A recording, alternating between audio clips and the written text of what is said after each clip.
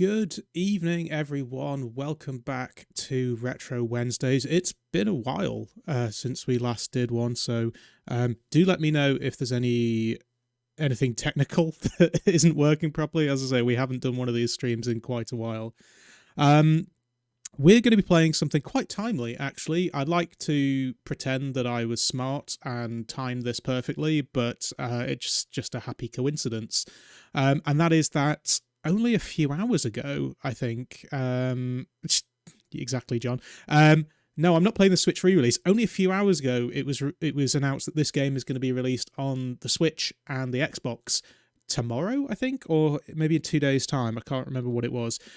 Completely by accident, not meaning to choose that at all. But it is what it is. But to answer your question, technically speaking, we're not playing the original N64 version either. Sorry, I realise that I normally have music playing over this little bit of the stream, but obviously we're going to be doing a stream with the audio from the game, so at the moment it's going to be a bit quiet. Normally I would like to play this with original hardware, but it's just a bit easier with the setup that we have to do it through emulation.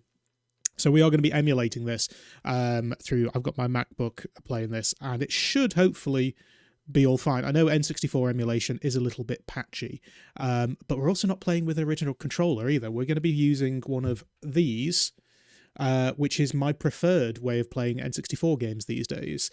This is called the Brawler 64 by Retro Fighters. There's actually a few modern takes on the Nintendo 64 controller, because I know that it's not the best out there. The original joystick was hard enough, but the USB versions of N64 controllers, up until a couple of years ago, were universally awful. Like, they were really bad. They weren't too bad for emulating Virtual Boy, though, because Virtual Boy had 2 D-pads, so they were actually quite good for that. There's a couple. There's the Retrobit, I think, do one called the Tribute 64, which is it's their take on the small Hori controller. Hyperkin have started doing one. I think I've got the one that actually plugs into an N64 from Hyperkin, but not the USB one. And then there's the Retro Fighters one, the Brawler 64. They do this for the original N64, like it plugs into an actual N64. They do a USB version, and they've just done a wireless version as well. This isn't a paid promotion. I'm just saying because this is actually my preferred way of playing. Hey everybody, it's getting Xbox and Switch release. Yes, Mark, sorry, since you've changed your name, I keep wanting to call you Lloyd because it says Boy of Lard. And it just threw me there. I can't even remember if that was the right name. I just said, yeah, it's getting Xbox and Switch release. I think it said on the 27th. With Switch, it's going to be included in their, if you have a Switch Online subscription with NES, Super Nintendo, and N64, Goldeneye is being added to it finally. I mean, it was one of the most loved N64 games, and I think Xbox Live Arcade is going to be the I don't know if you need to have Xbox Live Gold or something. I saw the tweet a couple of hours ago, and it kind of confused me.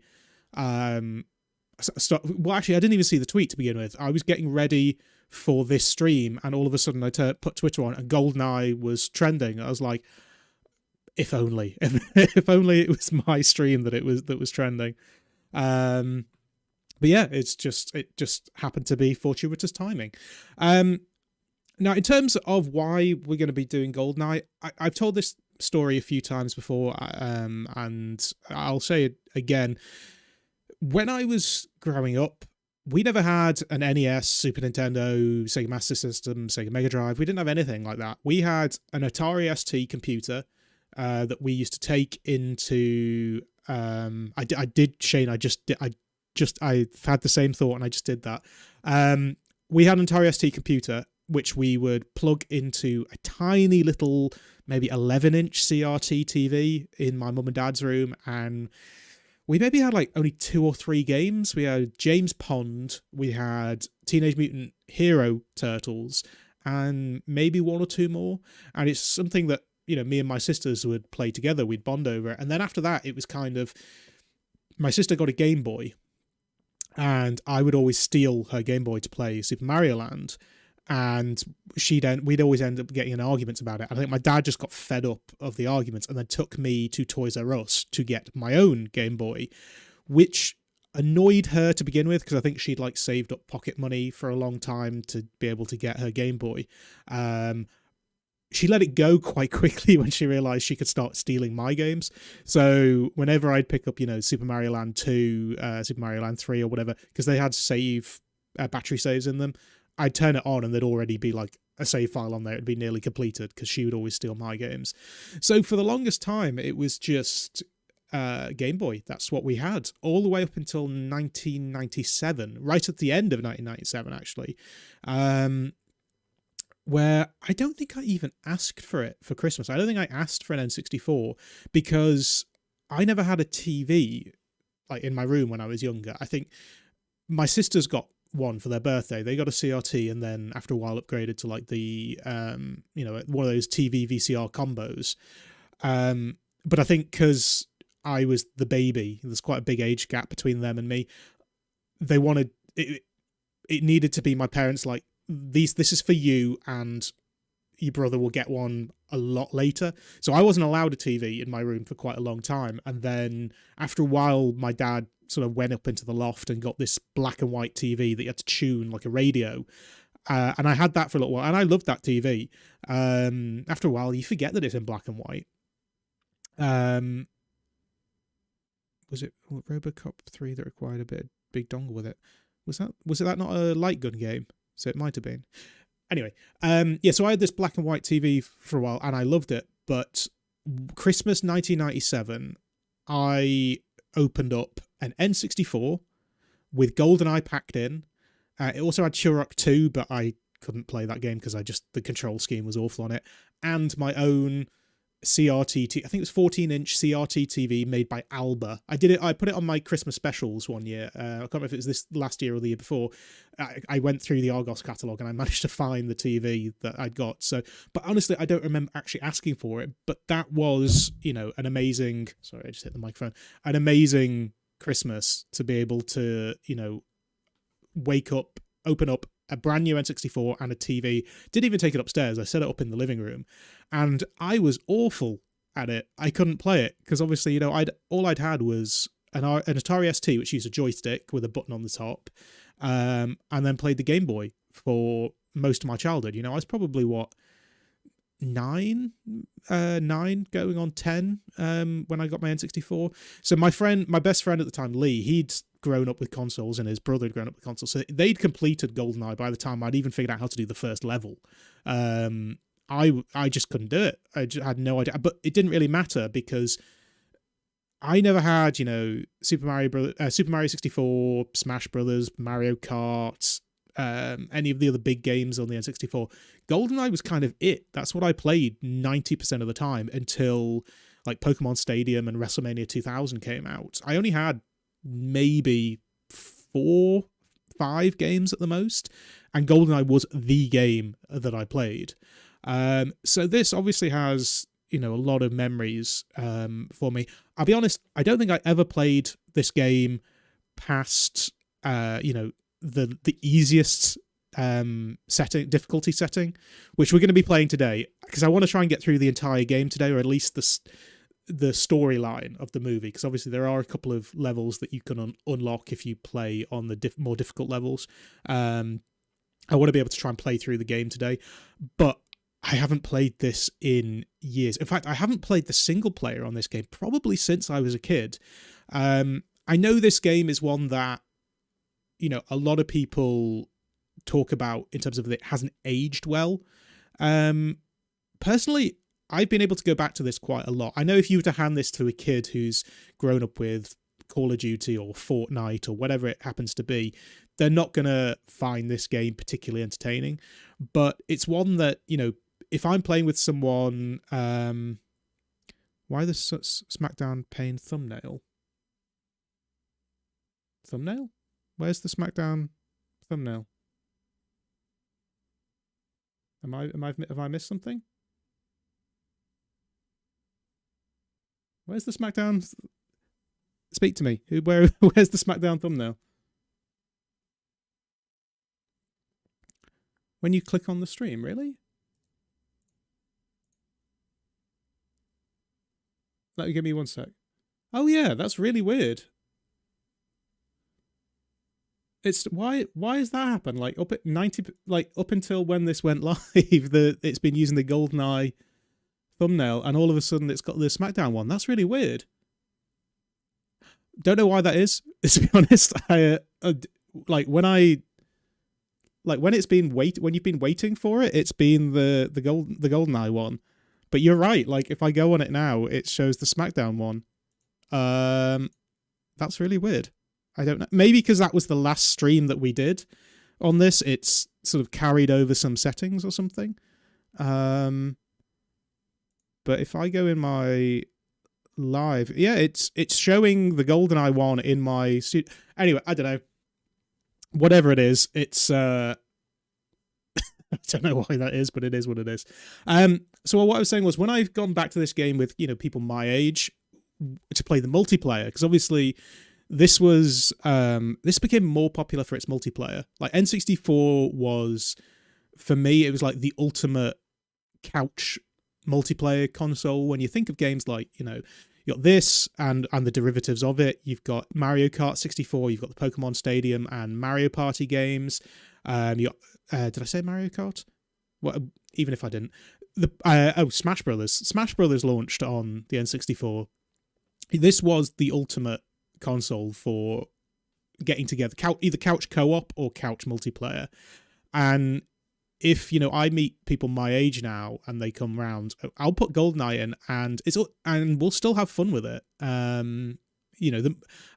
don't know about the storyline, as I say. We'll play that now, but also like when I was in university, I was kind of taking a little bit of a break from gaming myself, but in the household we had plenty of consoles. My friend upstairs had a PS3. The guy that lived next door to me had an Xbox 360, but then in the living room, we had a PS1 and an N64. And this is, in 2008, 2009. So at that point, they were already retro consoles, but we'd stay up all night playing, well, Rugrats for Search for Reptar was one of them. That's what we've done that on one of those streams. Worms Armageddon on the PS1. This, and there was so many more. Those were the games that we played together.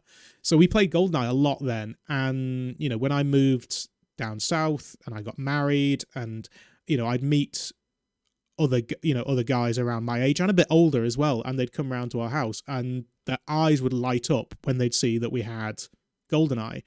And we'd end up having gaming nights just playing Goldeneye and Perfect Dark and the derivatives of Goldeneye. So I understand that for a lot of people, it's not going to be, the best game to be introduced to a first-person shooter anymore. But for people who grew up with it, I hope it still holds up. I haven't played the story for a long time, but we're going to find out. So as I say, we're going to be emulating this. So excuse me while I've had it on pause for a moment. Otherwise, we'd get the music playing over and over and over again.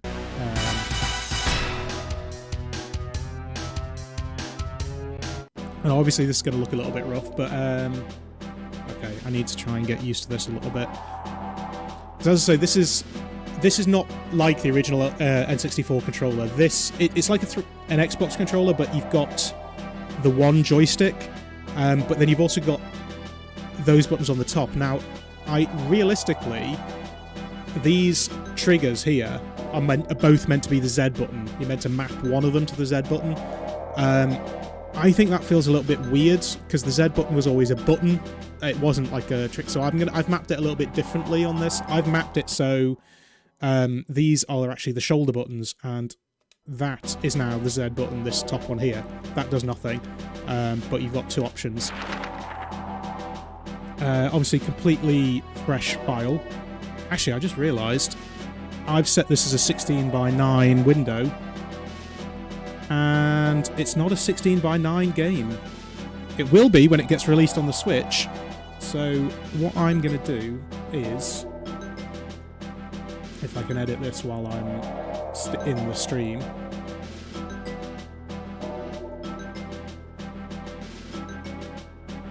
I'm going to bring this down a bit. Otherwise, you're going to have part of the window chopped off. There we go, that's better. I've forgotten, this is pre 16:9, isn't it? Oh, Travis Bot is back. I haven't seen... It's been a while, Travis Bot. I know you're not real and you can't hear me, but it's good to see you anyway. Right, one thing I need to do. I need to make sure I'm not looking... I've got a screen here with OBS. And it's got the, the live stream on it. I need to not be looking at this, otherwise I'm not going to be able to play the game properly because there's going to be a lag, so excuse me if I'm looking off screen a little bit.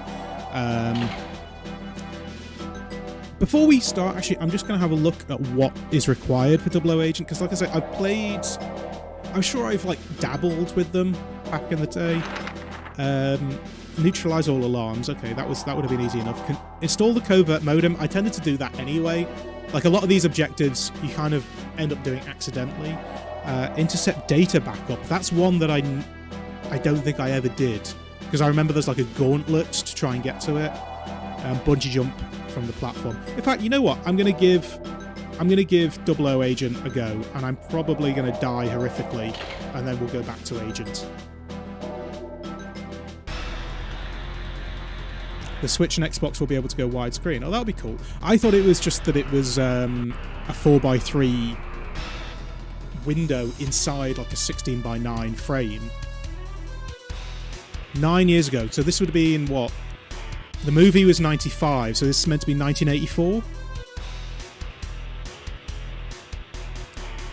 Right, let's see if I can get used to the control on this. Oh, wow, N64 controls. Okay. N64 controls, oh, the aim. That was always the difficult thing on an N64 controller. And it's no easier on a Brawler 64. Oh, yeah, it's 00 Agent, so they take more shots to kill now, don't they?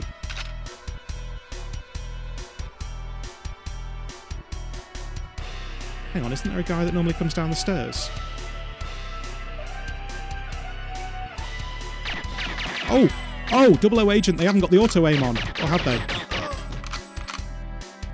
Where'd he go? Where'd he... Ah! Ah! Ah!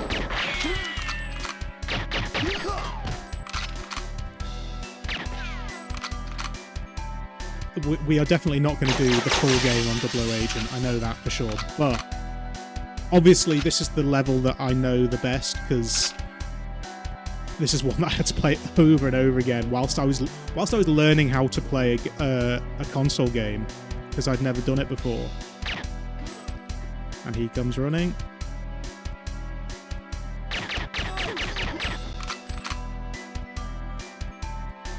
So God knows how many times I've played this level. But as I say, it's not just when the difficulty goes up, it's not just to do with the number of objectives. I believe the number of shots that it takes to kill someone increases. And their accuracy goes up. And it looks like the auto-aim isn't as good either. Oh, and it looks like the number of shots required to kill you goes down as well. Oh, and there's no body armor. There used to be body armor at the top there, isn't there? Is that only on the... Oh, wow, that's only on the lower difficulties. Where's he shooting me from? Oh, there. He just fell through the floor. Where is he? Where? Ah! What is he? He's just floating.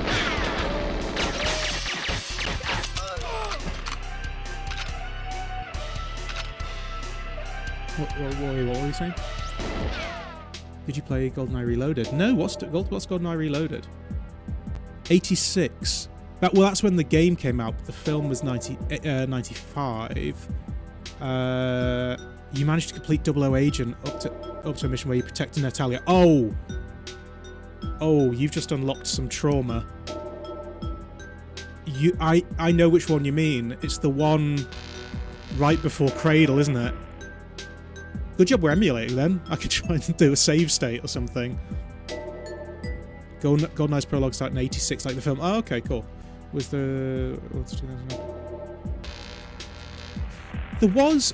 Oh, wow. Look at my health level already. I'm going to die pretty quickly on this. There was, like, a remake wasn't there? For, yeah, there we go.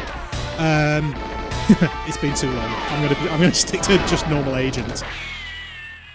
We'll maybe try and go back to it when I've got used to the controls again a little bit. But yeah, I'm gonna stick to agent for now. There was a remake, wasn't there, for the original Xbox?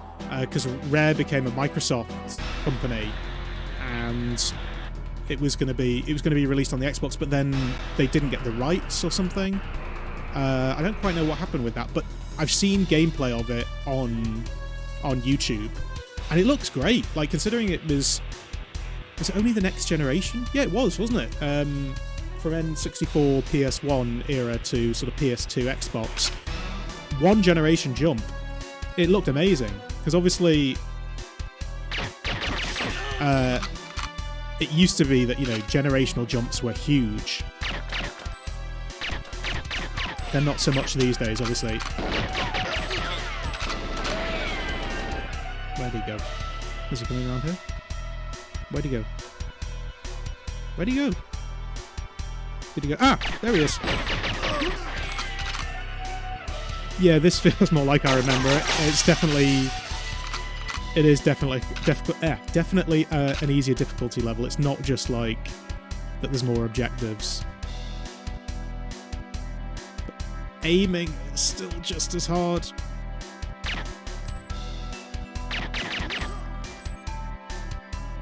It's not even that it's the actual joystick, because the joystick feels great on this. It's just that it's like it's got like a rebound on it. It's so, I don't know, it feels like the controls are so sensitive until it gets to the aiming, and then they're so insensitive. Ooh.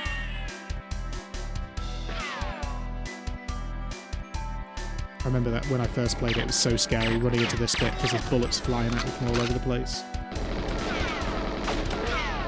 And their aim is definitely worse on Agent. Oh! Forgot about you.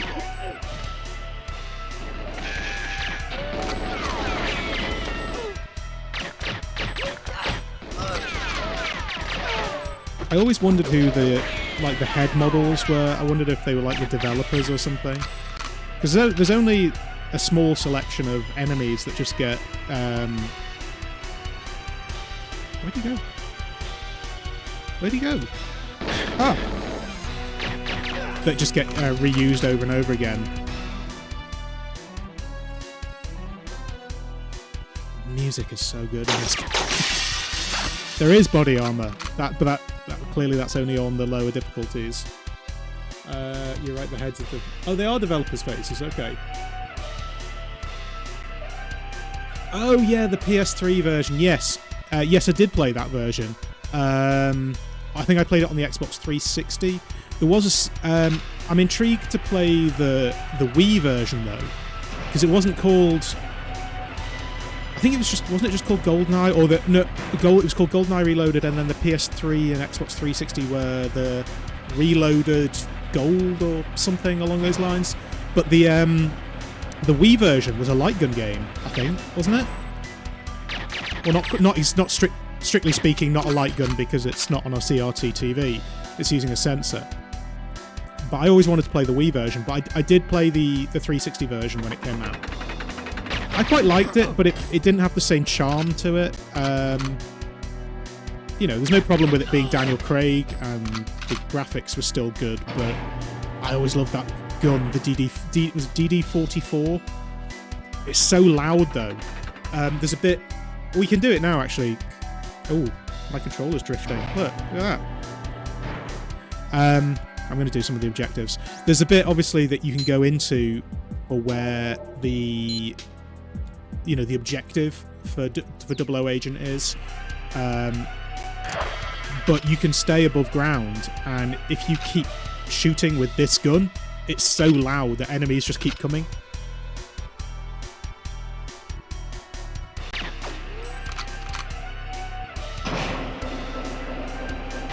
Don't touch 007 Leagues. What's 007 Leagues? Wii version was called GoldenEye 007. Yeah, I thought so.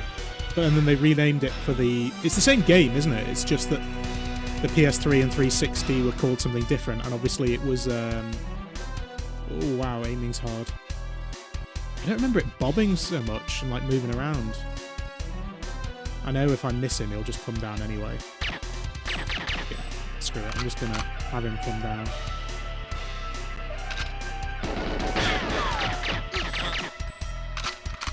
Yeah, so the alarms are all in here, aren't they?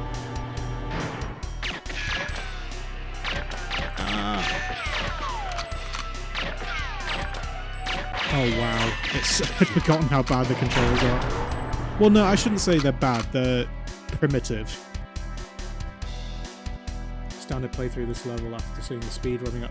Oh, yeah, no. This is not going to be a speed run, and it's definitely not going to be on a professional level at all. I'm going to go... Yeah, oh wait, no, I messed it up. Where is... There we go. I'm just going to go up and start shooting. Come on.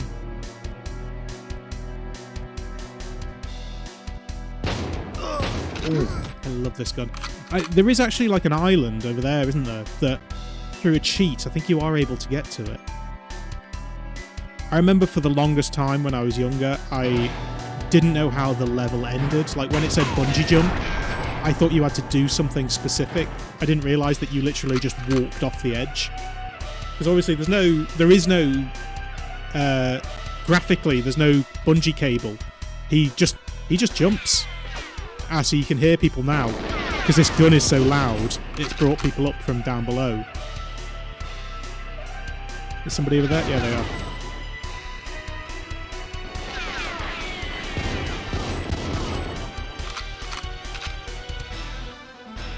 Because yeah, when it said like bungee jump off the ledge, I had no idea what I needed to do. I was like going through my menu, I was like, how do I select the bungee? But you literally just... off you go. I thought that would kill me when I was younger.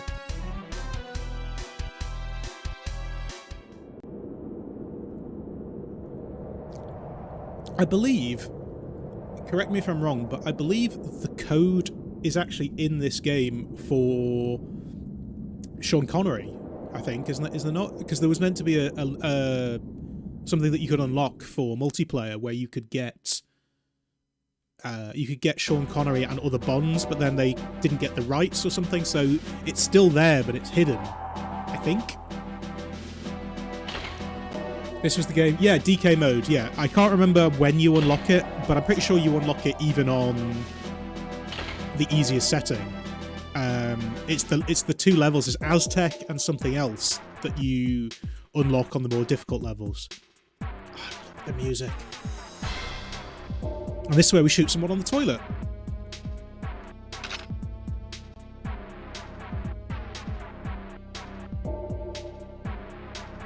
Oh, careful. Because there's only one joystick, like certain things are done for you automatically, and it's just really awkward. I got him, didn't I? Oh no, he's not dead. I shot him in the neck and he's not dead. Alright, okay. Oh. Hello.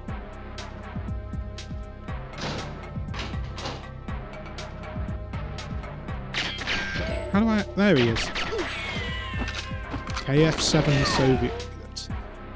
Obviously they can't call it an AK-47. I know this isn't a speedrun, but I do like how certain things just come back to you with this. And I'm sure there'll be bits where, like, you know, levels where I didn't play them as much, where they're just completely out of my memory. But these early levels are...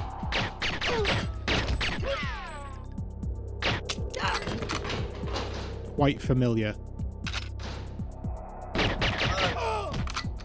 Right, we need to get a key, don't we? Yeah, because that's locked. So, I've got to say, actually, the controls are awkward because, of course, they are. It's N64. But the Brawler 64 feels great. Again, it's not a paid promotion. I'm getting nothing from Retro Fighters for it. I'm getting nothing from Castlemania or anything. There's the key card. It just personally is my preferred way of playing. Oh.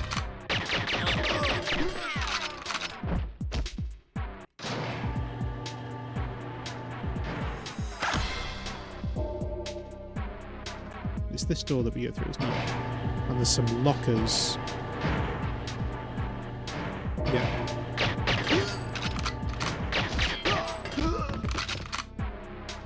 Right, we have to minimise scientist casualties, don't we? Remember getting lost in the jungle.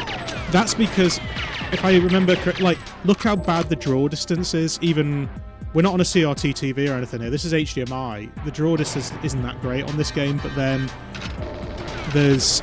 The jungle has, like, a green haze through it, because it's meant to be like a rainforest. The worst is the snow level, though. There's 2 snow levels, I remember. The first one's not so bad, but the second one, it's like, it's in the dark, and it's snowing, and it's... Oh, I hate it so much. Oh!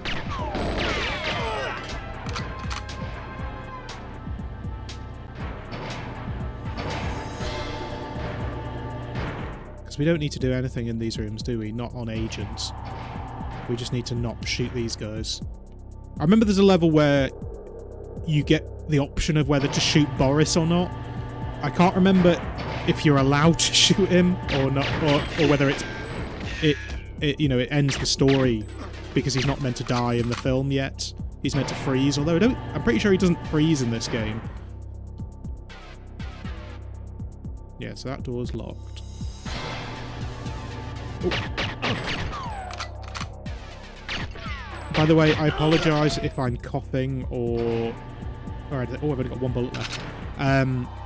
My wife and I both got throat infections. I haven't noticed whether I've been sniffling or coughing or sneezing or anything yet, but... If we do, that's why. Or if I do. She's not on the stream, obviously. Which door do I open? That one's saying green. Oh, there's guys coming. There's another one there. There he is. But yeah, look, the controller's drifting a little bit, actually. I'm not touching the controller at the moment. I don't know if that's just because... Oh, the controller's just a little bit dirty, I think.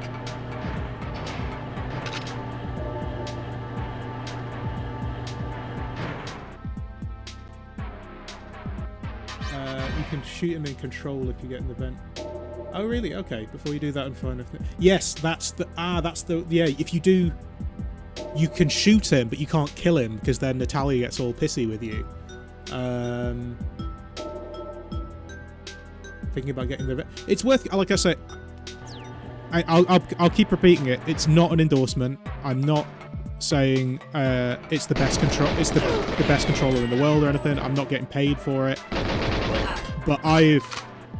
You know, because I do these streams, obviously it's just easier to emulate half the time. So I've gone through a lot of USB controllers through the years, and this is the best one by far for the N64. For Nintendo, Super Nintendo, Sega Mega Drive, 8-bit Do or 8-bit Do, however you want to pronounce it, are the best. The N64 was always the hardest one to find one because there were so many options on the market, but most of them were terrible. But like I say, really good for doing Virtual Boy. Not the retrofied, like the really cheap rubbish N64 controllers off Amazon. Ah, time to leave, Dr. Doak. Doak? See, I don't need the decoder, do I? Not for this difficulty setting, but he's given it to me anyway. Unless you're modding OG controller, the third-party ones are a tad bit more expensive for what they offer.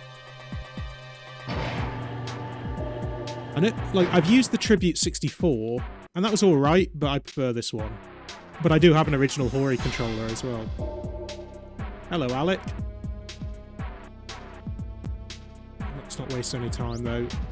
Where's the remote mines? I've done everything I need to do for this so far, haven't I? Rendezvous with 006, I'm about to do that now. Destroy all the tanks and then minimise it. Yeah, that's all I needed to do. Okay, the agent is probably a bit too easy, if I'm honest, but I kind of want to get through the story just because I haven't played this game in so long and I love it so much. I want to get through, and I love the film. Goldeneye is the first Bond film that I ever saw, and I still it still holds up. I still love that film.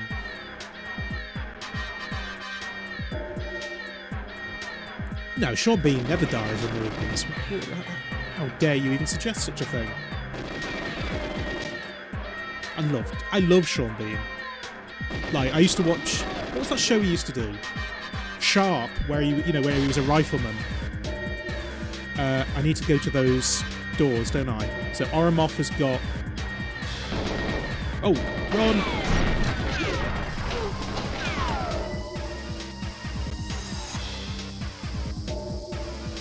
Oh, it's definitely the best Pierce Brosnan Bond. Although I do love Tomorrow Never Dies. Tomorrow Never Dies is better now than it was when it was new. Like, it's sort of... Because it's a satire on the control that media has, it makes so much more sense now than it did in the late 90s or the early 2000s or whenever it was launched. And I will die on this hill. The best Bond car ever is the BMW from Tomorrow Never Dies, because it's not an Aston Martin, so it doesn't stand out as much. It's what a spy would have. It's an executive car, because he's an insurance... Bond's cover is he's an insurance salesman. And the fact that it's a drone and you can control it with your phone, again, it holds up better now than it ever did. It's the BMW 7 Series. It is the best. Goldeneye has one of the worst Bond cars, because I love the BMW Z3, but it's not in the film. Like, Q shows him it in what, to be fair, the scene with Q is one of the best, because it's with the ham sandwiches. Don't touch that! It's my lunch. But the car, I mean, they drive it for a little bit in Cuba and then give it to Felix. It doesn't do anything. Whereas the 7 Series in Tomorrow Never Dies, he's in the back seat with his mobile phone, which, a drone car would do now. It's doing the spikes, it's got the wire that comes across, he jumps off the roof. It's such a good car chase, and it's only in a multi-story car park. Oh yeah, and there's a bike chase in Tomorrow Never Dies as well. But Tomorrow Never Dies on the PS1, such a disappointing game after playing this, obviously. But GoldenEye, I think, still is the best one. I feel sorry for Pierce Brosnan, because Pierce Brosnan was a great James Bond, but Die Another Day was awful, and The World Is Not Enough wasn't great either. But GoldenEye and Tomorrow Never Dies are right up there with some of my favourites. My 3 favourite Bonds are Pierce Brosnan. Sorry, I thought there was a thing on my PC. Timothy Dalton. I love The Living Daylights. I think that's a great Bond movie. And Sean Connery, obviously. And I think probably my favourite films are GoldenEye, Tomorrow Never Dies, The Living Daylights, and Goldfinger. Those would be my top 4 movies, and then probably Dr. No is my top 5. I didn't like Roger Moore as Bond. I get it, he's the campy Bond. And obviously he's the big inspiration for Austin Powers, so I've got to give him that because I love Austin Powers. But I just didn't like it. The World Is Not Enough is fine. Robert Carlyle was a good villain. It just wasn't one of the best. I think it was a come down after the first 2 Pierce Brosnan movies. And obviously, yeah, Die Another Day killed the franchise. Like, the invisible Jaguar, or the invisible Aston Martin, the fact that he sort of surfed a tidal wave. It was too much. Although probably one of the best theme tunes, Madonna's Die Another Day, is... Again, this is why I love GoldenEye so much. Tina Turner doing GoldenEye was brilliant, but Die Another Day was great. Actually, the one thing I did like about Die Another Day was the fact that the villain got a Bond car as well. You had the Aston Martin Vanquish for Bond, but then you had the Jaguar with XK for the villain as well. There's bits to it, but in general the film wasn't good.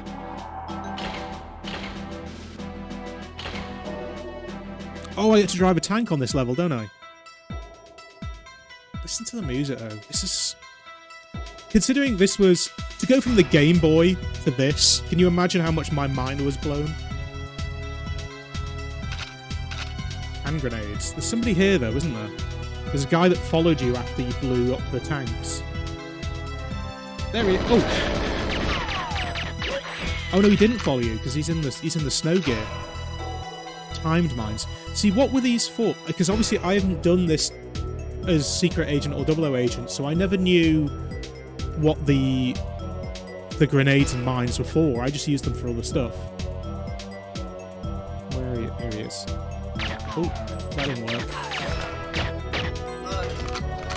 For example, there's like a couple of guys in here, and I'm just going to chuck a grenade in. But presumably you had to like enter the buildings on the left and right. Ah, for the miniguns. Okay, yeah, that would make sense.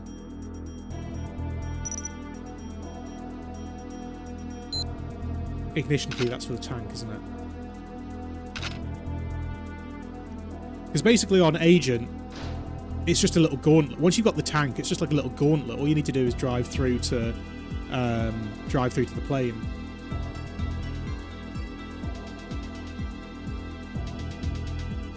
George Lazenby. Lazenby was better than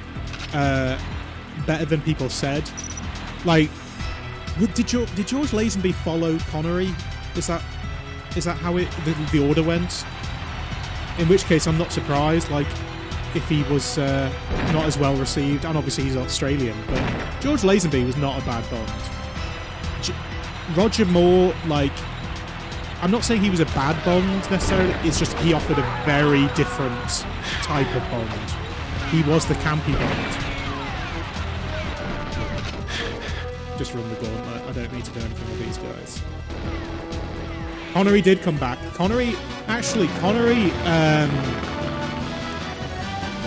when he did oh, what's it called? Never Say Never Again with Sean, no, what am I talking about?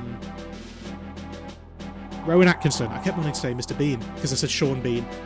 Rowan Atkinson was Q in that movie, and it was up against another movie. I think Octopussy. I was reading about this the other day. Like Octopussy and Never Say Never Again came out at the same time, and obviously Never Say Never Again was the unofficial Bond, but it did better than Octopussy did. And then, yeah, obviously Johnny English. Rowan Atkinson went on to play a James Bond type.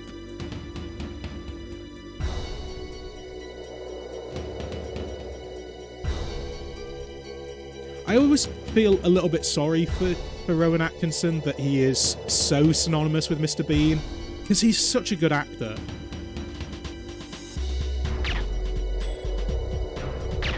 I mean, obviously he did not the 9 o'clock news, he did Stand Up, he did Blackadder. Where's somebody shooting from?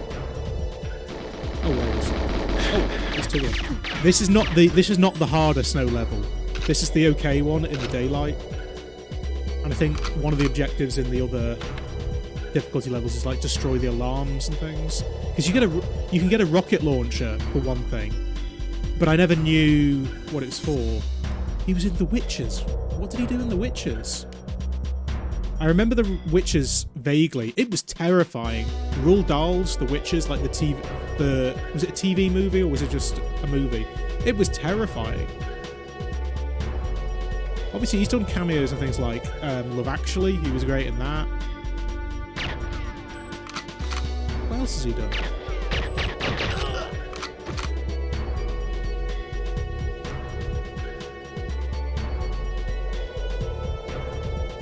Go hop the huts to find the keys. Is that on one of the more difficult levels? Because on this, I'm pretty sure on this one it's fairly straightforward. You just need to gain access to the thing, don't you? Oh no, power down the communications dish. And if I remember correctly, you power it down, but you can't destroy it. Because if you destroy it, then that would ruin the continuity for the next level. Oh yeah, he was in Rat Race, wasn't he? He was an Italian narcoleptic in Rat Race.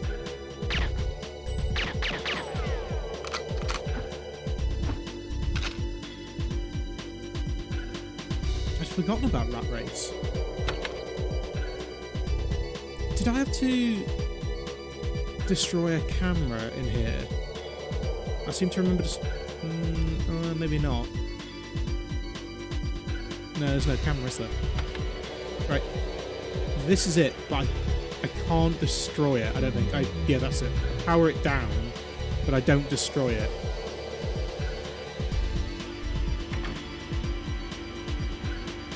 Concierge in the Hotel. What movie? Oh, Agent Cody Banks.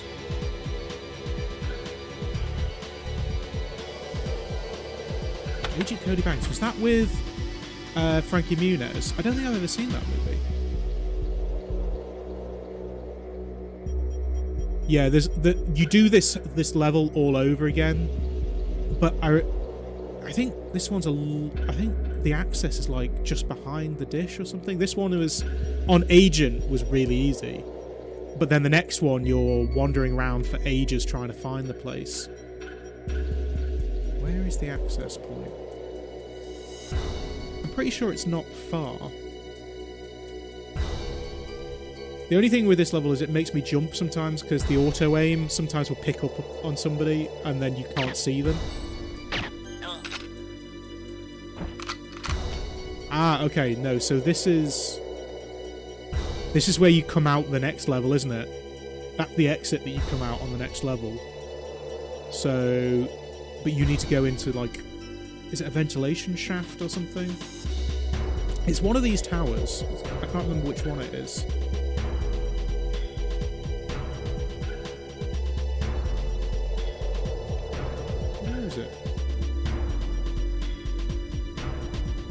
I'm sure it was near the dish. Just follow the path round. Round which way though? Because that's the way I just went to.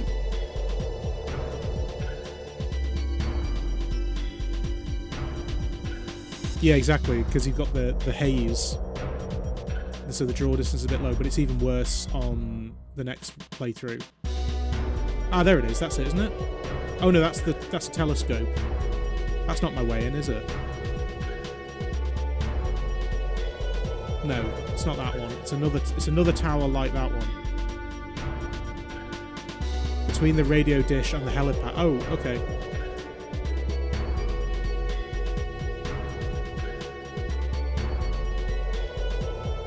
Around this way?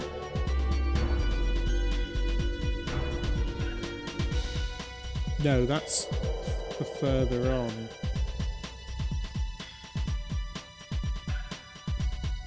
Yeah, he was on Not the 9 O'Clock News with Pamela Stevenson, who became... Stevenson? I can't remember. The one who he married Billy Connolly.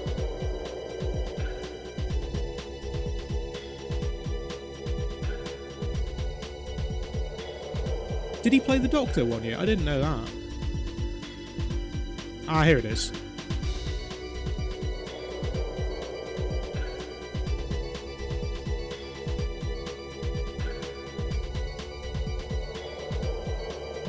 Oh, 4 locks.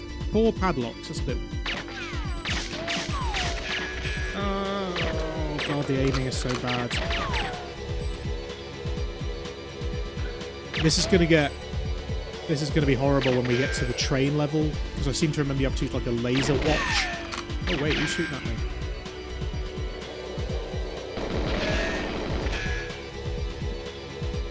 Who's shooting at me? Oh! Oh, there he is. There he goes.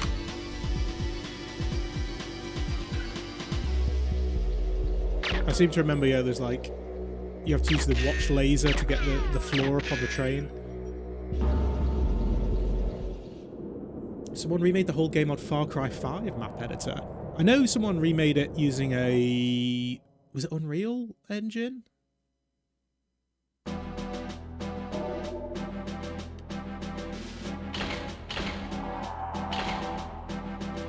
should have looked at what the objectives were, actually. We need to copy the Goldeneye or something, don't we? And I seem to remember there's lots of cameras around here that can set off alarms.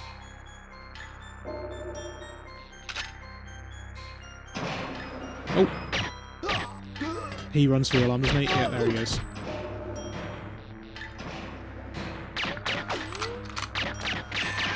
When it comes to aiming, I need to remember to look at the screen and not the stream, because the stream is a couple of seconds behind.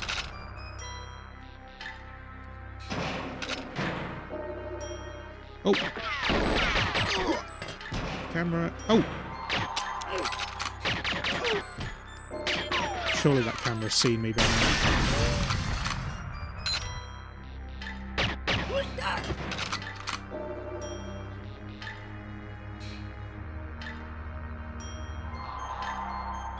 Oh yeah, because now it's not going to be on the Switch and it's going to be the Xbox. It's going to have online multiplayer, isn't it? Oh, that's a good point. I'd cancelled my Switch Online subscription, but if it's got online multiplayer Goldeneye, I might have to get it back up. You play this level again, now like, oh wow. Now I'm playing this game through again, I realise that they're actually quite smart in that they use the same levels more than once. Like, they use this... Because I'm sure we do this bunker a couple of times.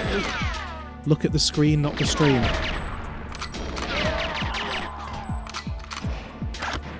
We do this level again, don't we? With, like, you have to get, like... You have to do it with Natalia. And you've got a watch magnet or something. You get taken prisoner.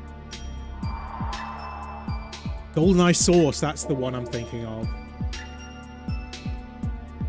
If it's on Xbox, does it mean PC players can play? Can you do like PC Xbox crossover? With Xbox Live? Oh wait, is Boris here? Is this where I first interact with Boris, where I get where I copy the Goldeneye? Yeah, he's there, isn't he? But I can't kill him.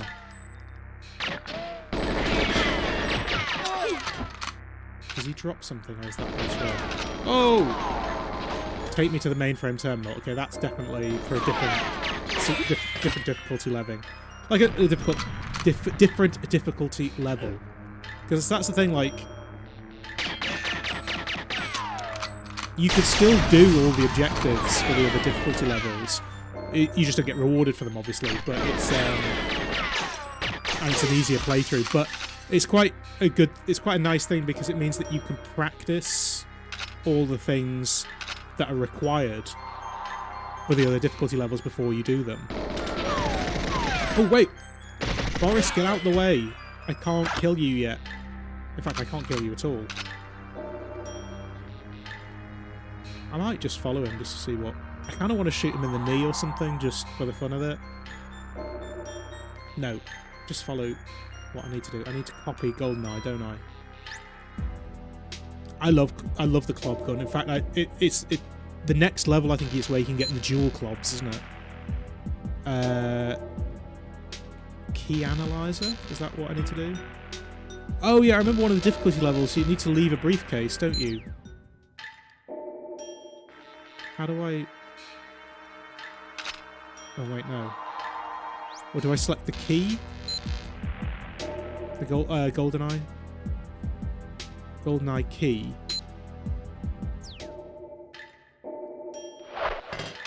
Nope. Not that one. How do I copy it?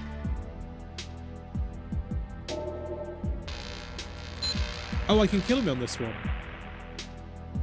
The key analyzer and then the fire button. Okay. There we go. Okay. And then you leave the key. I'm going to go find Boris, though, just out of interest. He take me to the... He says take the mainframe. Is that where we... Yeah, there he is.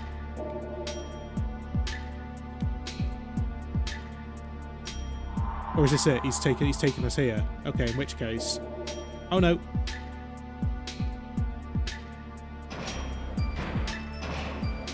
Well, they've already blown one of them up. I'm going to shoot him in the foot. Just for... why not? He's invincible anyway, it doesn't matter. Oh, we don't know his name is Boris yet. He's just called... Sorry, I shouldn't have laughed that much at that joke. Oh!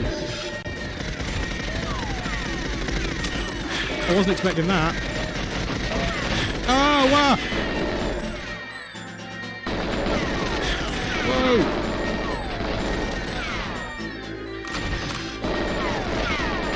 Are they going to come from behind as well?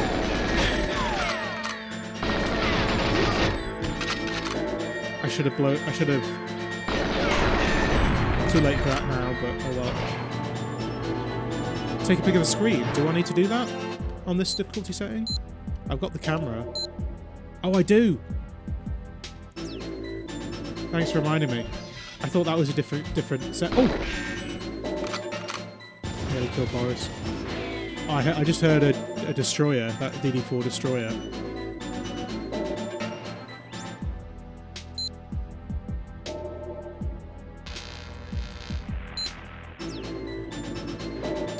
Oh!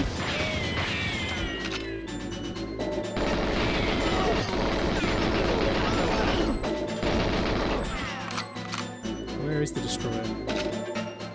PP7. Silence PP7. There it is.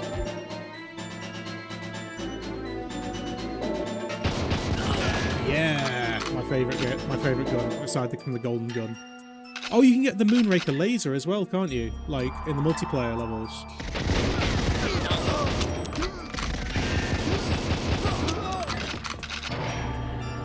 I think my favourite level was always, what was the... Oh, Frigates! When you're on the ship. I always enjoyed that level. I like just exploring on it.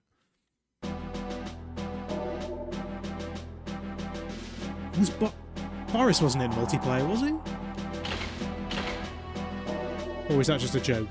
Photograph satellite, minimise scientist casualties. Egypt. Ah, okay. Yeah, it's Aztec and Egypt, isn't it? Did they ever release the soundtrack as just like a standalone release? Because I would listen to this in my car. Well, I'm sure you could just burn it, couldn't you? I'm sure you can download the soundtrack these days. And well, listen, I'm aging myself even through that, aren't I? Burning CDs.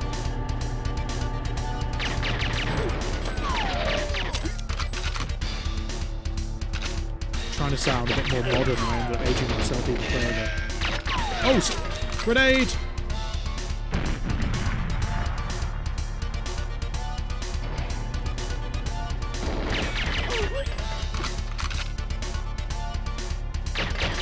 Oh, another grenade.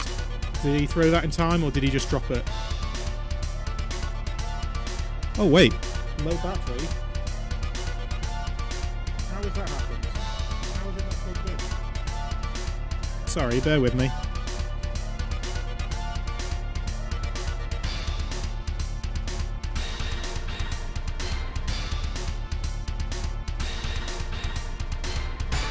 I don't know what happened there. It was plugged in. Yeah. Well, actually, that's why I'm surprised that Goldeneye is being, coming out on Switch and Xbox Live Gold. It's because there were all sorts of rights issues, especially because Rare is owned by Microsoft these days. Oh, who's shooting? Do you not see the flammable signs? Irresponsible, anonymous henchman. Thank you.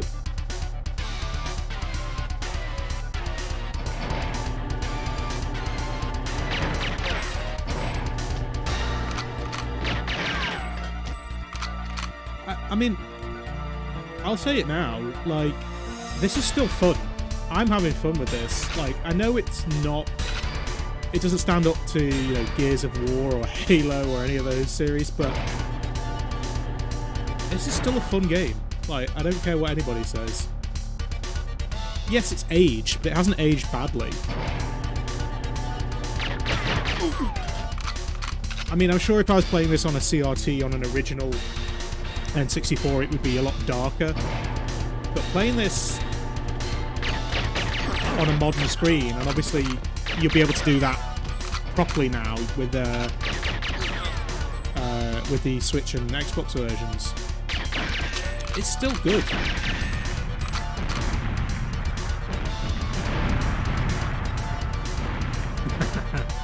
Causing crime scenes. We are going to do another CSI stream.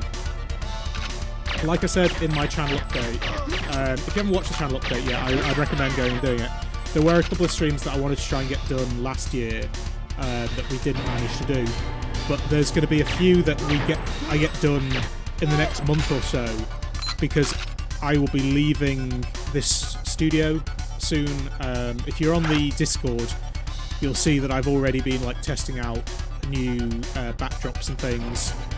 Oh wait, has he got the key? Testing out new backdrops and things for a new setup at home. And in terms, I don't know how that's going to affect streaming so far. So I will be doing some Batcave exclusive streams, probably around March, to figure out whether I've got a good enough connection at home to be able to carry it on. But we've got a few streams that we still need to get through here. I've got a few grenades. We've got a CSI stream. We've got Pokemon Trading Card Game 2.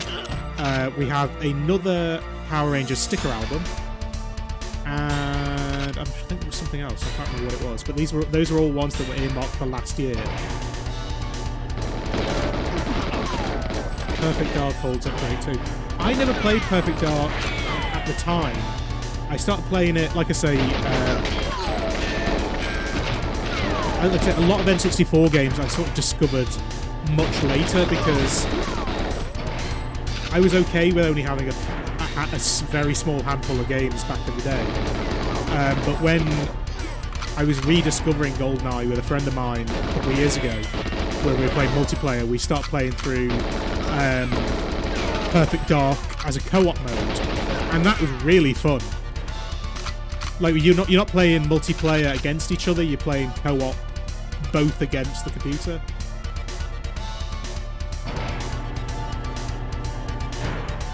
Is this the satellite I need to... No, that's not the one I need to photograph, is it?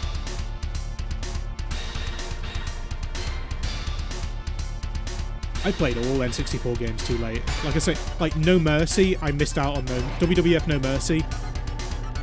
I realise it's probably the best of the N64 games. Who's got the key card?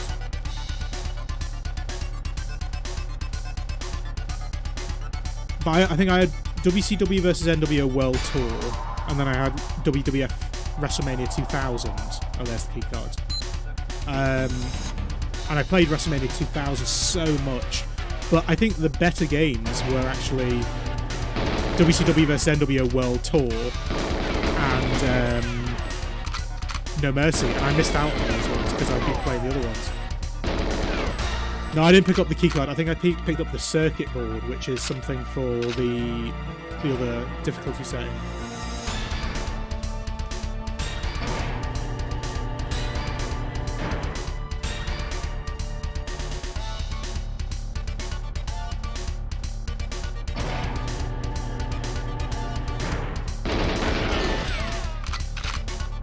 Goldeneye is a strange game because it was going to be on the Super Nintendo originally. Because obviously this is 2 years after the film came out. Like, as a cash-in for the film, it doesn't work at all. But there was going to be a platformer for the Super Nintendo. To think that it turned into this is just crazy. There was also going to be a Virtual Boy game as well. Was it a rail shooter? On the rail shooter on the Super Nintendo? Oh! Oops. Sorry, scientists. That's the satellite, isn't it? Plastic explosive, what was that going to be? Because they give you all the stuff that you need for the other objectives.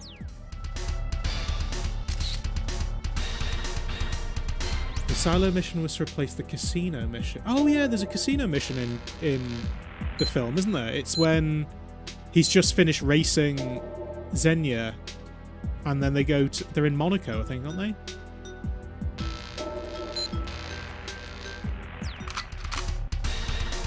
The game is more legendary, I'd say, than the movie.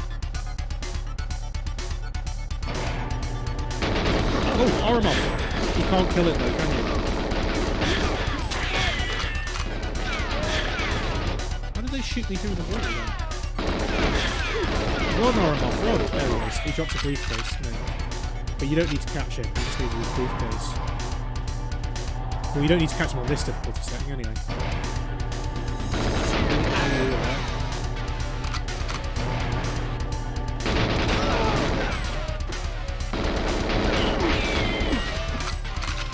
If I remember correctly, Rare was quite a small company as well. Oh, didn't mean to do that. It's alright, doesn't affect it in any way.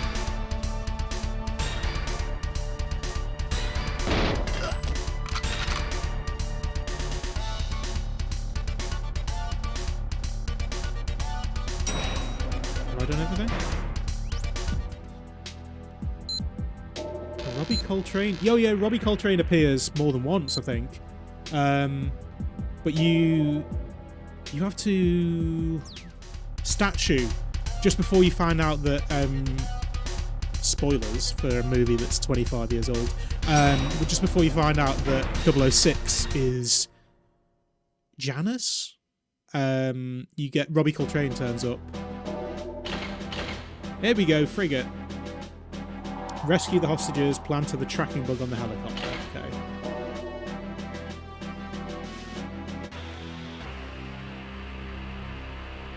Best movie tie-in game of all time. I mean, it's probably one of the most successful. I mean, not necessarily in terms of just sheer money, but in terms of the legacy that it left and how fondly it's remembered.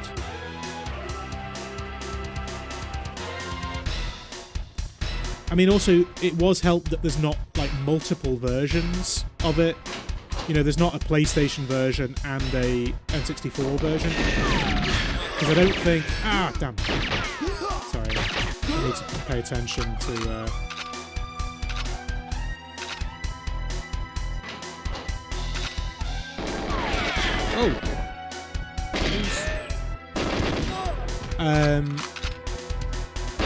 because obviously, you know, I've done a couple of videos with the Power Rangers games, and when it comes to like the Power Rangers movie games, the N60, sorry, not N64, the Super Nintendo version was okay. The Game Boy version was awful. Like the Game Boy version isn't even a Power Rangers game. It was probably something else that got shelved, and then it just got skinned as a Power Rangers game. And then the Game Gear game is great, but it's only half the movie, and then half season 2 of the TV show, which doesn't make sense because the movie and the TV show aren't canon to each other. Whereas the Mega Drive game, the Genesis game, is great. Like, it's really fun and it follows the movie perfectly. Whereas like Goldeneye, like, I think it would have been tainted slightly if they'd released the whoa! Just getting executed before I even get to the room. This version would have been tainted slightly if they'd done the Virtual Boy version. Rare did do Donkey Kong Country.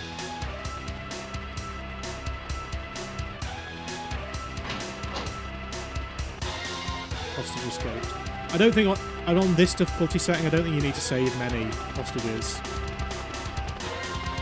But they're definitely dying pretty quickly.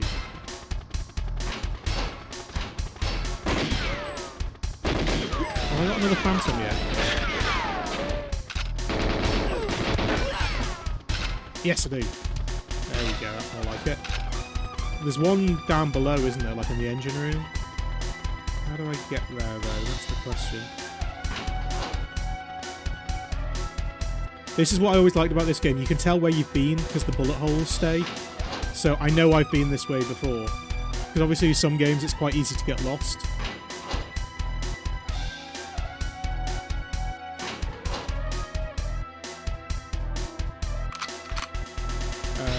No, I need to go... Yeah, this way. I'm doing it again. I need to look at the screen and not the stream, otherwise I'm going to get caught. That's maybe why hostages are dying. It's because I'm looking at the stream rather than actually the console that I'm emulating it on. It's because the chat is on another screen. Where are the stairs to get down? I can hear the helicopter. That was at the back, wasn't it? That's where I need to put the modem.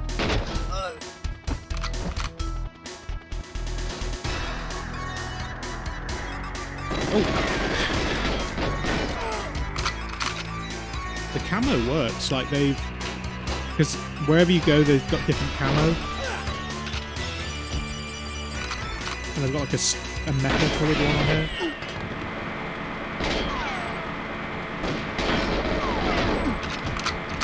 I hear the engine room. Oh! No! That would have been a mistake. Probably would have been mission failed as well.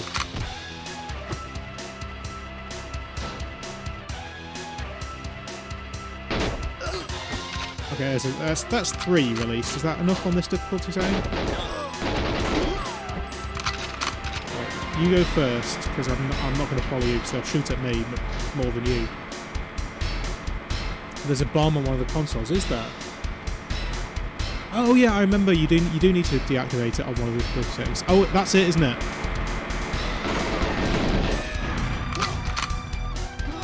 That should clear the room a little bit. Atari Jaguar, were they planning to release this on the Atari Jaguar? Nightfire was brilliant. I'll be honest, the next generation of Bond games were arguably better than this.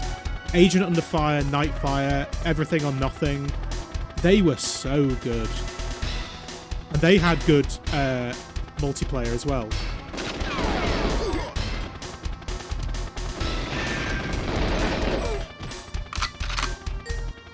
In fact, I might have to... I don't know if we'd be able to do Nightfire or whatever, because it might not be able to do the whole game. I don't suppose we don't need to do the whole game. I had them on the PS2 and on the GameCube, and I absolutely loved them. Because I was so disappointed with Tomorrow Never Dies on the PS1, and then The World Is Not Enough on the N64 wasn't that good either. But then they started not following the movies, they just started making Bond movies that were their own stories, and they were so good. It's such a shame that there aren't really that many Bond movies anymore. How many more hostages are there? Oh, I've done that. I've done the hostages, okay. Oh, really? The PC engine was different?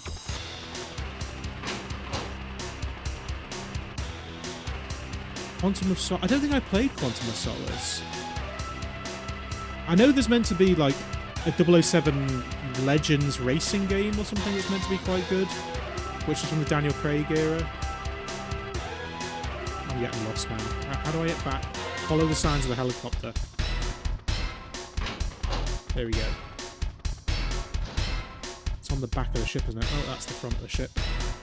Oh, I can't get around to the back yet.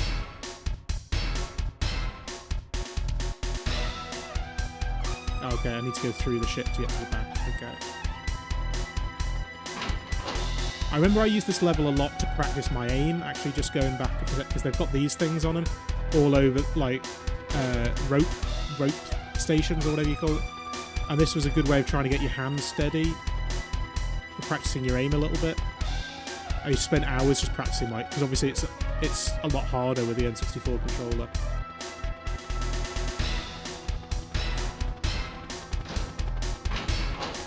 The Daniel Craig games were okay. Like I say, they just didn't have... I don't know, they just didn't have the charm of the older games. And I don't think that's me being nostalgic. I think they just... There were so many... Oh, there's the bomb diffuser. There were just so many first-person shooters at that point that they weren't anything particularly special.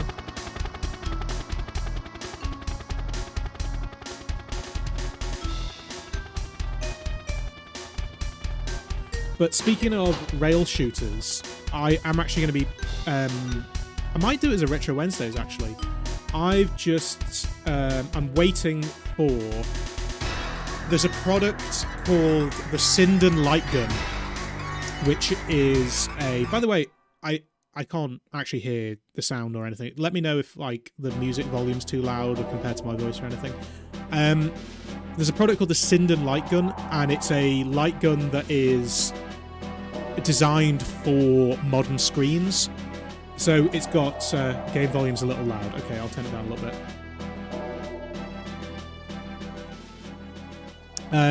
It's designed for modern screens. Is that better? Tell me if that's better. So, you know, I love light gun games. Probably my favourite arcade game of all time is Time Crisis 2. And I love Duck Hunt as well on the NES. Those are some of my favourite games. But obviously, those light guns only work on CRT TVs. But the guys that do Arcade 1-Up, the consoles, they've done like a shooting game. I can't remember what it is. It's a hunting game where they look like rifles, and the people that they got to... It works on a LCD screen, and the people they got to make those rifles work with the LCD screen do their own version of the old like Time Crisis gun. One has recoil, one doesn't have recoil, and they're supposed to work on any LCD, LED, any modern screen with no sensor bars. So Buck Hunt, it could be something along that. It could be something along those lines. So Sinden are sending me. I've got a recoil version and a non-recoil version coming to test out, and I might do a video on them, or I might do a stream on them. But they're supposedly meant to work on anything. Like it'll meant to be working on Duck Hunt. It'll meant to be working on Time Crisis, and like I say, Time Crisis, if I could have any arcade game ever, it would be Time Crisis 2. That is the arcade game that I fell in love with, and I've got the PS2 version for it, and I've got a way of emulating the PS2 as well. So if the light gun works, that'll be hours of my life going into playing that game. Terminator 2, it'll play Terminator 2 as well, and House of the Dead. Supposedly, like you can go, it's SINDEN. Tekken Tag. Oh, okay. Oh, sorry, not a shooting game. Supposedly it works on all of them. Obviously emulated, not because it's USB. So I think it works on. I think it will probably work on PlayStation and Xbox, but it won't work on obviously retro consoles. But if you're able to emulate them, then it should work. Only PC though, I think. I don't think it works on Mac. But we're gonna try. I'm gonna try it, and I'm really looking forward to it because, like I say, I've got a CRT TV. You see it in the back of, when I've been doing like the Teenage Mutant Hero Turtles videos, you see it in the background there. When I move into my new little studio space, I don't know where I'm going to put that. So if I don't need to, like if I can play light gun games on a modern LCD screen, that would be amazing. Because like I say, I never had an NES, but some of my friends did, and the one game that I always played was Duck Hunt, so I know it's not very deep, but I had such fun playing it. But Time Crisis was always the series that I looked for. There's I don't know if it's still there, but when my wife and I lived in Kent, we used to take advantage of like the cheap ferry deals to go over to France, and there's a shopping mall called Cité Europe. Sorry, my voice is going a little bit because my throat infection. And there's an arcade in there, and they had Time Crisis 2, 3, and 4 all lined up. I was like, okay, that'll be me for a little while. Break communications linked to the bunker. Okay, is this where I can shoot the console now, can't I? But this is the horrible level. Hey, jump.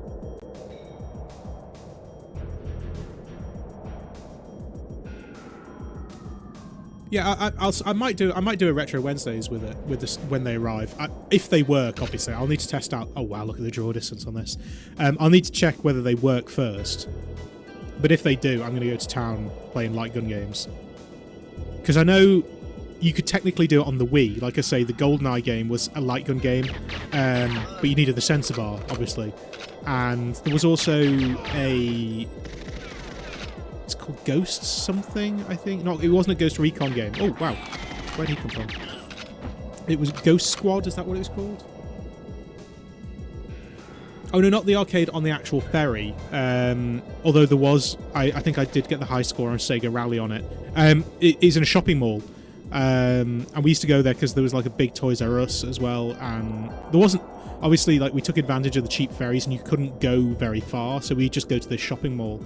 But there was a great arcade in there which had, Time Crisis 2, 3, and 4.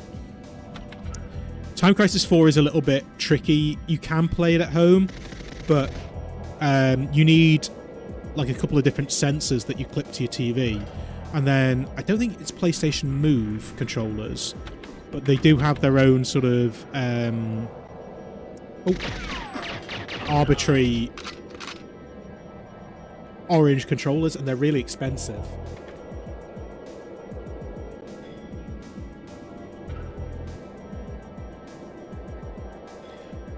I mean, I haven't been to an arcade for a little while now, but it's sad what they've become.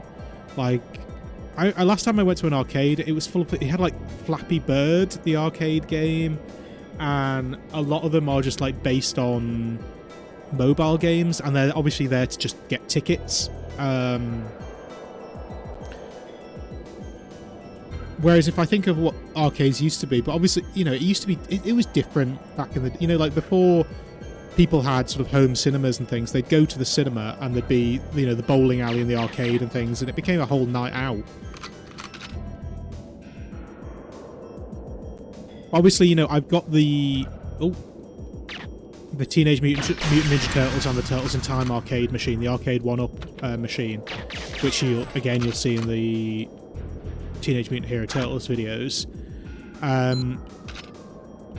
The other one that I used to play a lot was, I think it was Street Fighter 2. I'm not too sure, but when we used to go down to London every Christmas, and we had to stop at a train station to change trains, and they had like a pub there, and they had an arcade machine in there, and my dad would give me 50p, and he had no interest in them, but he'd play whatever game it was. I think it was probably a form of Street Fighter. It could have been Tekken. I really don't know. It was a fighting game of some kind. The one that I always liked on the PlayStation was not Marvel vs. Capcom, but X-Men vs. Street Fighter. That's one of the ones that, like, with Rugrats Search for Reptar, those were my go-tos. And Jet Moto as well. Like, whenever the game that I wanted would have been rented out, those three. And I actually ended up buying the game that I rented as a kid. It's not on the shelf anymore, but it was on the shelf for a long time. It's at home now, obviously. So I think, if I had an arcade, I think Turtles in Time would be there, and the Teenage Mutant Ninja Turtles, Tekken or Street Fighter 2. I think Tekken, and then X-Men vs. Street Fighter, and then the Time Crisis games. Oh yeah, the London Trocadero as well, yeah. There was the Sega Centre at London Trocadero.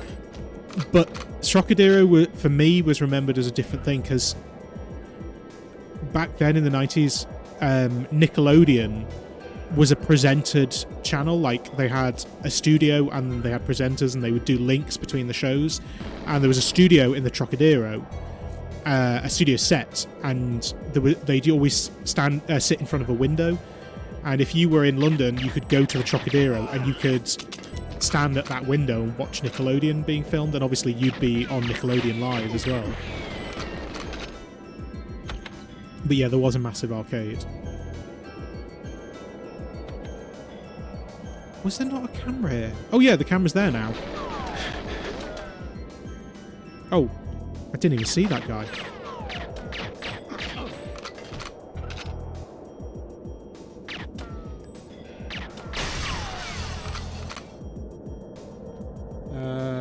Gex on the N64. I don't think I ever played Gex.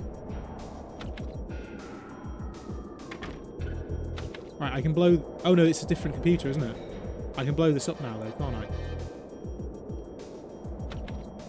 Close the door.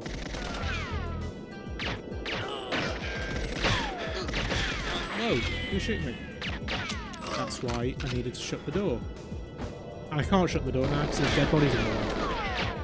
Where are these guys coming from? Are they on the roof? Or are they just flanking me through that door? Have I got dual clocks? Yes, I do.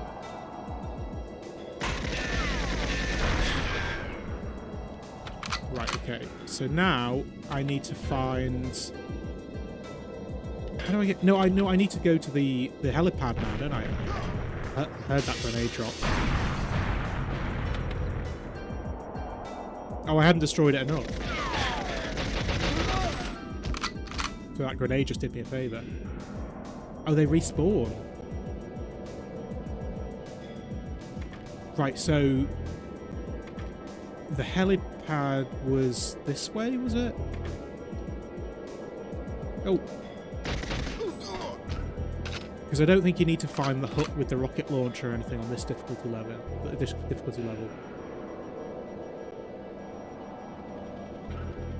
I hear a helicopter. There it is.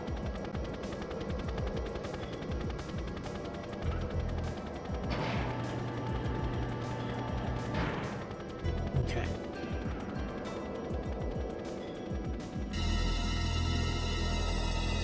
That actually wasn't as hard as I thought it was going to be. I remember that being a lot harder.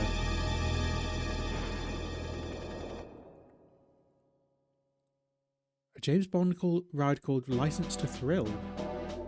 I've never heard of that.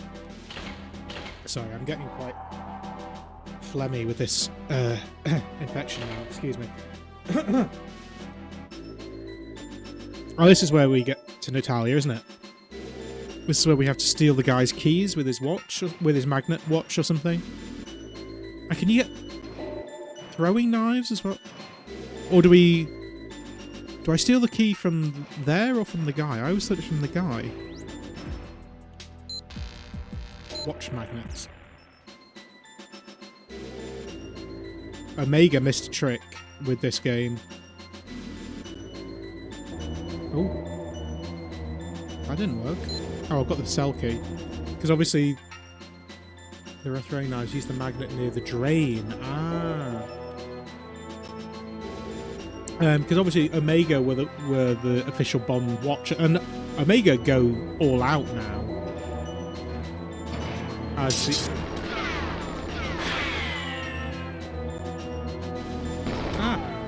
I've still got the watch. Oop, that's not... Whoa, I'm just panicking now. Oh, these are rubbish. These mere slaps. There we go. Now, if I remember correctly, we don't let Natalia out yet because she's such a liability. Actually, I haven't even said... Do we need to say hello to her? Yes, you were meant to say hello to her. I'm not going to let her out yet because she's just going to get caught in the crossfire. Because there's quite a lot of enemies in this bunker, and I know she's just going to walk in front of my gun at some point. Oh, yeah, there we go.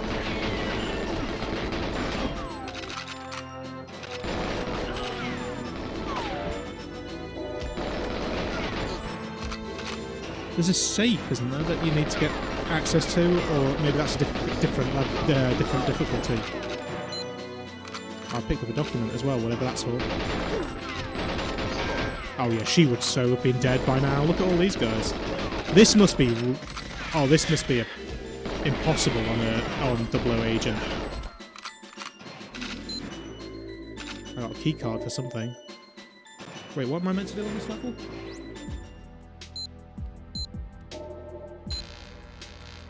Recover a CCTV tape. Okay.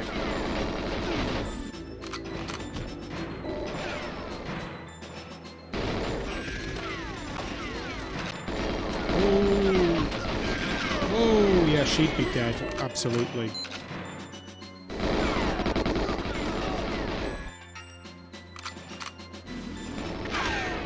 Right decision to not get Natalia yet. Although I will need to try and backtrack to find her.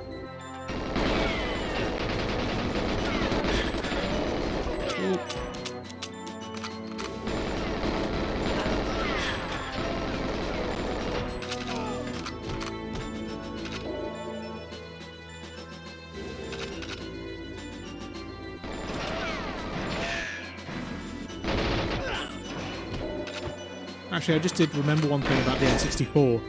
We had FIFA 99 on the N64, but when I was in university, like I say, playing in our living room, we had this weird thing happen where our copy glitched out one day, and something happened where you couldn't, like, when you started a game, both goalkeepers would run to the halfway line. So obviously it became really easy to score. So we had to come up with new rules, like only goals scored by the goalkeepers counted. But it only happened once, and we could never replicate it again, which is really sad because we played that for hours, and I haven't had that much fun playing FIFA in a long time. Oh wait, hang on, what? Look at the CCV tape when you get it. Can you?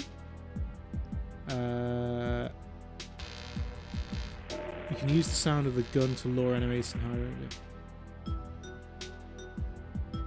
They respawn infinitely, do they? I mean, there's been a lot of them so far. And obviously, if an alarm goes off, there'll be even more of them.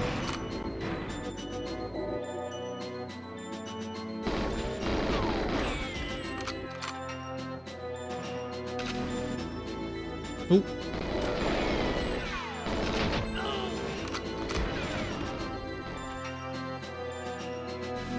Door's locked, okay. The tape's in one of these rooms, isn't it? Oh, there's the safe.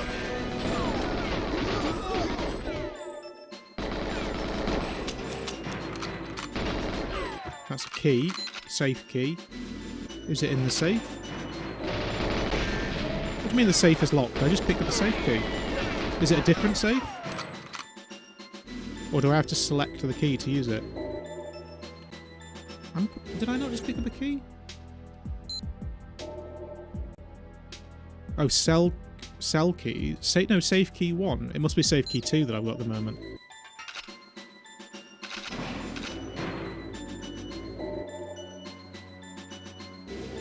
In the hands of a different guard near the exit. That's not. I'm back at the cells. Okay. So let's go up then, I guess. No, that's locked. Okay. That camera's already blown up. There's another camera there, though. Oh!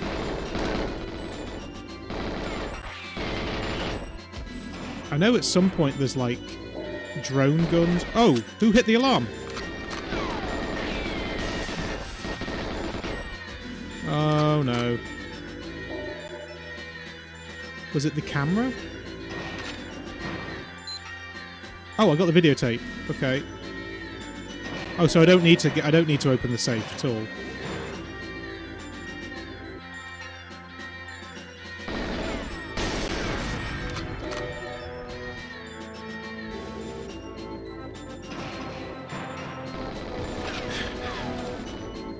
Right, so now the alarm's gone off, I'm going to have to deal with all these guys before going to Natalia.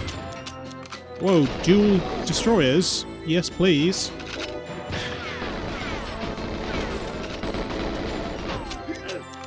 Oh no, it's not called Destroyer. What was it called? DD4 David? Oh, I can't remember what it's called.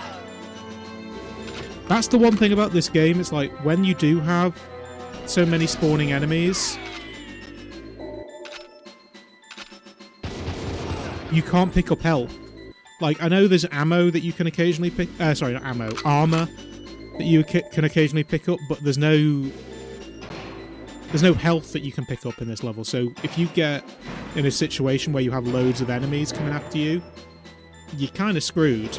Especially on a level like this, where you've got to escort somebody. Come on.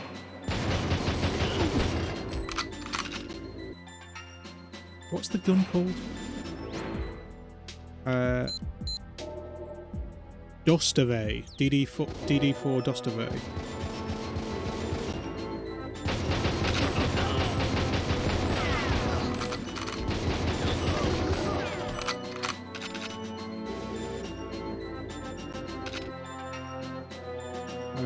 It's this way, isn't it? So does she need to hack into some... Oh, I should have dealt with these guys.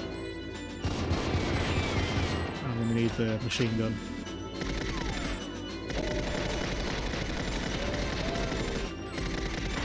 She better not cross in front of me. Whoa! Whoa! There's the guys behind me as well. Natalia's going to die if there is. Oh, I'm going to die, actually. This is crazy. Ah, there's too many. There's too many. Natalia, don't you... Oh! Ah!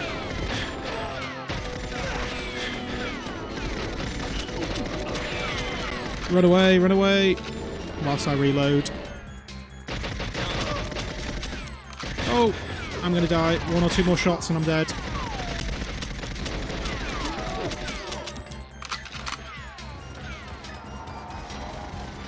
Yeah. Come on. Those guys behind me. Ah!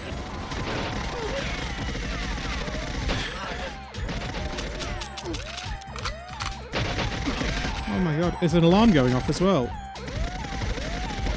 Natalia, come on! Natalia, come on!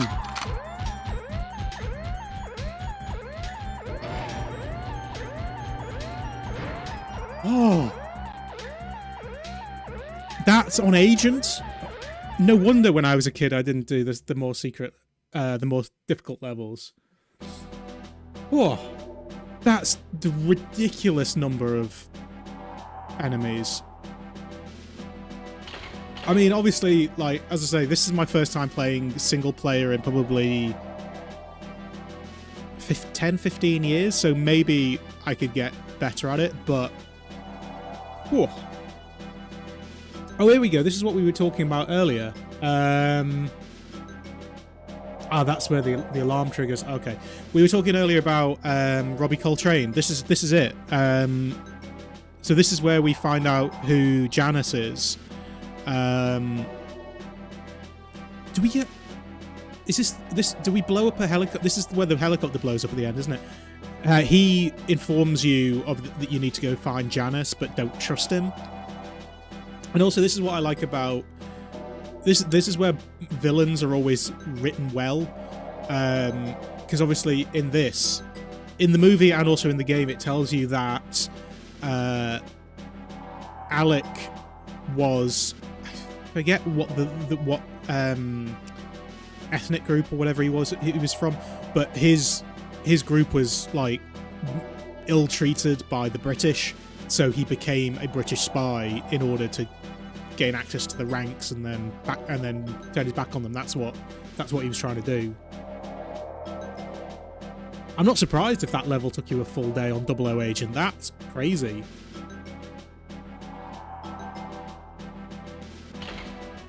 Yeah, so this is where we find out about Sean Bean, and where we find out that Sean Bean's been disfigured as well. Another Bond cliche.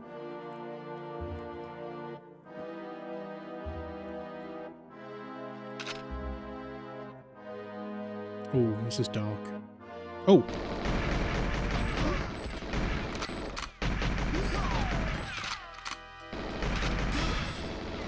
Oh, wow. There's a lot... Whoa, there's a lot of guys are like... This didn't take long.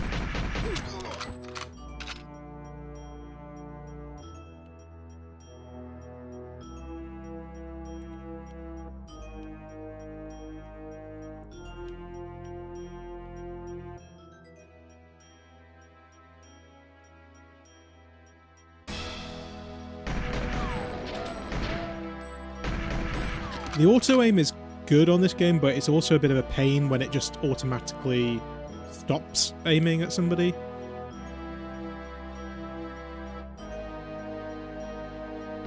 Oh, someone's behind me somewhere. Especially like if they're slightly higher up. Oh, the music on this level is a bit weird. I mean, it sounds Russian, but it stands out a bit. It's not as good as the other tracks on the soundtrack.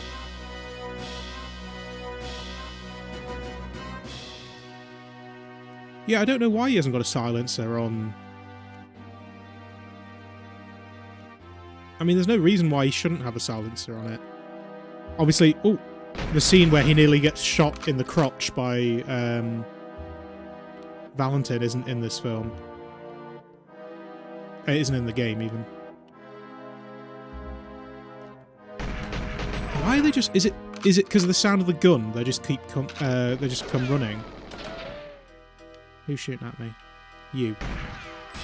Oh, and you. Oh, and you. Where was I?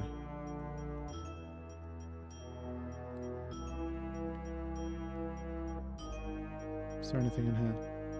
Oh, there he is! There he is!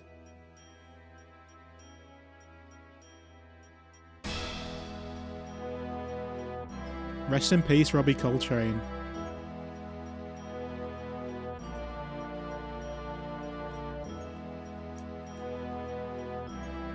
Need to keep an eye on things before they keep running. Lien's Cossack, that's it. Technically you are a spy. Well, you used to be, you're ex-KGB. It's, like, I don't have to go very far, do I? It's kind of... The Lenin statue is quite close. But I think I have to put my gun away or something, otherwise they start shooting me. Is that right? The Lenin... I'm sure the Lenin statue was close by. Am I going back on myself now? Oh, yeah. Oh. Oh. I'm trying to use the PP7 for as much as I can because I want to be able to have the machine gun for my exit. Where's the...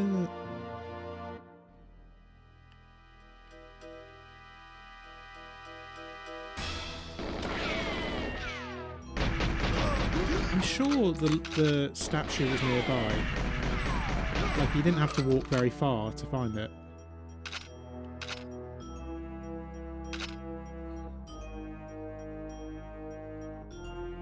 Right, so that's where Valentin was. Let's retrace our steps a little bit.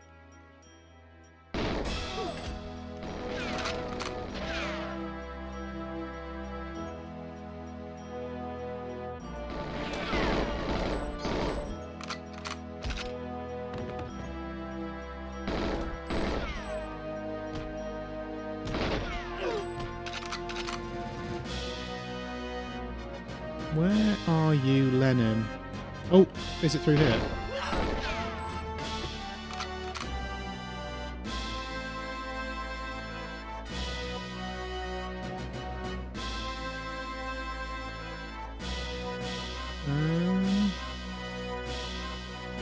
Oh, is that him? That's not Lenin, is it? Is that meant to be Lenin? Okay. I'm going to put my gun away anyway, because I'm pretty sure he either tells you or you have to. Oh, there he comes.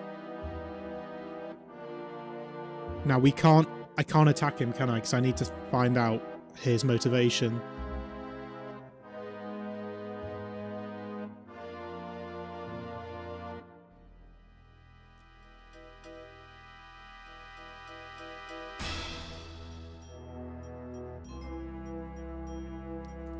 Snickers while I'm waiting.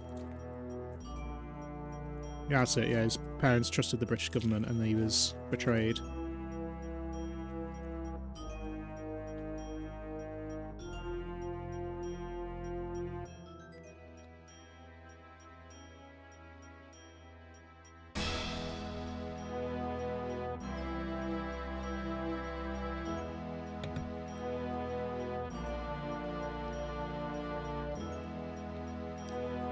Oh, but it missed the line of, like, I rigged it for 6 minutes, the same 6 minutes you gave me, which or was that later when he's on the train?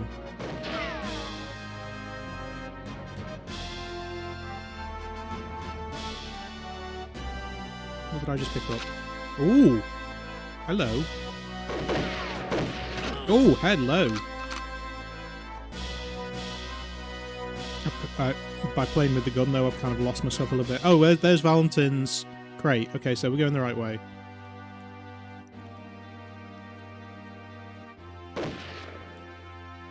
We have to go back to the beginning, don't we? Is that where she is?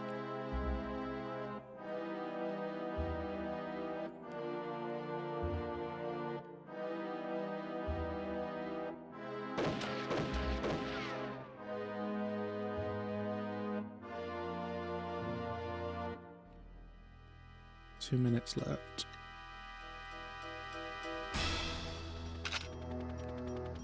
I hear the helicopter.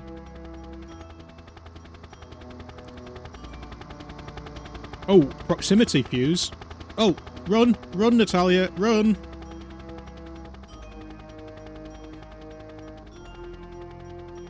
Run! Don't run!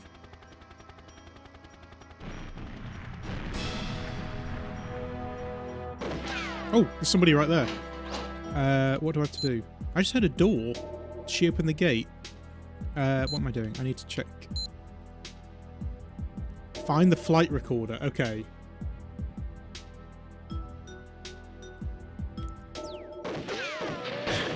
Don't shoot Natalia. Because she's useless, but she needs to survive. Oh no, she's not useless, because she needs to be able to hack the computer. That's why she needs to survive. She's just useless for most of the game. Oh, there it is. That's it, isn't it? That's everything.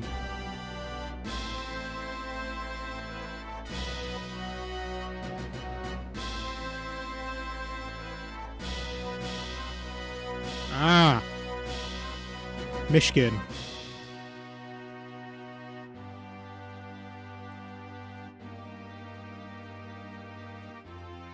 Oh, this is getting close to the helicopter. Not helicopter, the tank level, isn't it?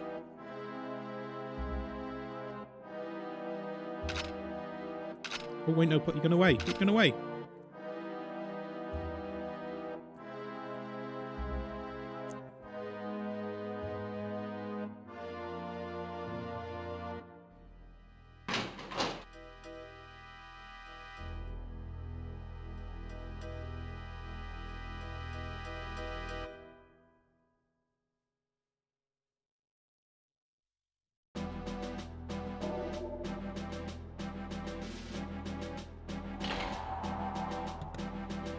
I agree Mishkin was underused. Escape from the interrogation room, find Natalia, escape... Because this is the level where Mishkin realises that Oromov and the rest of them are against him, doesn't he? Because Oromov at this point is playing both sides. And that's where it leads to the chase through St. Petersburg in the tank. Or Moscow, whatever Russian town it is.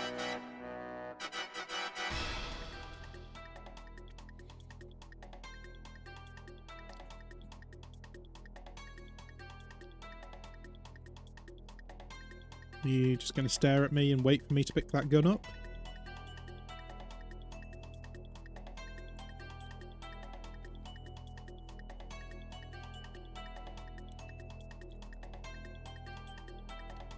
Well, if you're not going to believe me...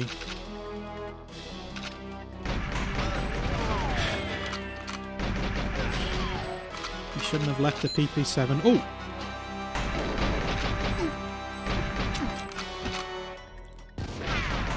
What was it called? A Dostavy gun? I'm just going to keep calling it a destroyer, because that's what I used to call it when I was younger. Whoa, whoa, whoa! Well, it is a military facility. Oh! He's dual-wielding them!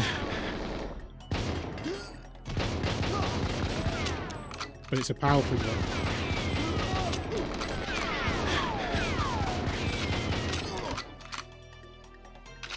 Well, I'm sure... Didn't I just pick up a second one? Oh!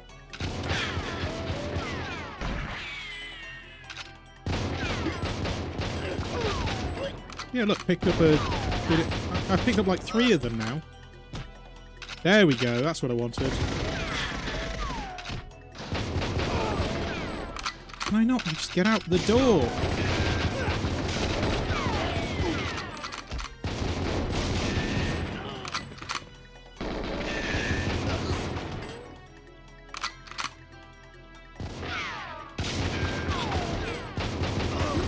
I do not remember them being this, like, sheer number of enemies.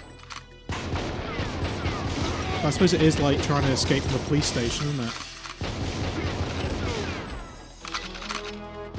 But for a game where you can't pick up health, it's a lot of enemies.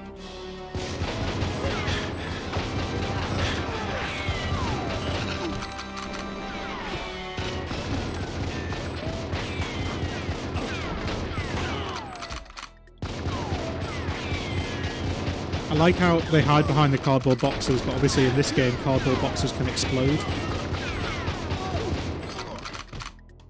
God, just endless. Do I just need to keep moving? Is that the problem? Maybe I'm hanging around in one spot for too long.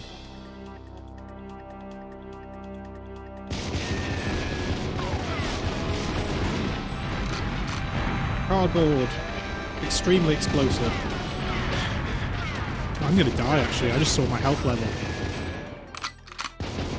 My health level's really low. I need to find some armor or something.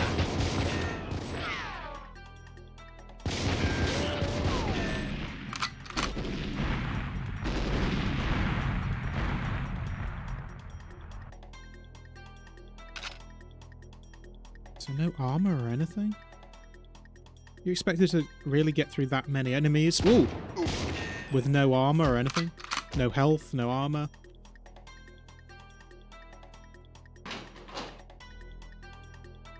I've already been this way. Oh, so that was the interrogation room. Okay.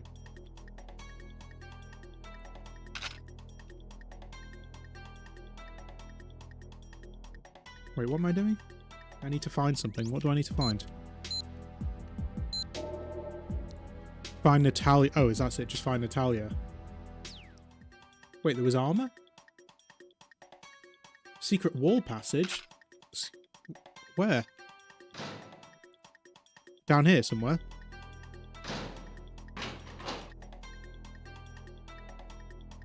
Oh, you're right. I remember a secret armor and a secret... I remember a secret wall passage from the multiplayer level.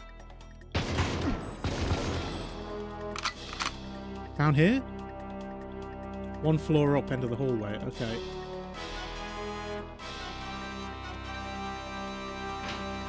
Nope. Keep doing that.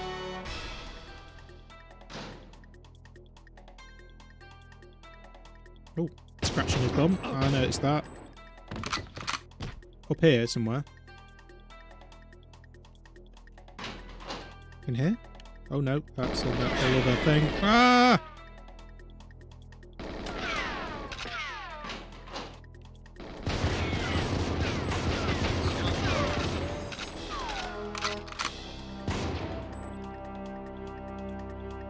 Straight ahead, that door. Feel around the walls. What, in here? I'm just gonna shut this door. Oh! Whoa! Explosive cardboard. Is somebody else in here? No, who shot those?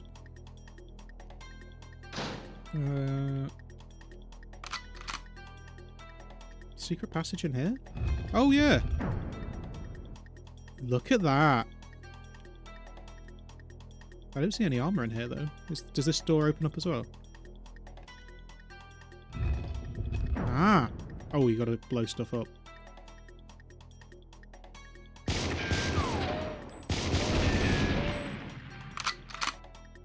Maybe the one in the library, okay.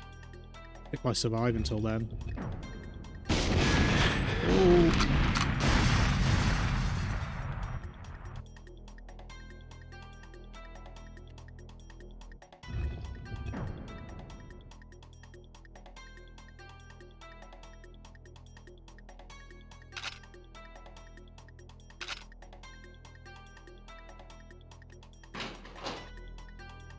Where was the other door? I'm getting a bit lost now. Where was the other corridor? Was it this door? Nope, not that one. It was this one, wasn't it? Yeah.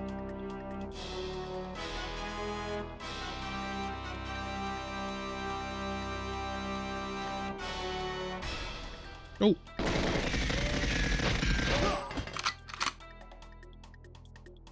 Somebody coming from over there.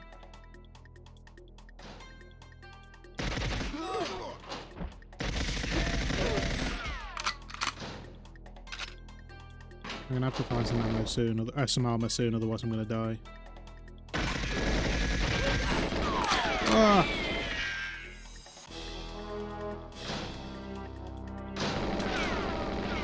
Where is he?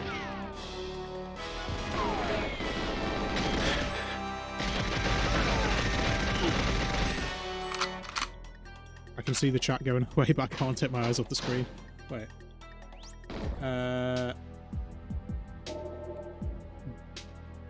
By the door in here.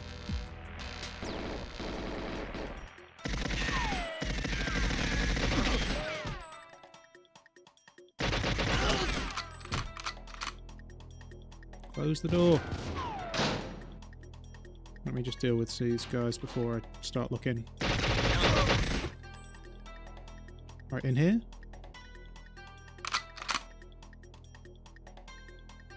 The door that leads to the library from the main hall. Back through this way.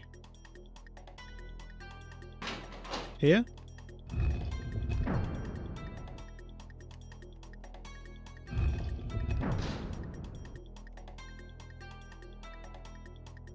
There's no armor there.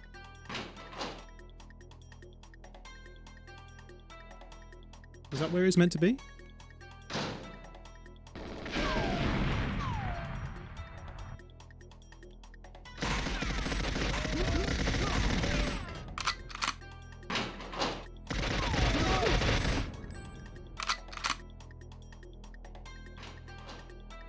I guess we're just gonna have to go with what we've got, and then if I die, I die. Ah!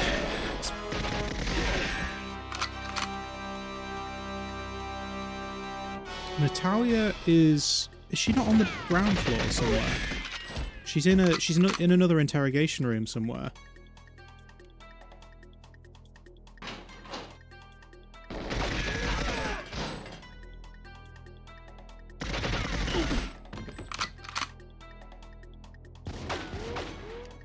Oh, where's that gunfire from?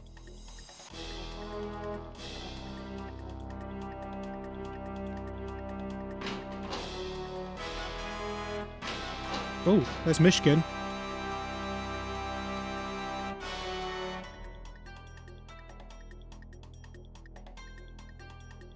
Oh, really? She can run off?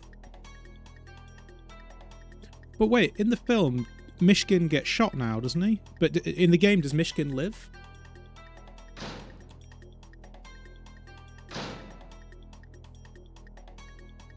Well, we don't need the black box for this difficulty, but we're going to get it anyway. Yeah, never mind this. Never mind the safe. I need Natalia. Oh, there's another secret wall. No, that's not a secret wall.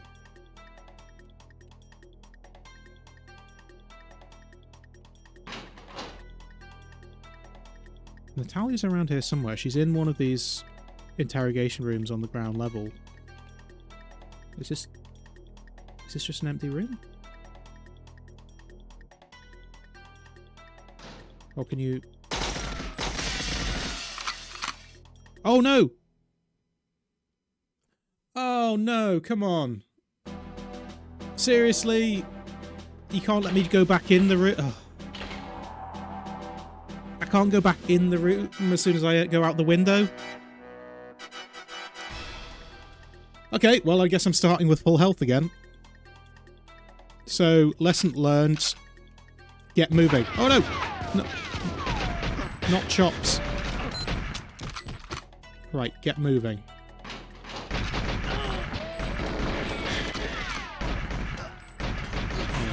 Easier said than done. Oh, easier said than done. Ah! I'm actually dodging in real life. This is crazy. Like, how many come at you. This is meant to be the easy setting.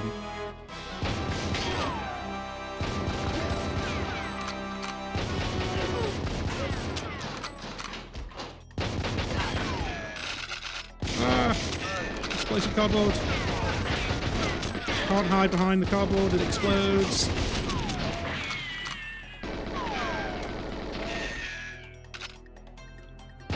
Any enemies in the movie?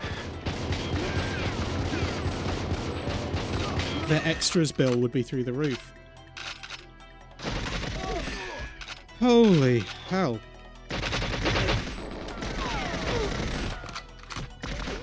Yeah, there's no way we're going up the difficulty settings in this playthrough.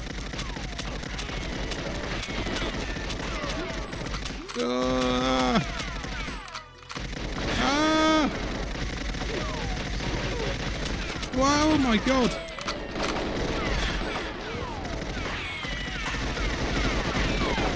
So much for just get moving.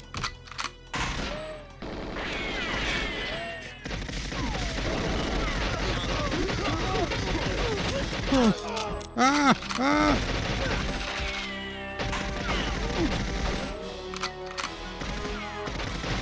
Oh.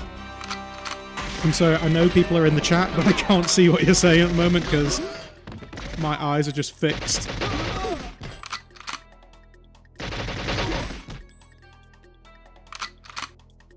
Oh. Okay.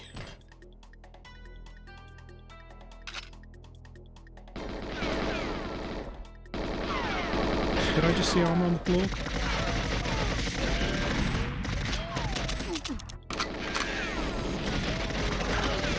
Yes, I did find it. There's body armor on the floor there. Just as all the cardboard around me, it starts exploding. Oh wow, look! Look at how much ammo I've used up on my clubs. They're all gone.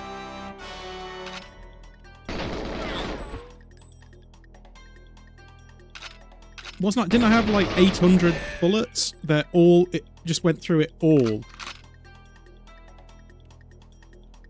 Oh, okay.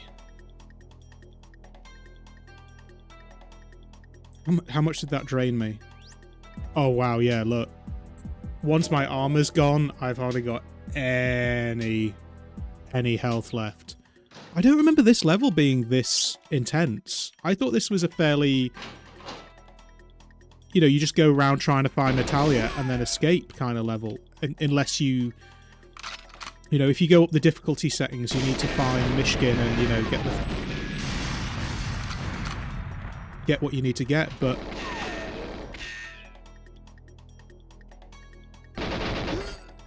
On this setting, I thought it was fairly easy.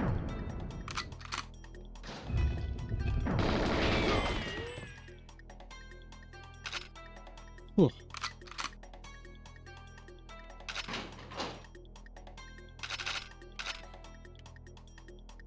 Right, so is Natalia up here, or is she downstairs? Here's the stacks.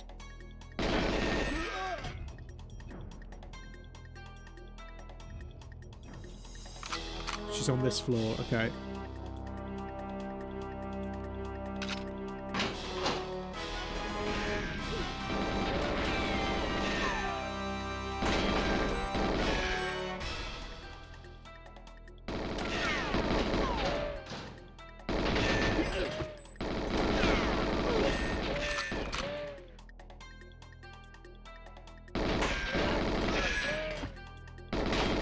There's someone else up there, isn't there? I can hear them. There they are. Is that it?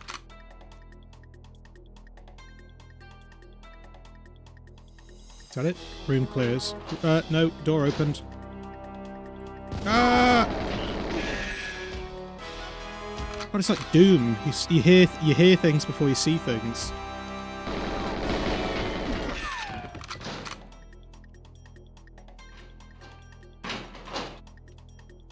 Have I been through here yet?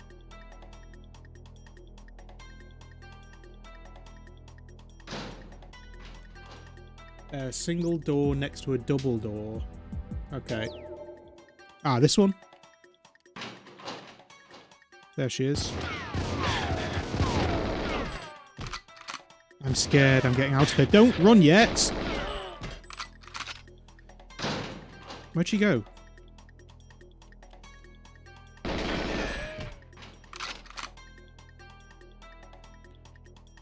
Oh, wow. She went upstairs, okay. So I just need to escape with her, don't I? But I've hardly got any armor or health left. I don't know how anyone can say this isn't a good game. Like, even on low setting, this is still intense. Did she come up here? No, she didn't come upstairs into the roof, did she?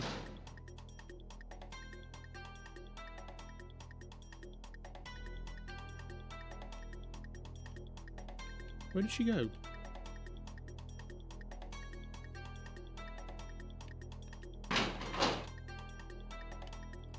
I've got to now go chase her through the whole level trying to find her.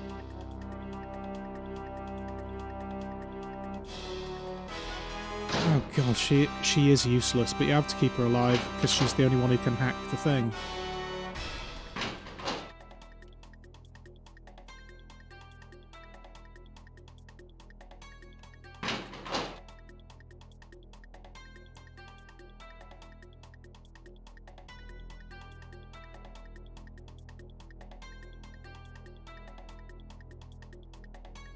Has she gone downstairs?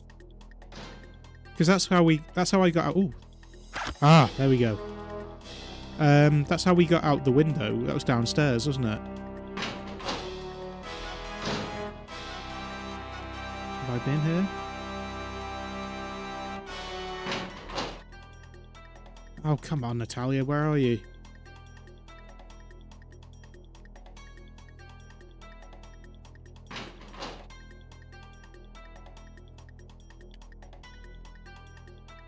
Oh, there's more than one window I can escape from, okay.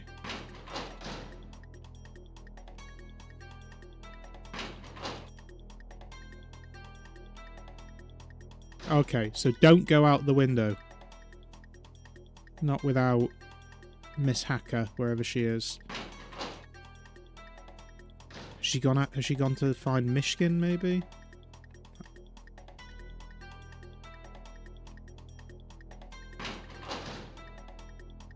There's Mishkin. I'm pretty sure I can kill him in this difficulty setting, but I'm not going to.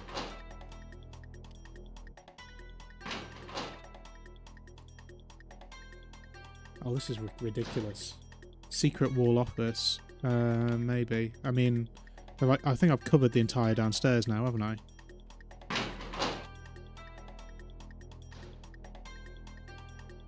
She's not round here at all.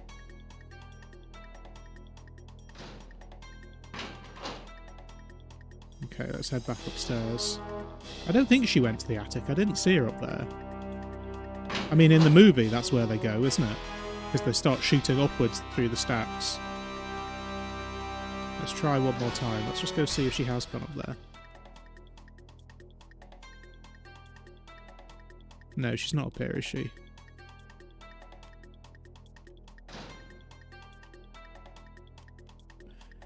Ah.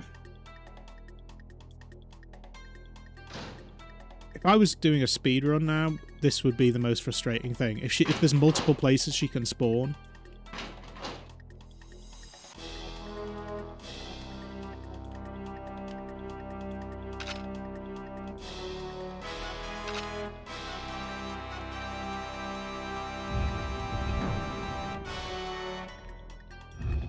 Ah, there she is. Right, now to find a window. Oh. Did she get stuck in the wall? No. Where'd she go? Oh, okay. No, we don't need to speak to Mishkin. I've already spoken to him, but it's not this difficulty setting. Right, let's go down.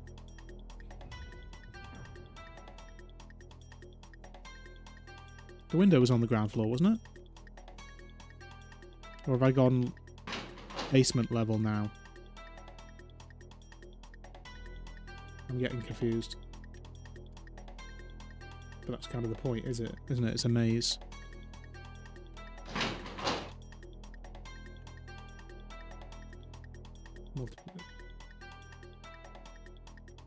There are multiple windows I can escape from, but I only need to find one of them.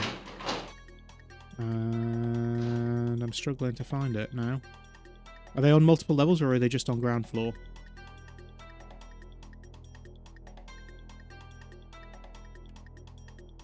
At least the enemies have stopped spawning on both floors, okay.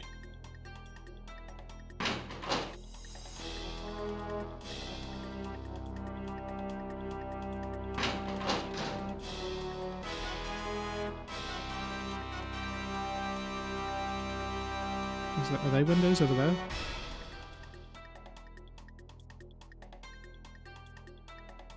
Huh. Can we jump? Seriously?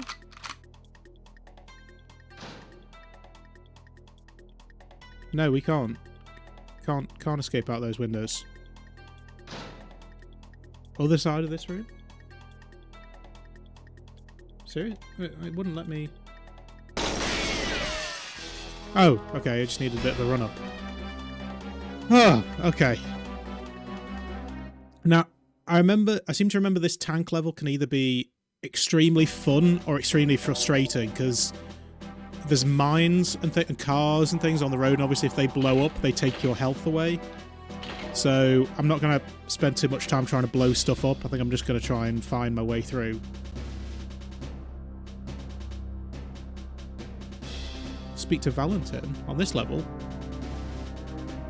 I don't think I need to on this, but...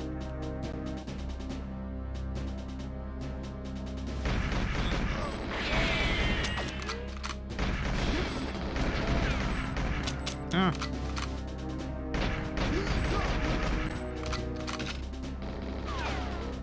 It's worth having the gun as well, because sometimes the gun is easier to wield than the tank.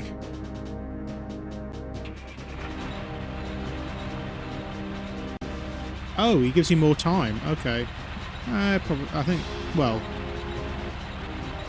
we might not need it.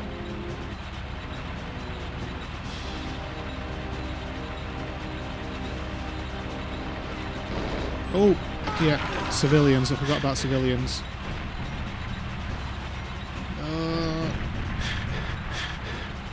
I'm gonna have to switch to the tank gun, aren't I? Because... Whoa! Yeah, I forgot they've got rocket launchers. Oh, that was a civilian. I'm gonna have to clear cars and things, aren't I? Although the explosion still gets me. Oh. So is there a way through the cars easily? Or do I just have to wait for the explosion to end? Oh, mines! That was a civilian, but can I blow the mines up this way? Yes, I can. I guess I just have to wait. Oh! There's still some left. Civilian casualties high. Okay. Ah! Oh, they've all got rocket launchers. I have no idea where I'm going. It's that way, isn't it?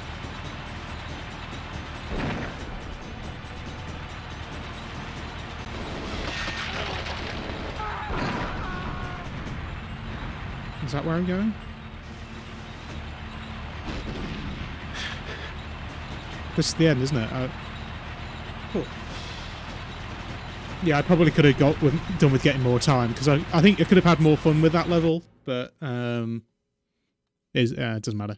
Great scene from the movie, though. Locate Trevelyan's train. Oh, I remember this level. I remember going round and round trying to find it, and it took ages.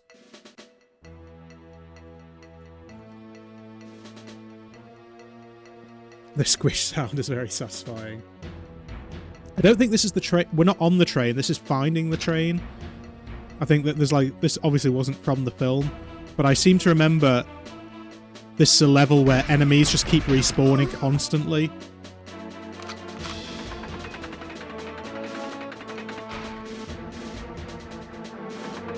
But obviously, yeah, it's not from the film at all.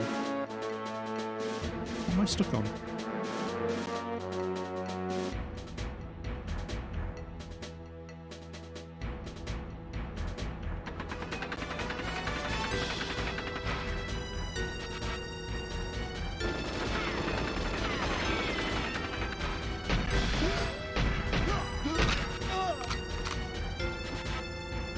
Oh, body armor. Good. Oh! Ah!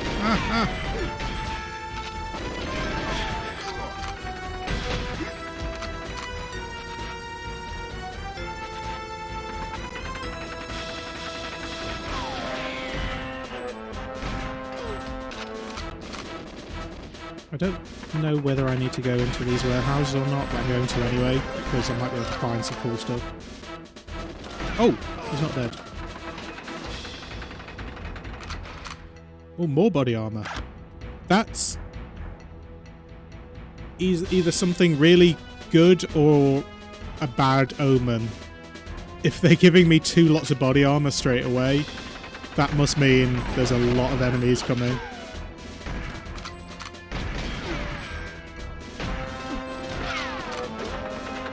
So I just go in this one. I need to start shooting the doors so I know which ones I've been in. Can't even see the enemy there, but I can still kill them. Oh! Didn't shoot you though, did I?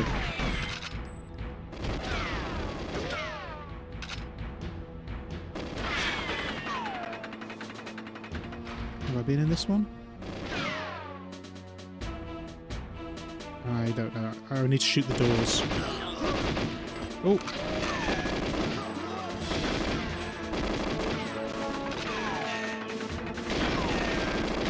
Hopefully that way I can remember which ones I've been in, which ones I haven't been. Otherwise it's just one big maze.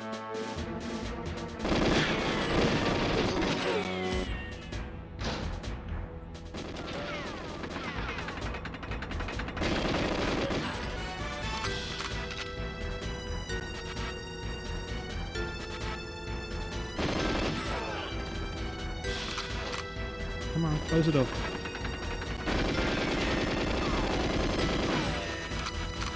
Did I already come through these gates? Oh!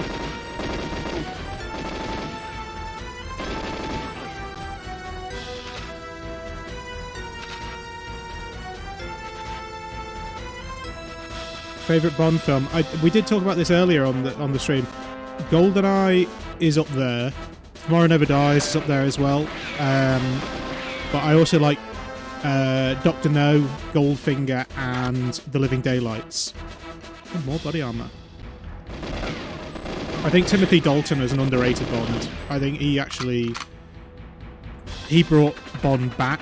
I think, you know, because people had sort of written Bond off as this sort of campy character after Roger Moore. Timothy Dalton was a more badass Bond. A more action Bond.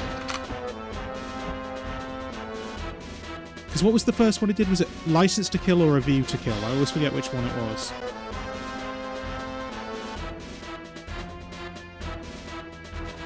No bullet holes. I'm guessing I haven't been in here. Nothing in it though. Oh!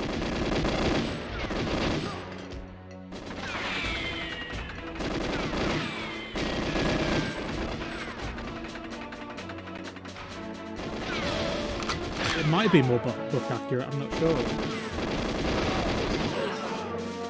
You want to have a versus movie? I'm interested to see what they do next with Bond, because I'm glad to see that in No Time to Die they started doing what I've been saying they should have done like years ago. Because obviously they've run out of Fleming novels now. There are no more books. Every new Bond film, every new Bond story is a new one. You don't need it to be James Bond. Just like stop, because everyone was talking about Idris Elba being the next Bond or whatever. You don't need a Bond. You just need him to be him or her to be 007. And I've been saying that for years, and I'm glad that when No Time to Die came around, they'd cast what's her name? Something Lynch. I always forget her first name. They'd just cast her as 007. And obviously James Bond is dead now, and they could reboot him. But I don't see why you need to. You can just create 007 and have it be a series and have him, you know, every time one dies or whatever or retires, it passes the mantle on to a new 007, because it's not James Bond. It's not from the books, so you don't need to call it Bond. Just start a franchise called 007. Lashana Lynch, that was her name, wasn't it? Or a Bond multiverse, yeah, something along those lines. The point is, it doesn't need to just be, whoa, drone gun, drone gun, drone gun. Sorry, give me a sec. I knew it couldn't be too long until we encountered them finally.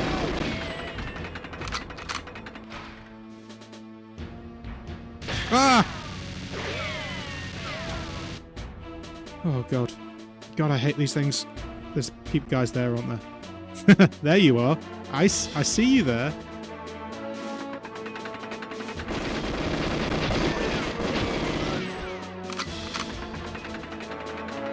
Give me one. Let me deal with this drone gun before I can look at the chat again. Ah!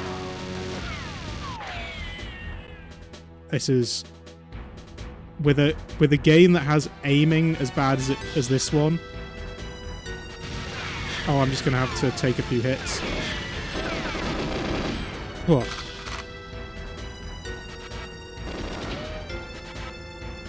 Yeah, like I was saying, yeah, it doesn't need, now that Bond is dead, you don't need to reboot it. You don't need to reboot the franchise with a new Bond. You can carry on the same franchise, but either a new 007 or just it's an MI6, MI6 story. Because there's God knows how many. I mean, Triple X was going to be like a Bond replacement at one point. It was not literally, not in the same franchise, but. Were those the gates that we already went through? I don't see any bullets on the... Oh wait, is this it? Nope. No, some train tracks, but that's not it. Oh, I am going backwards. Okay.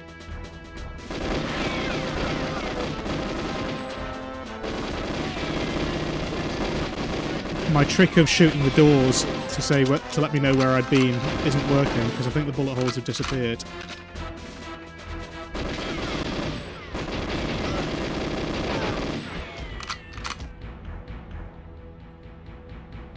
Oh. I'll be honest, I'm a bit lost now. I don't know where I'm going. I just came from there.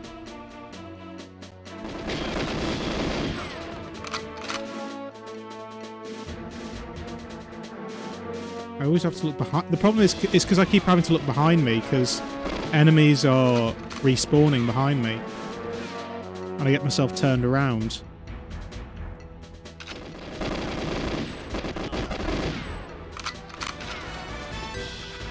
Oh, have I been this way yet? Yes, I have. Where the hell am I going? Oh, in here. Up or down? Well, that's locked, so that answers that question.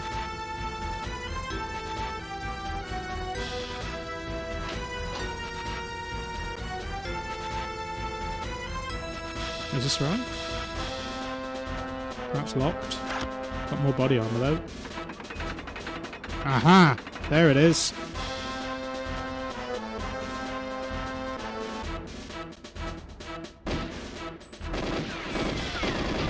Don't shoot the train guards. I didn't see any train guards. Train guards? What train guards? When I open the door, is there going to be train guards? Why can't I shoot them? That didn't seem to do anything.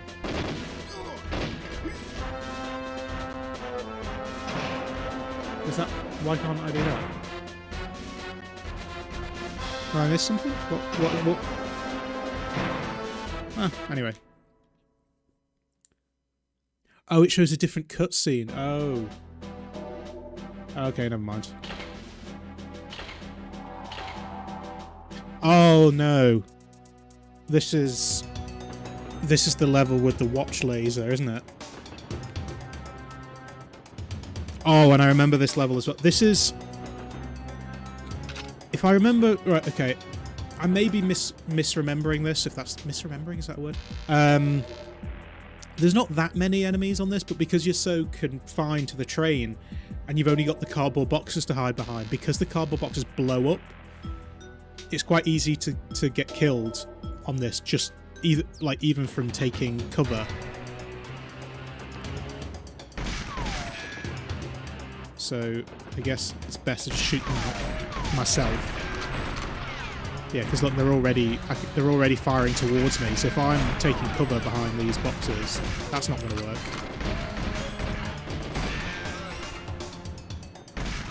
I suppose that, you know, they can't. I suppose they can't see me, but still, once they get sight of me, if they start shooting towards me, I'm dead because the boxes are just going to blow up.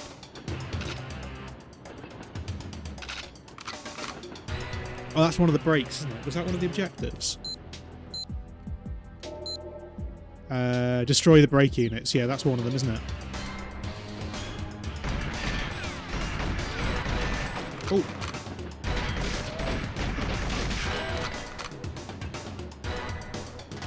Oh, the aim is so awkward. Whoa!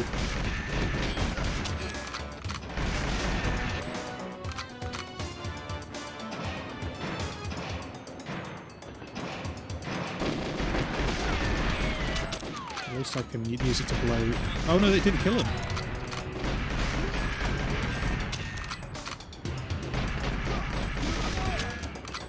I mean, the auto-aim does help.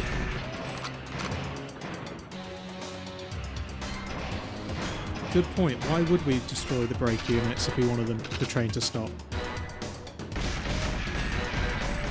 Especially when it's quite convenient with a handle on there to just pull them. I guess as a game mechanic, the N64 wasn't quite capable of doing that. Well, actually, no, all you need to do is press the action button, don't you?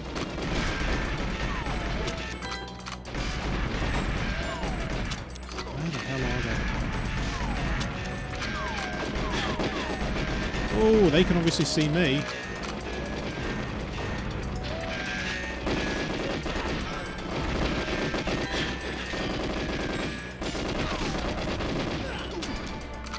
Oh, you took a few bullets.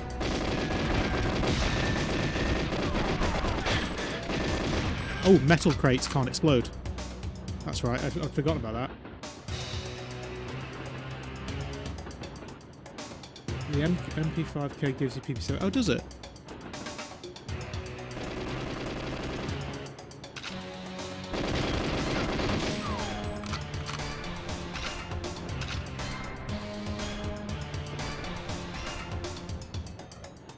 Yeah, I could just pull that handle. Oh! You're right, there's like jump scares galore in this game. They just appear out of nowhere.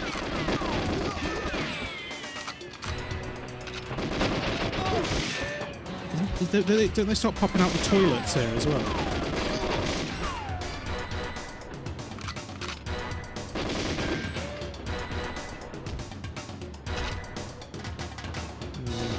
Oh. How did you get behind me? You were in the toilet. I'm certain, I remember, you can't open these doors, but those are the toilets and they just pop out of them so that they can flank you.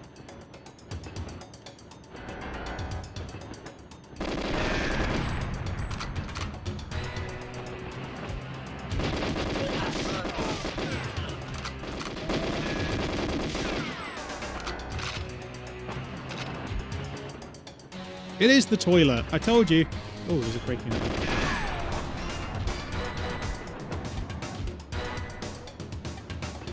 Right, pop out the toilet. Kill the guy. Anyone in the carriages? Oh. Someone behind me. Ah!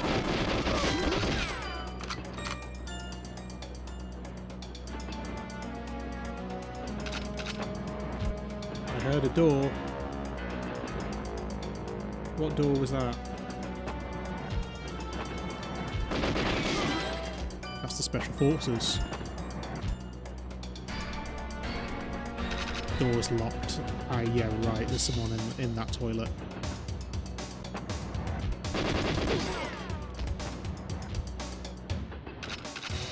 Yeah, there he is. Oh, wait, no. Oh, the table just exploded. Oh, wait, have I picked up... There, see? Another one on the toilet.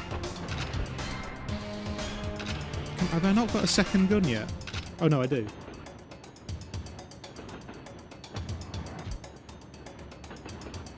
Oh, wait, no. I just had a flashback. I think this level introduces me to my... I thought the DD44 was my favourite gun. There's a Special Forces gun that we haven't come across yet. Is it ZMG or something? Was it? I think it might be this level where we first learn it, we first get it.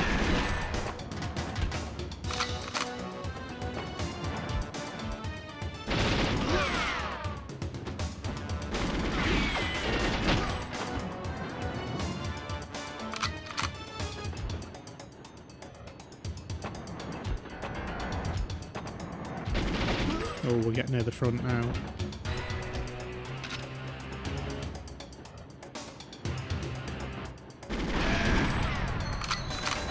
Oh, that was it. Yeah, it was like an Uzi gun, but I can't remember what it's called. I thought it was this level where we first see it. Oh, there's Oromov. Right, okay, so... shoot Xenia as well as Oromov. Are we able to do that? No, maybe it's not the... Oh, yeah, no, I was using the ZMG. No, it's called something else. I can't remember what it's called. We'll come across it at some point.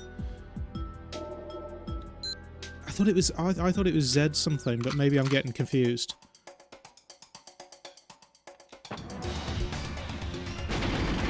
Ah, missed it. Do I have to use the laser gun, or can I just start shooting... I can't just use the gun, can't I? Because the aim is so bad. Oh, I'm gonna have to use the laser gun. Or laser watch, even. I don't think I can do it quick enough with the laser.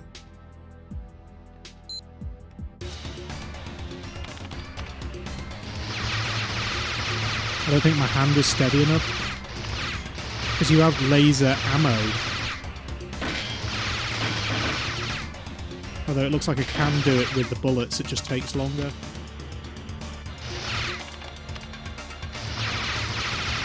Oh god, this is the worst thing you could possibly do with an N64 controller. Even with the Brawler 64. Ah! Whoa! Ah no, what's going on? No, there's only...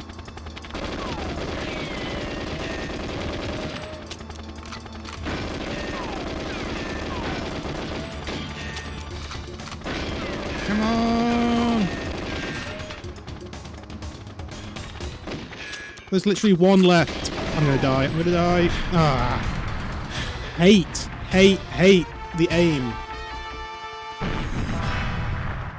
I think I'm going to be better off with the gun. We're just trying to use a gun, because trying to control the laser is just ridiculous. To be fair, the level's not bad, so I don't mind playing through it again. But I'm going to... If I can dual wield those ZMGs, I can maybe get through it quicker than the laser. I just have to, if the laser had unlimited ammo, it wouldn't be so bad, but the problem is you get closer to the latch, and it automatically tries to go through it, even when it's still closed.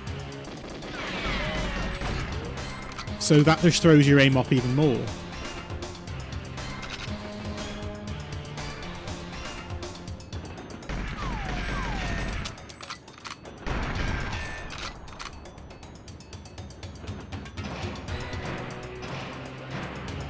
Let's get through this. Oh, whoa. The door closed behind me. The door closed behind me.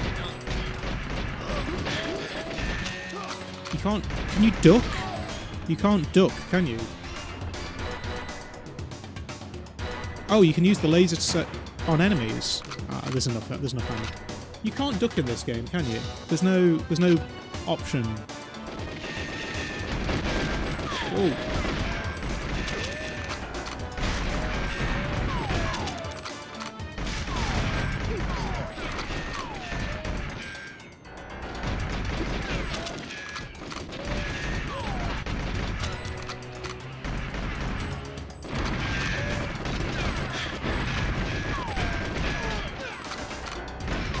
Being a bit reckless with my health in this run through.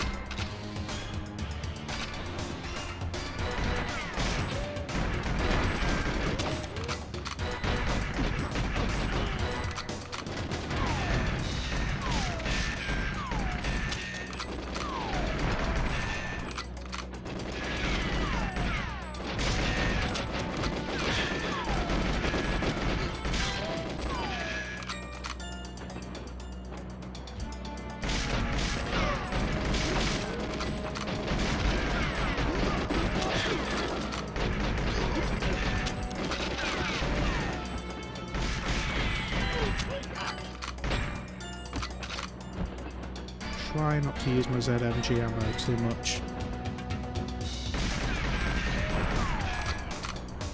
Because I don't think I can be accurate enough with the watch. Aim plus C bottom. Oh, there is a crouch. I mean, I probably knew that when I was younger, but I'd just forgotten about it completely.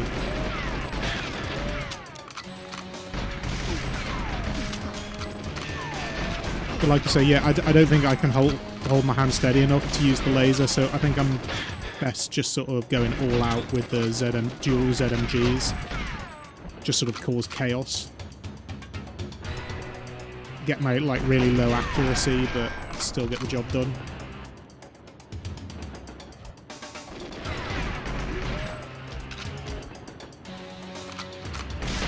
RCP-90. Was that the name of the gun I was thinking of?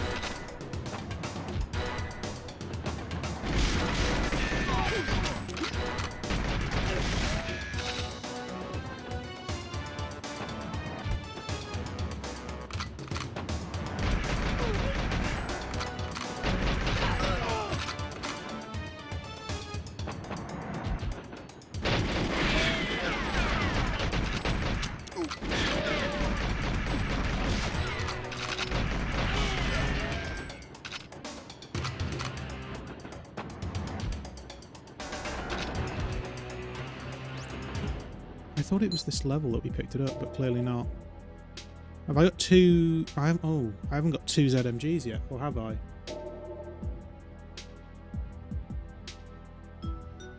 RCP, the first... Oh, it's near the front. Okay.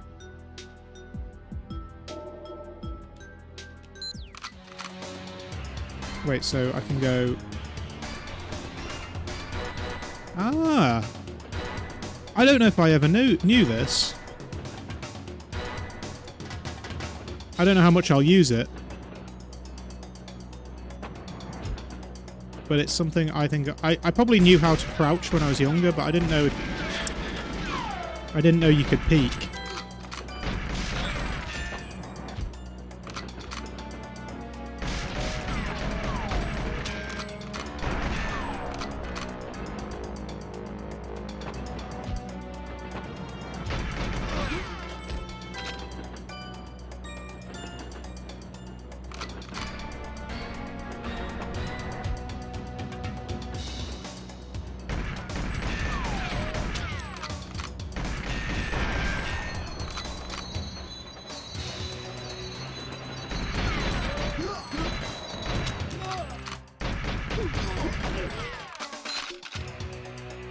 Right. Okay, do I have... Okay, I have dual wielding and I have loads of ammo. Just go to town. Oh, I killed Natalia! Oh, you are joking.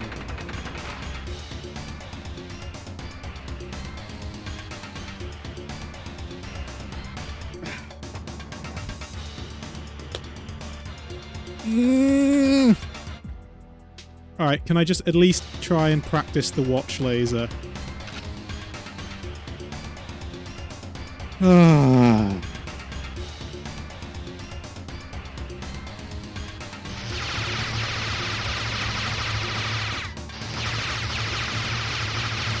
This is horrible.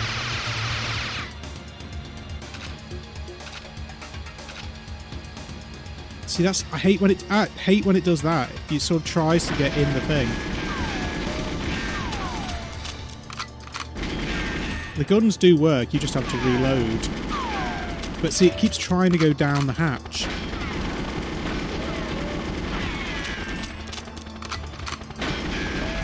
It's going to blow up anyway. I spent too much time agonising over shooting Natalia.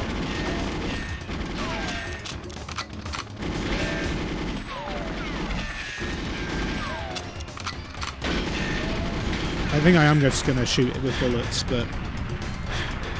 Oh. Yeah, maybe a PP7 actually might be better on the hatch. I hate Natalia. Hate Natalia. I just had another thing, like, on the horrible level where you're having to keep her alive, doesn't she say something like, try and keep it down or something? And then obviously, like, when you shoot Boris, like, she's just like, yeah, no, you can save the world on your own, you didn't need to shoot Boris or something. They couldn't have made Natalia more annoying.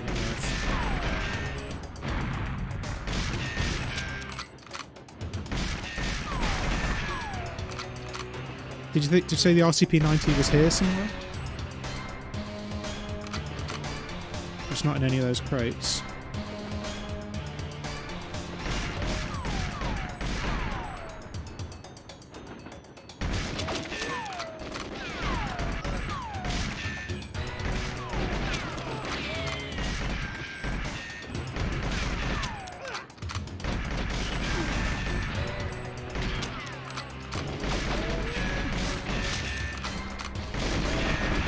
Oh, we've seen it in this area.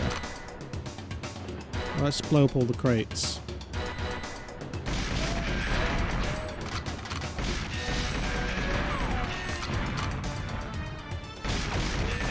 It's definitely on the level with the it's definitely on the level with the jungle, but that's you also get the assault rifle on that level, so it's kind of a bit redundant.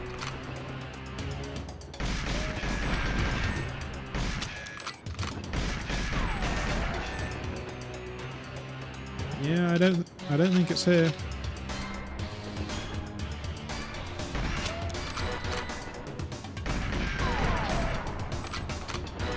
It could be difficulty dependent. Right, I'm going to save my PP7 or PPK ammo.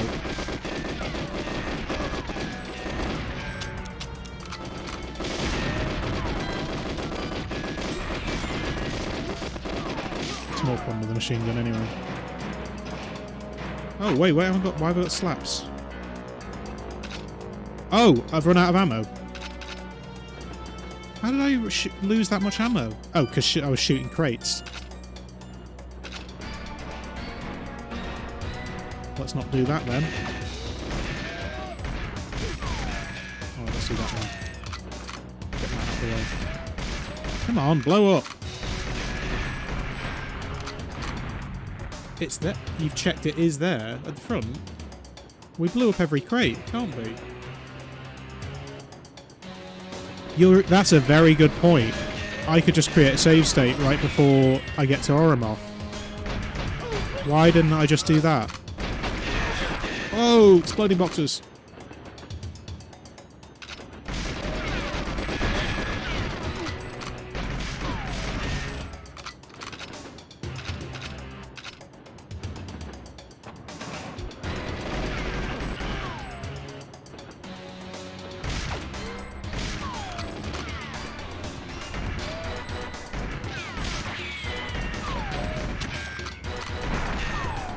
Yeah, that's a very good point. We're just gonna create a save state right before we get to the lasers, and actually before that, in case I shoot Natalia again. Because if I shoot Natalia again, I'm gonna scream.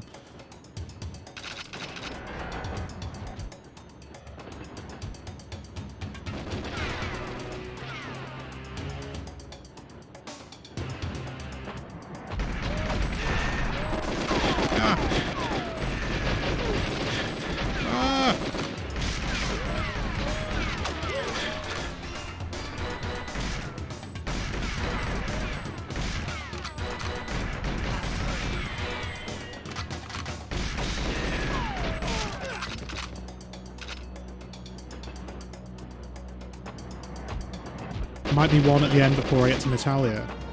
It could be. I could have just missed it from there.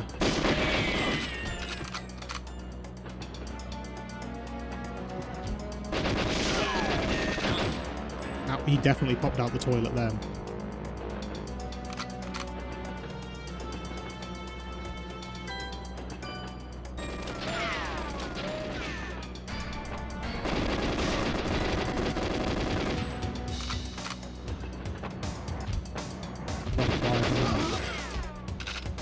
Oh!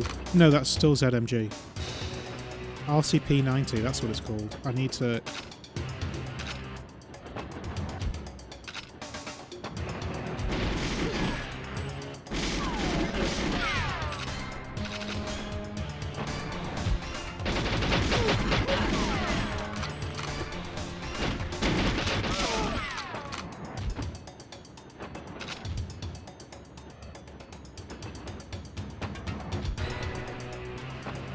hide in the toilet.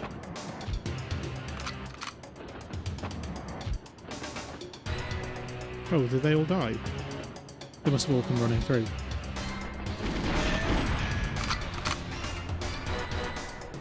Oh!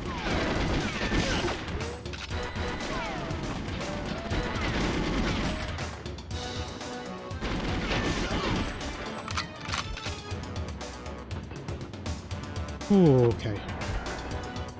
So we're nearly at Oromov. I'm going to pause that there. And I'm going to create a save state.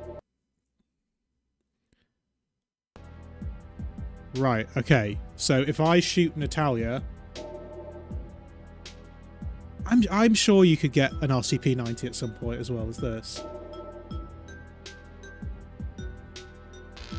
But it doesn't matter, right. So I'll shoot these crates, they might be in there. I should have waited till I'd done the brakes before I... Oh wait, I've missed a brake thing. We're still moving. I need to go back.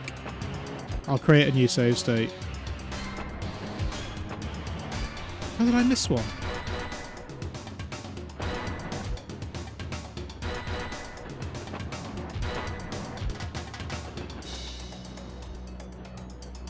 Where is it? Like, where have I missed one? Oh, that one. Right, okay.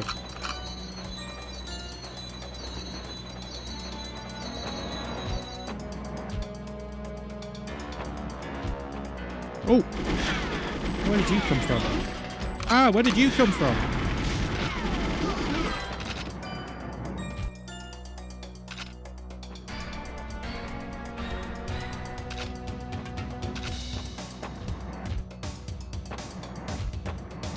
Right, okay.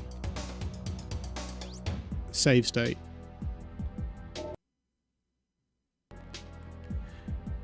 Okay.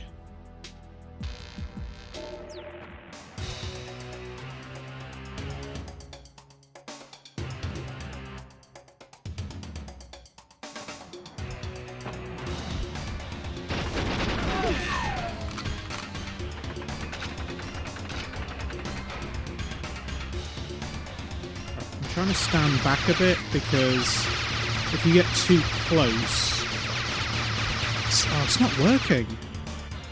Can you not do it from a small distance? That's not going to do it.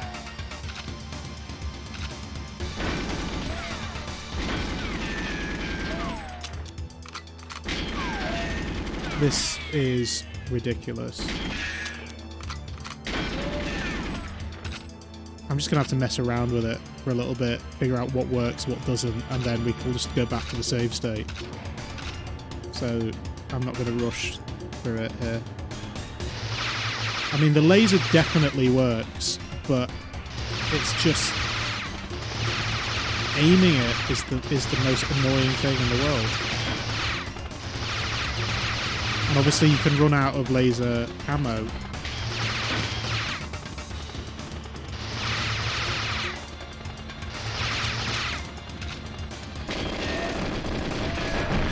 Okay, so we'll go back to that.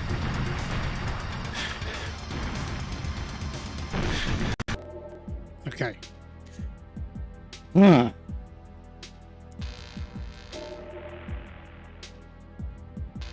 So why are we able to shoot Xenia in this? Because don't we have to face Xenia in the jungle?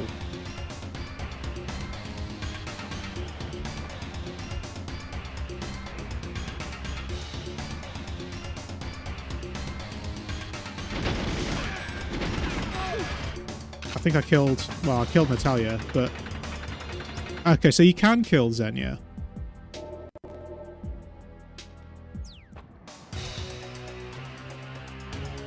Is there an advantage to killing Xenia, though?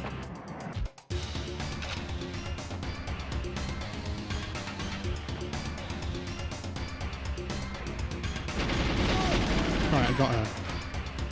Right, laser. Cycling through my guns.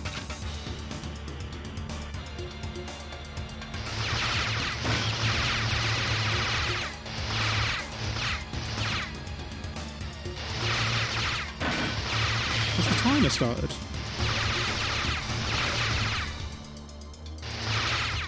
Natalia didn't die, did she? Oh, here we go.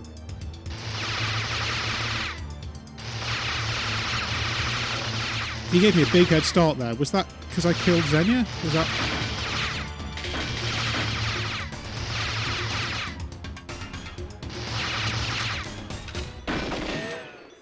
Come on, Natalia. Come on, Natalia.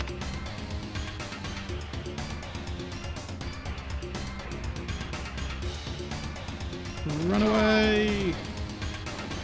Oh, that's awesome. That's why you shoot Xenia. I wish I'd known that when I was younger. Come on, Natalia. Is she not? Come on, Natalia. Did she just get shot? Screw it, I'm just running.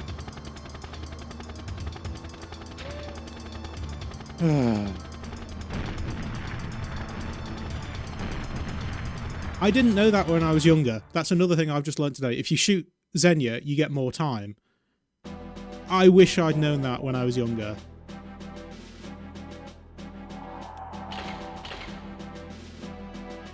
But you do see yeah, so Xenia...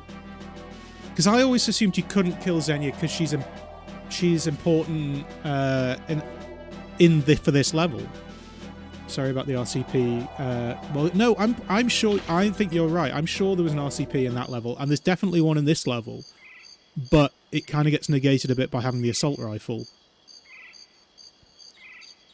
But there's a lot of drone guns, I remember, in this level.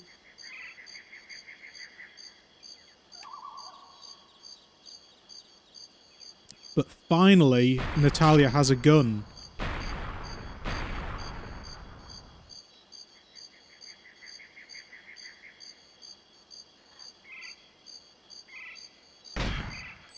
Oh, right in the helmet.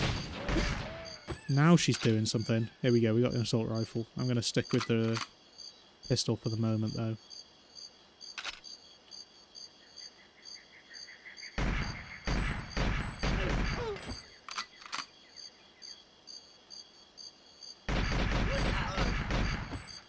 Yeah, too right. Killing Xenia helps out.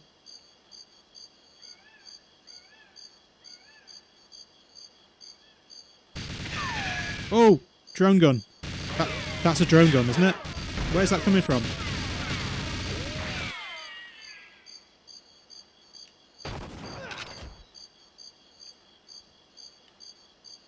Oh!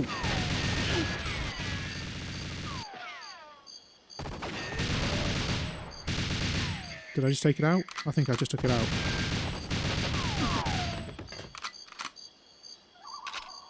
Yes, I did. There it was.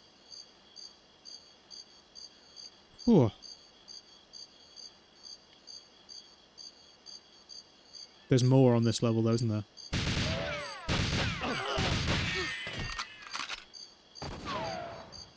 Is she using the DD4? Oh! That sounds like a drone gun. Oh, no, it's them. Good shot. She's getting sassy now.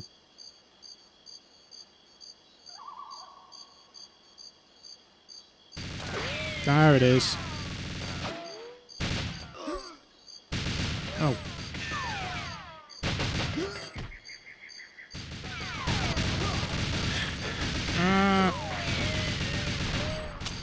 Did I get it? Yeah, it's gone.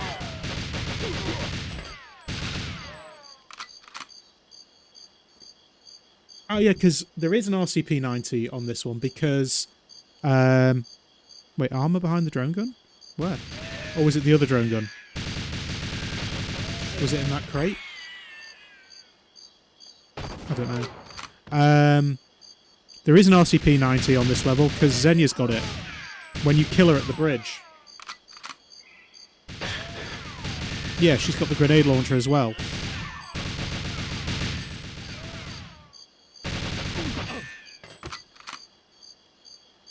Oh, I'm low on ammo.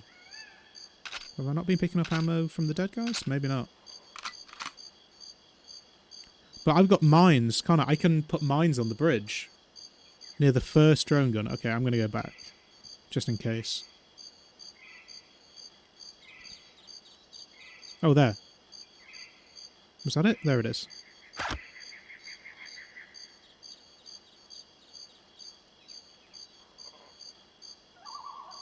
Oh, drone gun!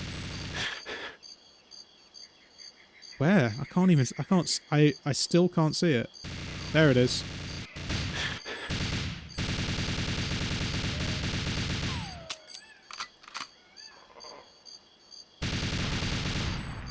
Oh. Yeah, the music... The lack of music does make it a little bit creepier when something instantly jumps out at you. Or you just... A drone gun randomly starts shooting at you through the green mist.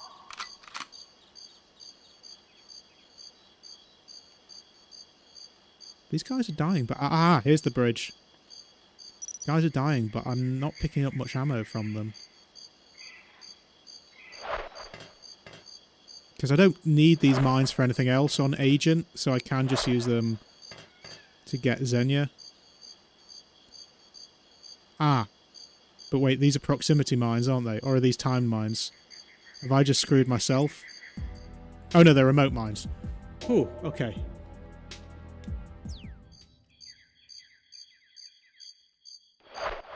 So these aren't going to blow. Oh, here we... Oh, she's come in. Take cover, Natalia.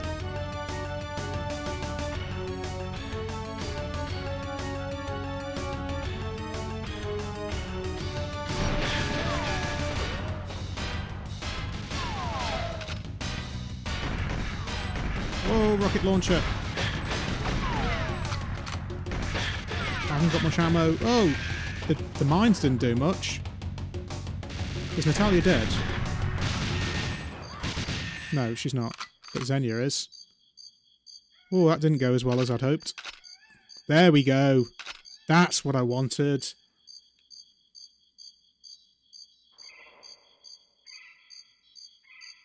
I haven't got... Oh! That was close.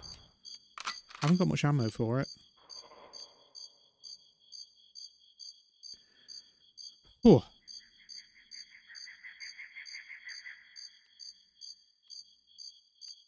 I'm sure there's more drone guns.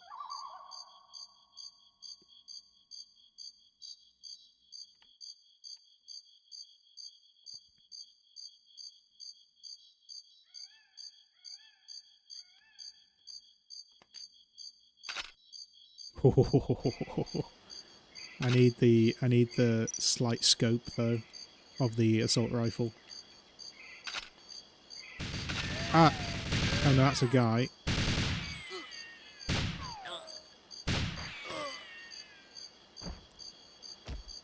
Oh! I'm sure there's a drone gun in here somewhere. Ah, there it is! Oh, not far enough.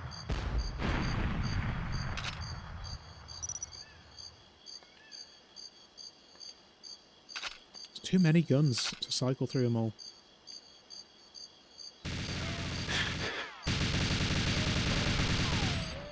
Is there another one? I thought there was another one. Oh, up the ladder, yeah. There's a ladder somewhere, isn't there? But there's a way... I don't think you need to go up the ladder. I think there's a way round.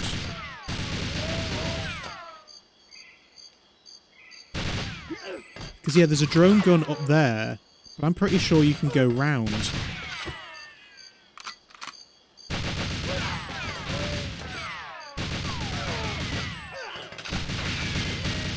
Okay. Natalia, stay back. I'm getting the grenade launcher. Oh god, the grenade launcher's rubbish.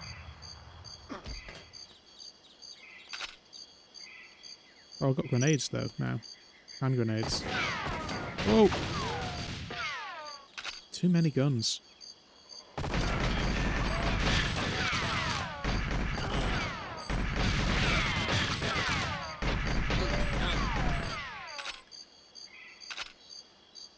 Because you can come up here, and then the drone gun's up here. If I remember. Am I remembering correctly, or is this all... I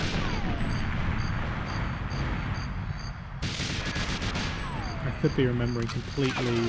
Oh no! Whoa, whoa, whoa!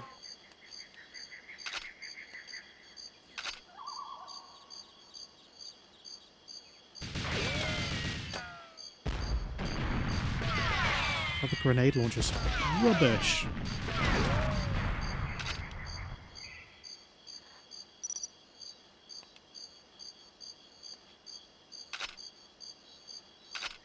It's here, isn't it?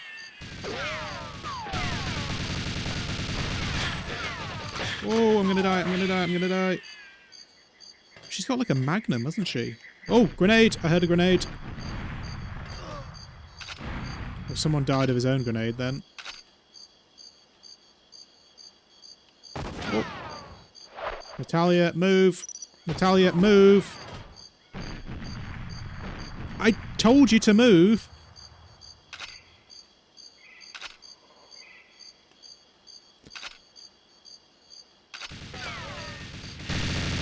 Oh god, there's still loads of them.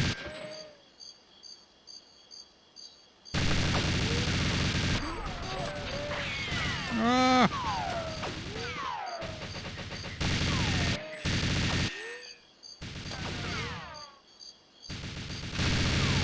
Oh, there's loads of them.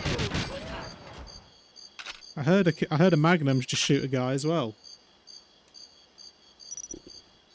Oh. There's too many weapons. I'm still going through my remote mine detonator when I've got, and the grenade launcher when I got nothing left on them.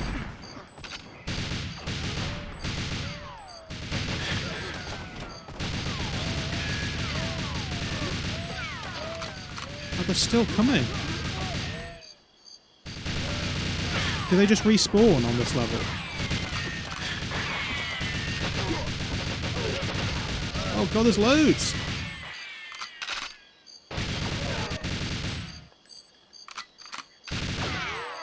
Oh, that's it, okay. Oh. Oh no. This is... I'm gonna have to use a save. I'm gonna have to use it. Oh wait, what? I missed a drone gun? Oh, you are oh, come on.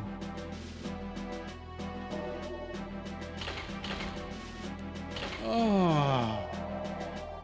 I was about to say, the next level is the one where we have to protect Natalia while she's hacking, isn't it? So I think we're going to use a save state for that one. Where was the other drone gun? Was it in the cave?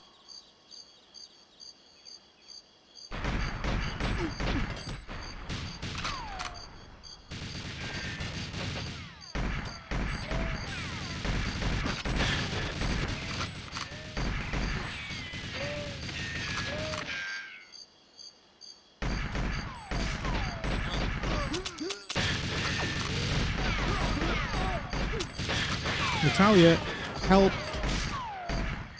Natalia's just watching them shoot me. Oh, there it is. Oh god, look at my health already.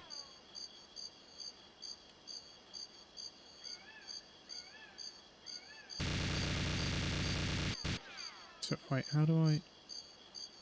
That's how I peek.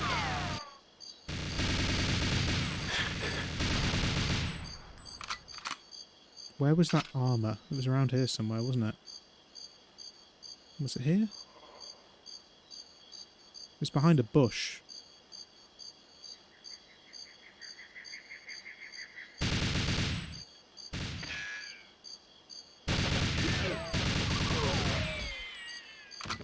Where did it go? The armour was by a bush somewhere, wasn't it?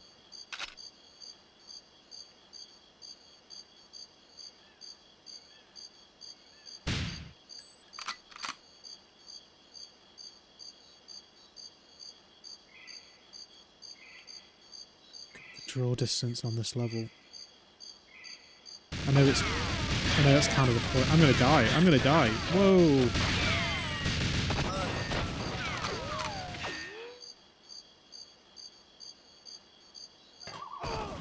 I heard a grenade. Nope. Oh yeah, proximity mine on multiplayer. Absolutely. Oh! Where was the ammo? The armour. Oh, there it is. It's a second drone gun. Come on, pick it up.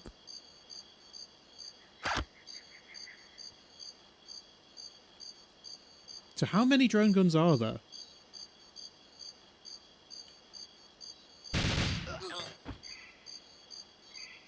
Because that's two I've done.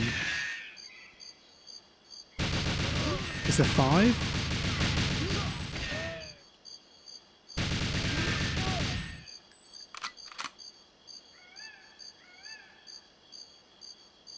Here you are. Whoa! Oh, shut up, Natalia.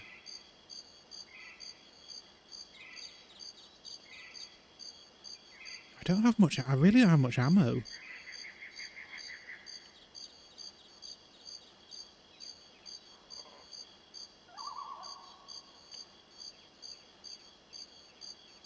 Is this the bridge? Am I at the bridge? Yes, I'm at the bridge. Okay.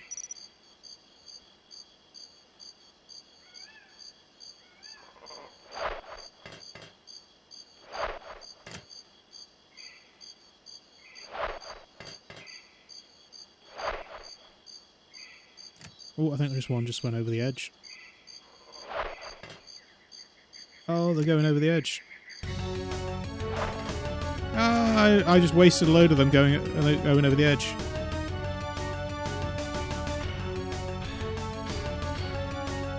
Come on, Xenia. Where are you? There you are. Wah!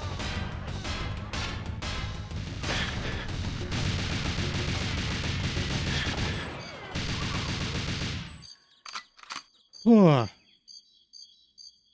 Right.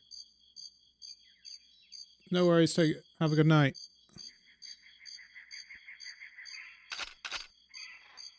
So how many have I've done 3? 2 or 3? That's another one down.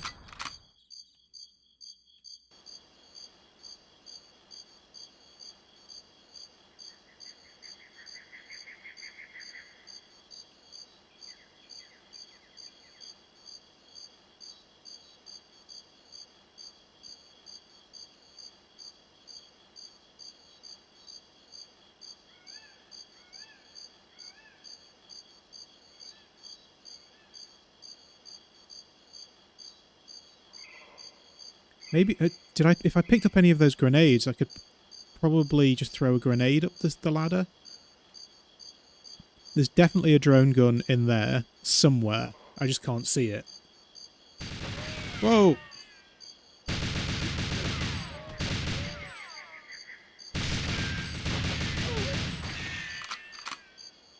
I can't remember if I picked up any hand grenades. I think I did. Or maybe I could shoot the grenade launcher up the ladder. Wow, I'm low on ammo. I can't see the drone gun though. I know it's there.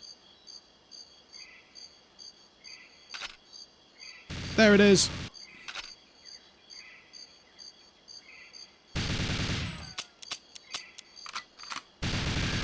Right, okay, that's another one down.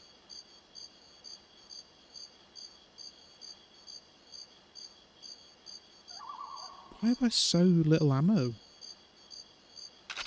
There we go, that's a bit better.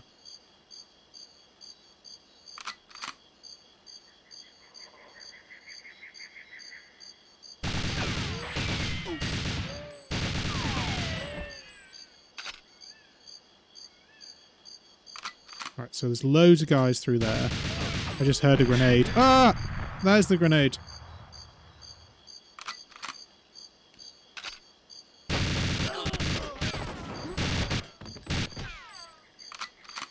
So do I have a hand grenade?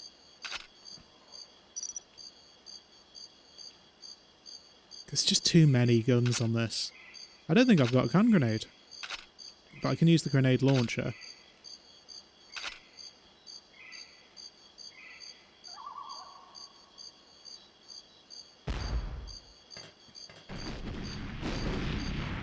Oh, that sounded like it worked. But we clearly haven't done all of them yet, because otherwise it would have said objective complete. So there's another drone gun out there somewhere. Oh, ooh, didn't mean to do that. I meant to press aim.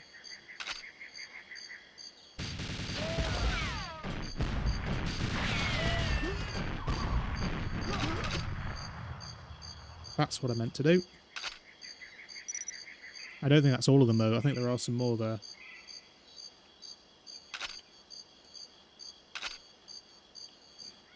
Can't see through the smoke.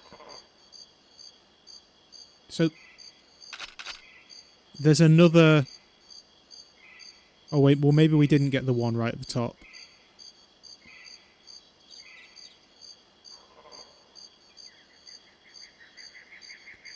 That's the ladder, so the drone gun is to the left.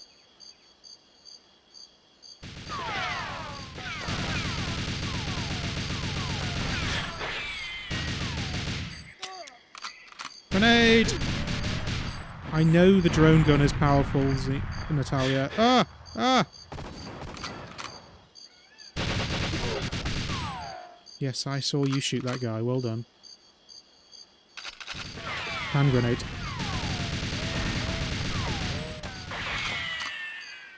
Oh, wait, what are all these? What's in these crates? Ah, there we go. Natalia, are you seriously?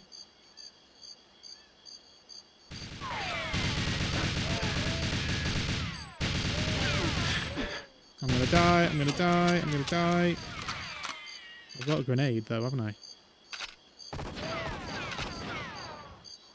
I've got 2 grenades. Oh! Good shot, Natalia. What's in those crates? Do I have to blow them up or can I just pick them up? But I can't blow them up because Natalia's standing there.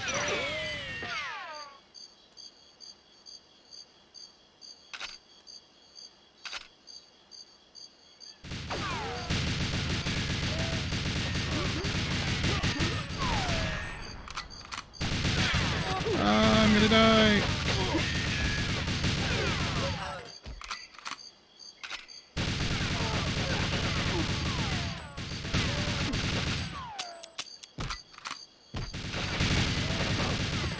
Okay.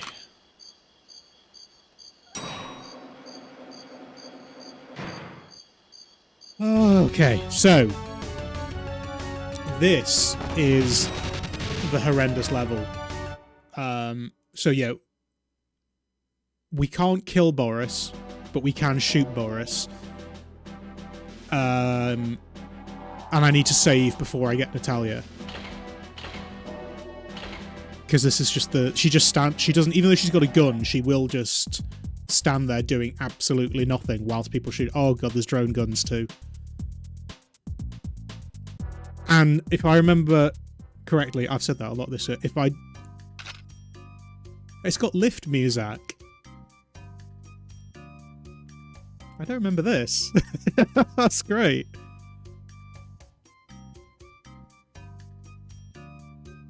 They just come like infinite spawns, don't they? That's great. I love the lift music.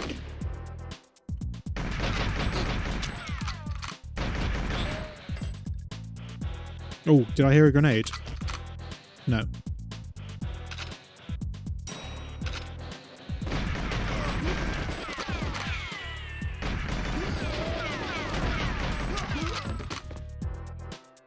Where's Natalia? Did Natalia not follow me?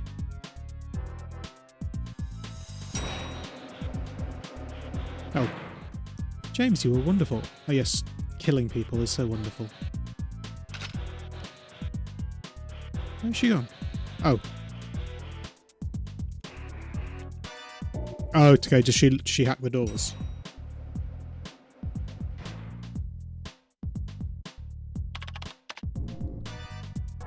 It's a good job. I was about to blow that computer up. It's a good job I didn't. Hmm?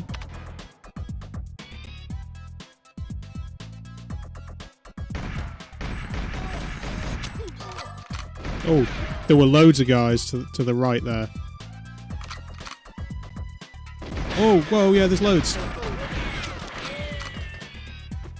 Did I hear a grenade? Yes, I did. Whoa. Whew.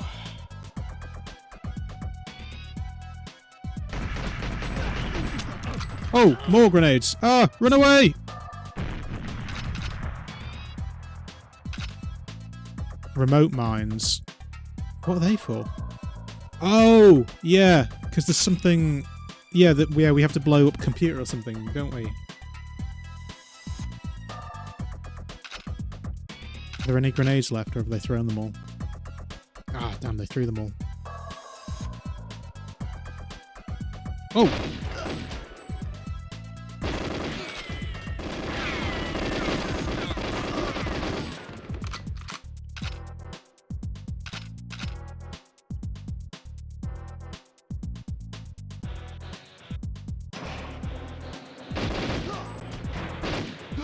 Come on.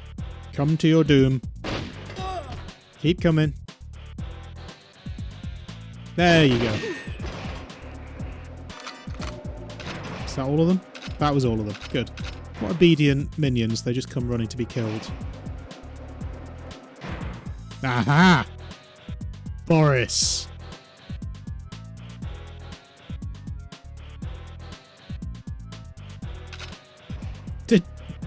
Did I just literally just take the gun off him? So tempting. Ha! You're not dead, Boris. Go on. Go away. Hey, he runs quite well with a bullet in his knee. Get the mines on the servers before bringing Natalia. Oh yeah, otherwise they're just going to infinitely come, aren't they? Again, I'm going to say it. If I remember correctly, there is some armor somewhere here. Because obviously, again, you can't... There's no health packs to pick up in this game. Oh, that's one of the servers. Is it? Oh, is it the next level up? It's the next level up, I think, isn't it? Because Boris... Doesn't Boris run here after you're done with him? Through here? There it is.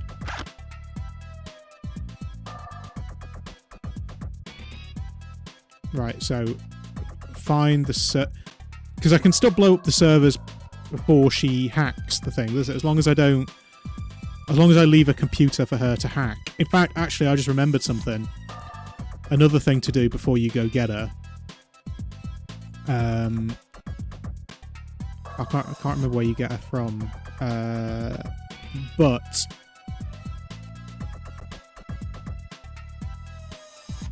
oh no, because you need to go this way. Yeah, you get her through here, don't you? Through there. Okay. So she hacks on that computer. Problem is though, guys start coming in from behind that glass, down those stairs, and down those stairs, and these monitors are always in the way. So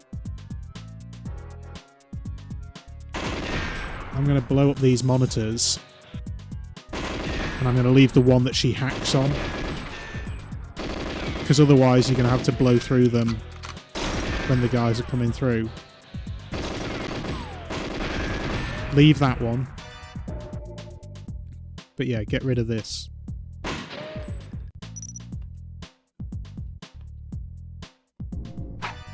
that doesn't work. Yeah, there we go. Get them out of the way, because otherwise they just provide shielding for the guys that come down. Okay, so let's go find the servers. I think you can blow them before you... I think you can detonate them before she starts hacking. It's these ones, isn't it? Oh, press the wrong button. That's one. I can't remember how many there are. They're on the bottom floor as well, aren't they, actually? I suppose we don't need to do all of them before we can blow them and then come back to do some more.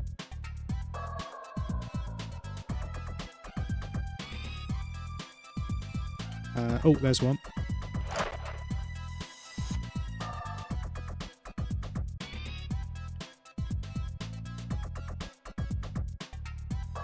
Did I already... No, I put it on that one. Okay. And do not go through any of these doors because the drone gun is probably behind it. Is that all of them? I feel like there should be more.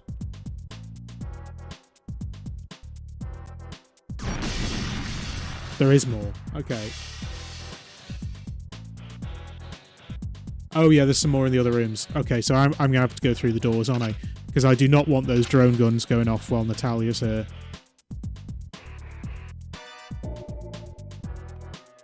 That door's locked. Okay.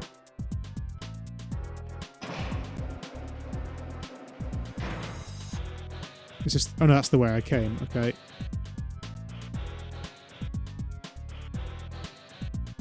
Was it the upper floor?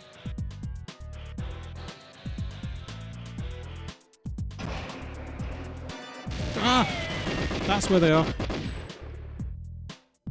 Because yeah, also once she starts doing her thing, that's when the enemies are on like the infinite respawn, isn't it? So I do not want infinite respawn and have to deal with these drone guns. Ah, damn.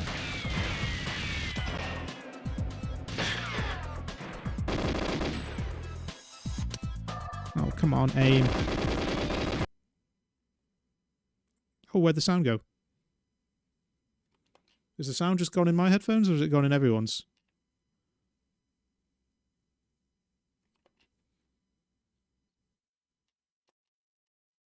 Is the sound gone? Oh, come on, this aim is awful. Sound turned off. Oh, that's strange. Let me do like a save state now, and then relaunch the game.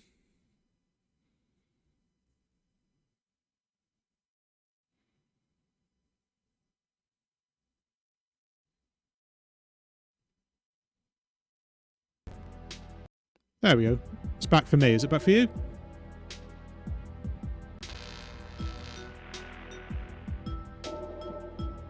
Wait for the stream to catch up.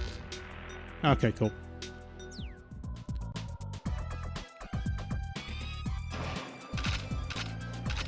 Because yeah, you can't... I know we can play it without the music, but the music is so good in this game.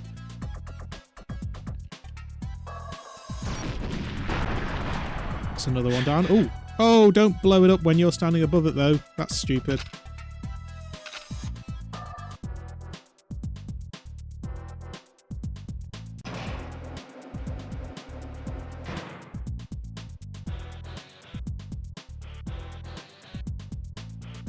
Where else? We're still missing one, aren't we? That's done. Natalia was through the door behind us.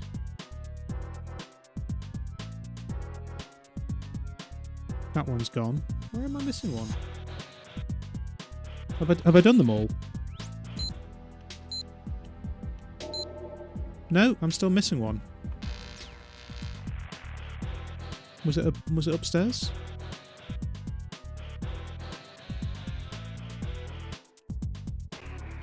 Nope. It's not on the other side either, because that's where the armor was.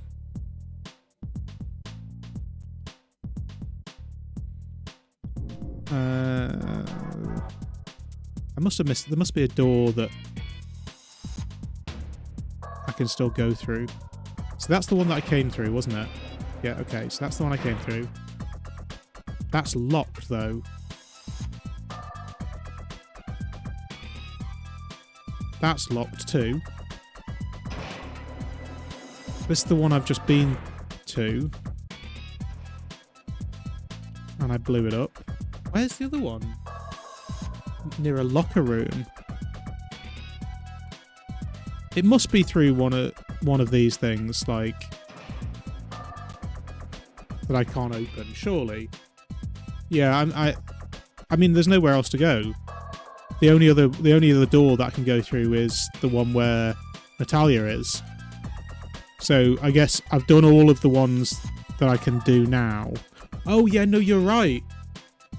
There is one near a locker room, I think. Because you chase Trevelyan to the Cradle, but he blocks your way or something, so you have to go another way. I don't know. Well, let's go get Natalia. I'm confident that I can't get to it from here, but once the alarms start going off or whatever, I think some of the locked doors start opening. Huh? Natalia, open the door. Yeah, I know the door's locked. That's where Natalia is. Natalia! Open the door. Am I missing something?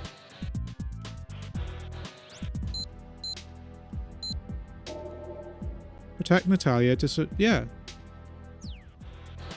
That is where she is.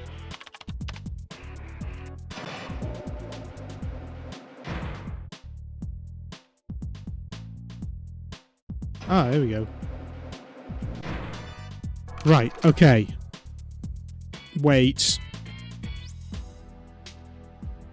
Save. Right. Right, let's do it. Here comes the gauntlet. Yeah, that's the monitor she works from. Yeah, so they're going to come down those stairs. Ah, yeah, no, they can't stop coming through these locked doors. So that door's locked, that door's locked, and normally they'd blow through that glass, but I've already blown through that glass, and then they stop coming down those steps as well, and those steps. Okay, here we go. I know some people say you should stand with your back against the glass, but I like to be able to see them coming down the stairs. And that is why we got rid of those monitors. Whoa!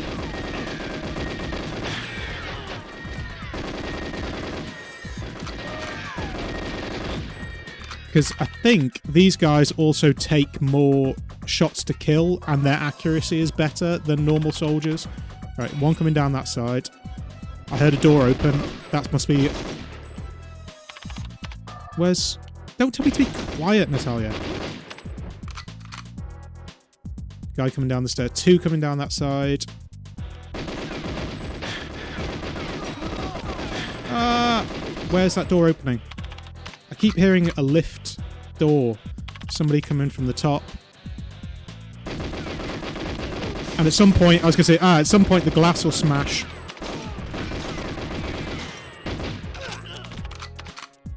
And it'll smash on that side too.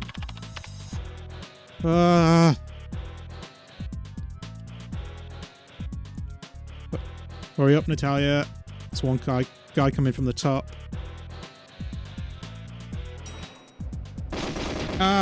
Lift doors opening too.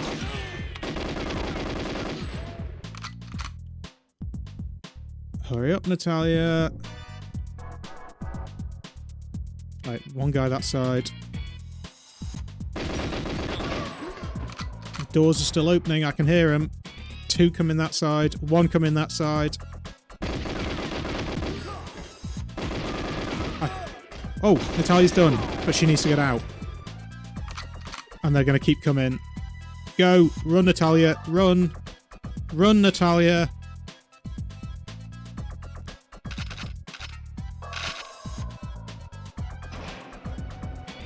Oh! Guy just ran straight past me. Ah! Ah! Ah! And this is why we blew up the mainframes before this happened. Right. I'm going to save there too. Because I know this is probably a bit overkill and I know it's cheating. But I remember how hard this level gets. Right, so now the doors that were locked... We've already been through there, haven't we? That's where the drones were. The doors that were locked are now unlocked. Oh! There's one behind the glass there.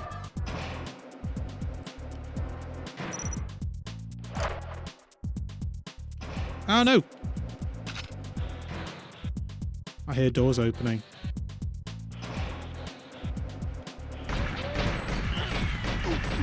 Ah! Ah! Ah! I heard a grenade. Ah!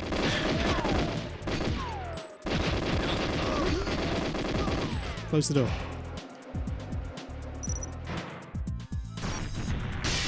Ah, that's all of them. That was the last one.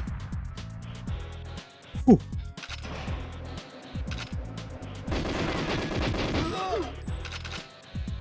Right, okay. Now we need to go find Trevelyan. But there's plenty more of these guys to kill.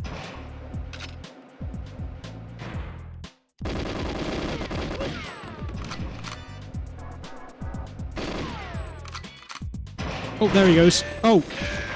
Oh, that was Trevelyan. So we need to go find the alternate exit.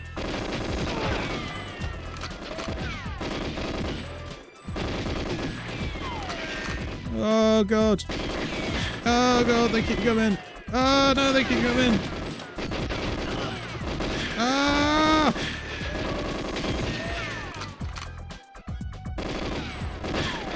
Never mind Boris being invincible. James has got to get through all of this. Oh! There's the lockers you were thinking of. Whoa! There's body armor near the lockers, that's what it is. That's the lift. No, it's not. Where's the lift? I thought there was another lift. In the same hangar. Oh, it's there. Oh. Oh. Right. There we go. Lift music. We're on the last level. Well, the last level that we can do on this difficulty anyway. Because next... Oh, no, it's not. Oh, wait, I don't remember this level at all. That wasn't too bad. No, I think if we hadn't saved, though, and if I'd end up killing Natalia and I hadn't done the things beforehand, it could have been awful. I don't remember this level at all. Minimize scientist casualties. That's all I need to do on this difficulty. Okay. Oh, wait. Yeah, no, I do. This isn't in the film, is it? Oh. I couldn't imagine doing that last level in Secret or 00 Agent. I'm just going to listen to the lift music for a minute.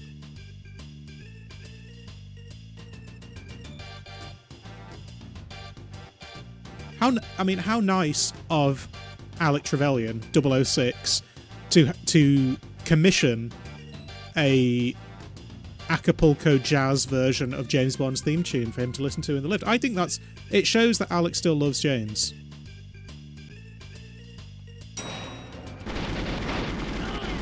And then that's how James repays him. Oh, reload.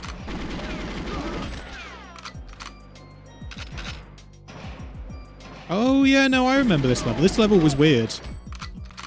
And it's completely unnecessary. And it's weird because it's been created specifically for this level, even though it's got nothing to do with the film.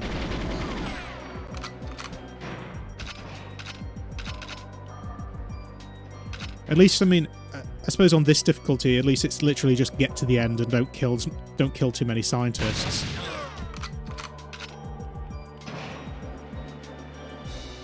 But these weird sort of eye aperture doors are... I mean, I probably... Oh, there's body armor down there. I was going to say, I probably don't need to go down there if there's no particular objectives.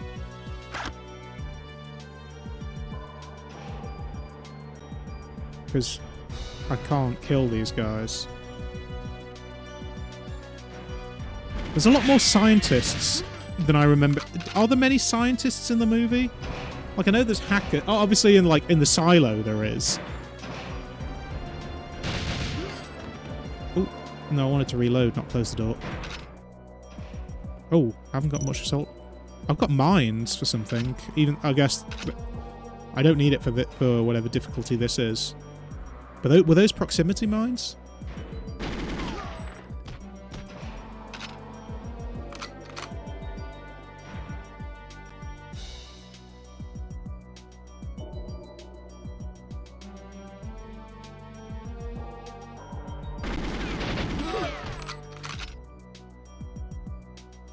This is like... This feels a little bit like I'm in a volcano. It almost feels like it's been thrown in as an extra level, a little bit like a nod to Dr. No, and sort of accidentally to Dr. Evil as well.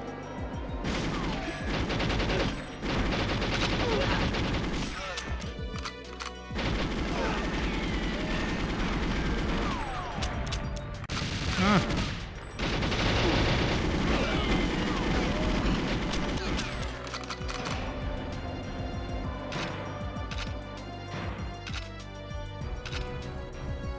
Was that? Sorry.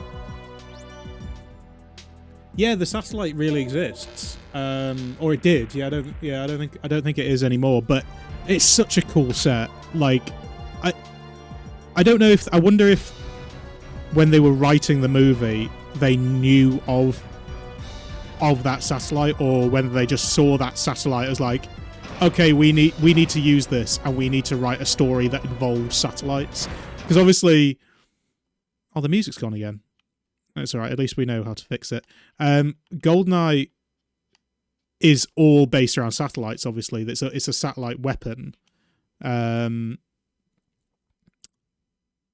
I wonder what came first. I wonder if they saw they sort of writing the movie and they were like, I found the perfect set, or they found the set first and then were like, okay, we need to write a story around this.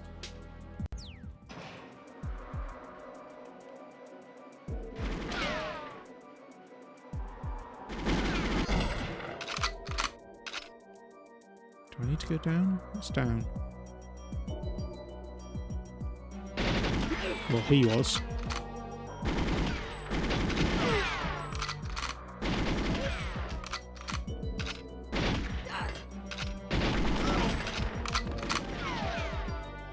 I'm really glad I'm playing this game today, actually, because, like I say, I haven't had Switch Online for a little while now, and this is tempting me to get it back again, because if I can play this online, GoldenEye online multiplayer is something I've been waiting 20 years for.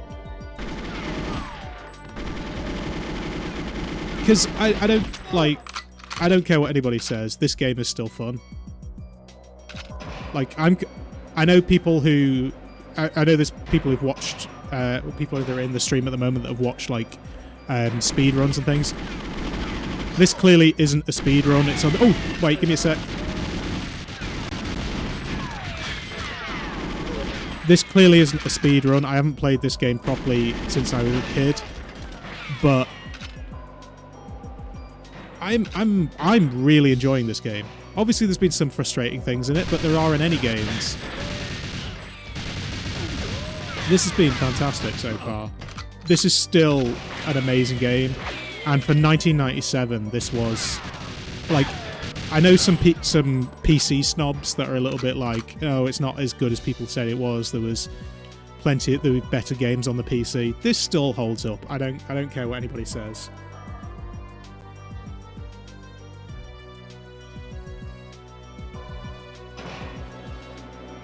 I have to admit, I don't know where I'm going though.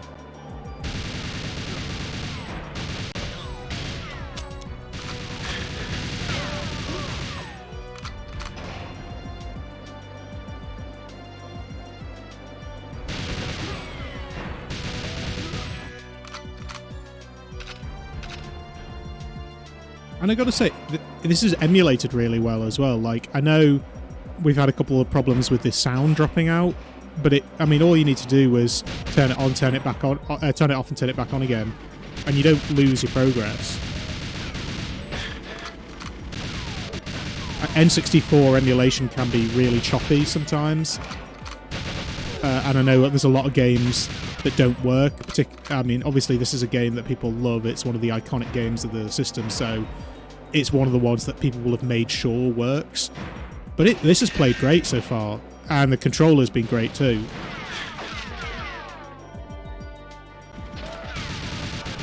I mean, I have an Ultra HDMI modded N64, and I have these controllers with the N64 attachments as well.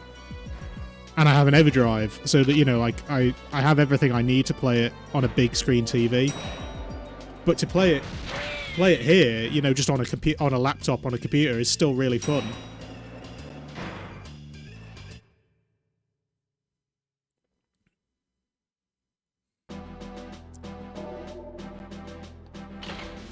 Like I say, I mean, in terms of casual run, like I said, this is the only difficulty I've ever played it on. Like, I've dabbled with the 00 and the Secret Agent, but because I never had any console growing up at all until the N64, Goldeneye was such a shock of like, oh wow, this is so much more complicated than Super Mario Land. There was no way I was going to be able to play it on more than one difficulty, on a higher difficulty. It took me long enough to beat it on Agent. I'm actually quite proud of myself that I can even beat it on Agent after 20 years. Oh, I say I haven't beaten it yet. Now, am I right in thinking there's some armour hidden back here? Aha! There is. It's weird how the little memories just get unlocked.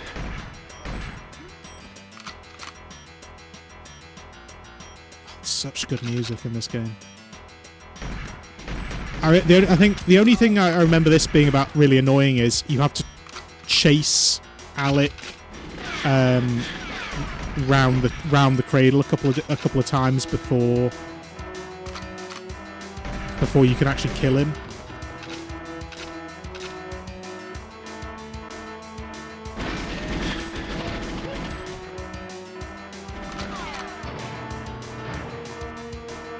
Is it not in here?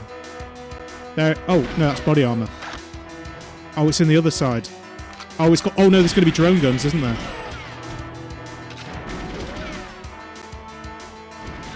Ah! And there goes Trevelyan. I'm just going to have to take a couple of hits. Oh, there's another one! Ah! Reload! Reload! Oh god, this is going horribly. Oh, this is horrible!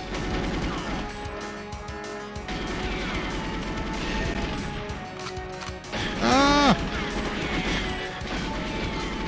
Oh god. Sorry, I know it's, in terms of a stream commentary, just oh god is not exactly the best, but that's all I can muster at the moment.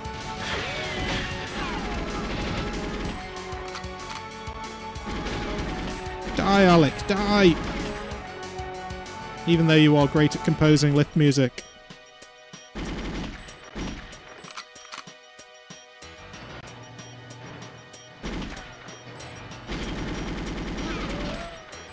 He just keeps running for a while, doesn't he?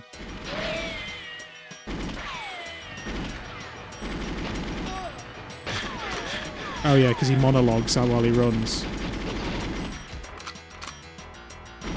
Whoa! Where'd you... Oh god, I just saw my health. There's not much left.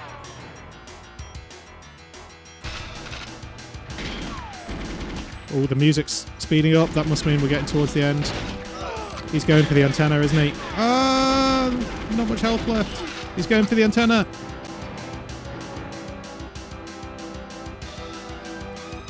Okay, don't drop to your death, James. Ah! Ah!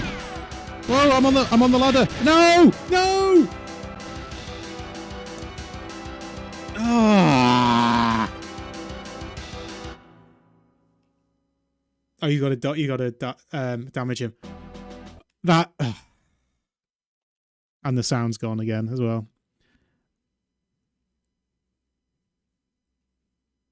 I remember how annoying that is, that you get to him and like, if he gets one shot off, it knocks you backwards. Alternate ending. What's the alternate ending? Oh, if you damage him enough, you get a different ending.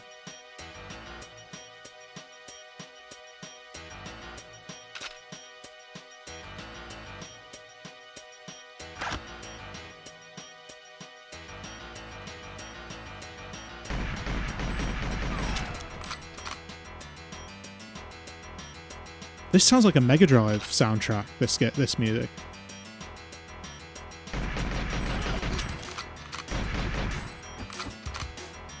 I wonder if some of the music had been composed for like a 16-bit version, like because it was going to be a Super Nintendo game, and they like converted it.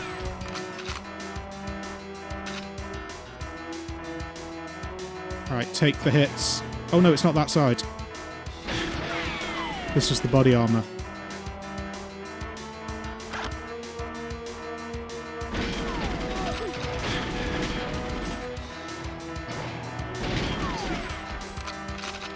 Take the hits on the drone gun. Oh. Oh, cool. That went well. Oh, but I forgot about the other one.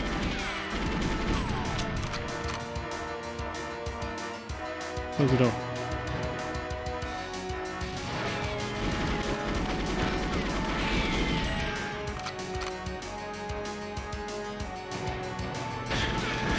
Whoa, whoa. Alright, compose yourself. Can't close the door because of the dead body. Alright, go after Alec.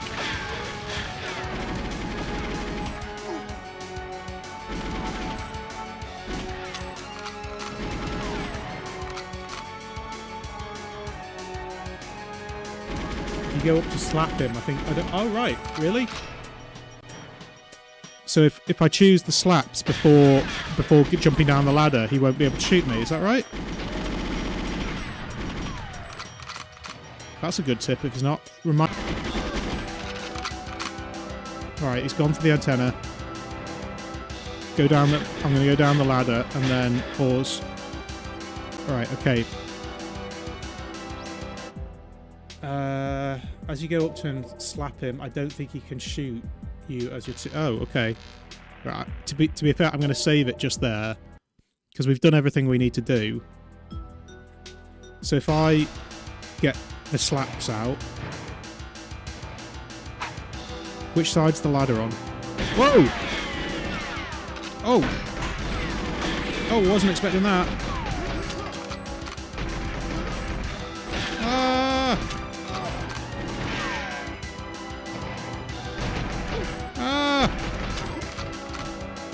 No time to compose myself.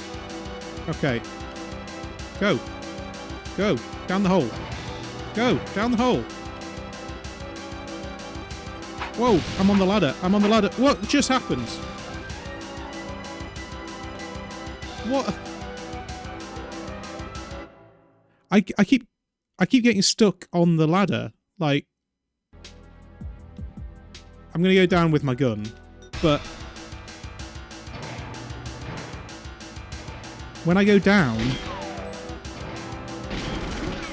he starts to try and climb back up the ladder.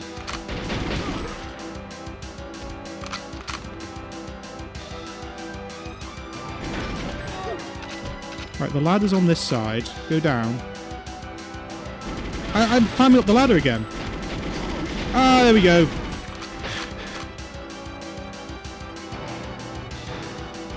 Ah. And then Natalia's there in the helicopter to save me, and that's it. That is Goldeneye on the N64 on the easiest setting. To be fair, even on the easiest setting, it provides enough of a challenge. I'd like to go back through actually, and does Felix pop up? No, Felix can't pop up because he didn't appear in the car. Oh no, that's the end of it.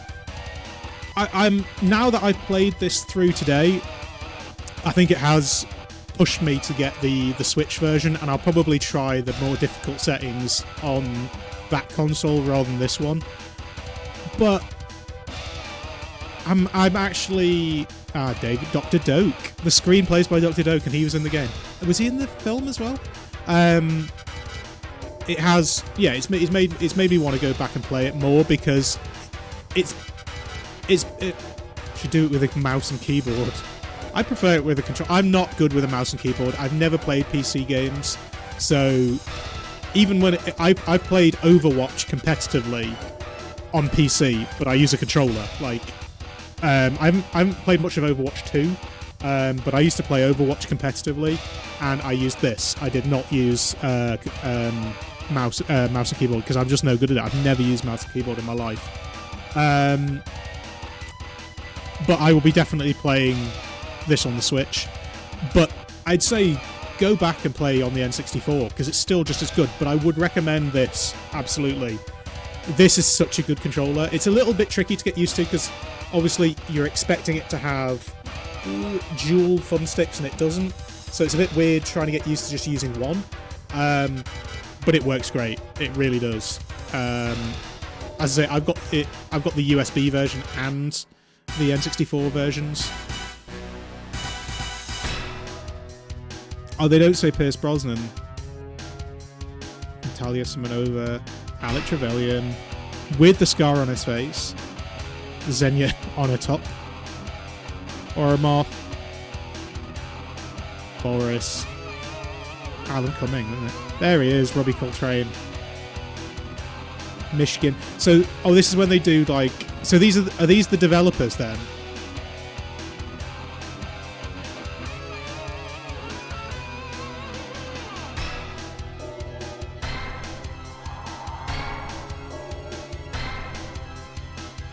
No, N64 definitely wasn't designed for dual sticks.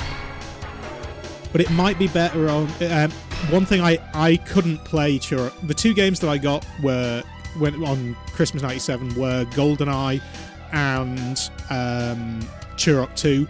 But Turok 2, I don't remember the controls, but I remember they being awful, and I assume they used C-stick, joystick, and a C-stick, and they were it was horrible. I could not use it at all.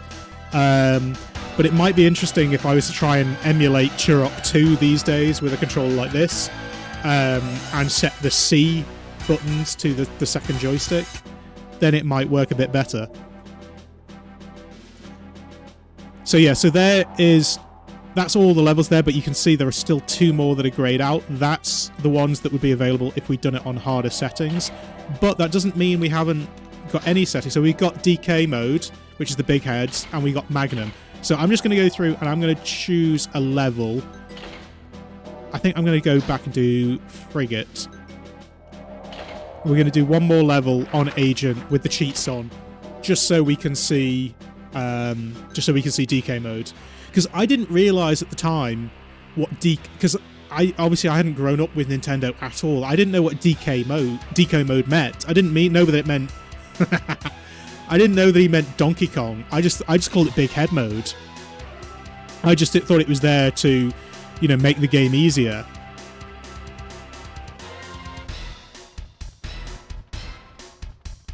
Are the enemy rockets playthrough? How do we do that? Is this? Are the hostages? Have they got big heads too? Is everyone DK? Oh, they do.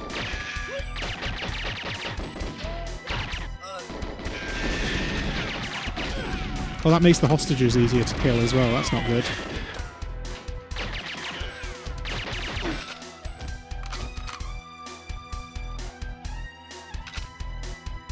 I love this game. I love it so much. I can't tell you the number of hours that I had put into this back in the day. It doesn't... Actually, I don't need to save hostages, do I? I'm just having fun.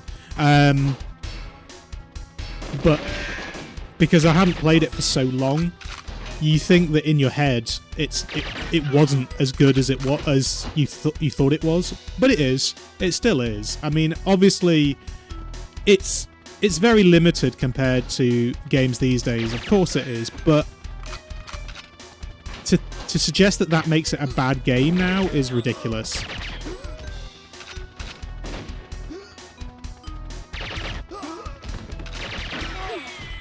I don't need to save the hostages. I just want to have fun killing big head guys.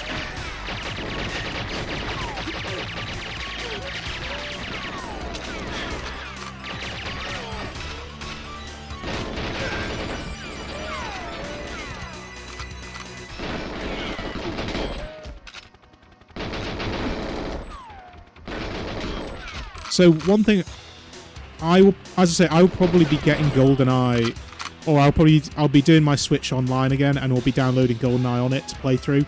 If it has online multiplayer, which I assume it has, I haven't looked into it much because obviously the announcement was only a few hours ago. I will make sure that people have got my Switch username, so we can maybe set up a tournament. Not a tournament, but you know what I mean.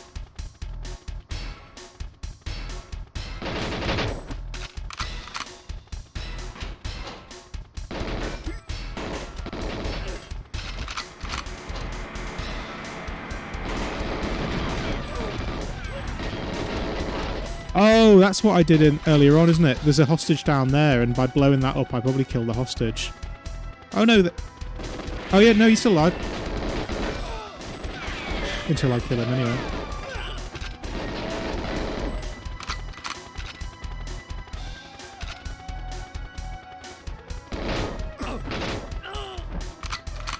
I think a hostage just got killed. Oh, well.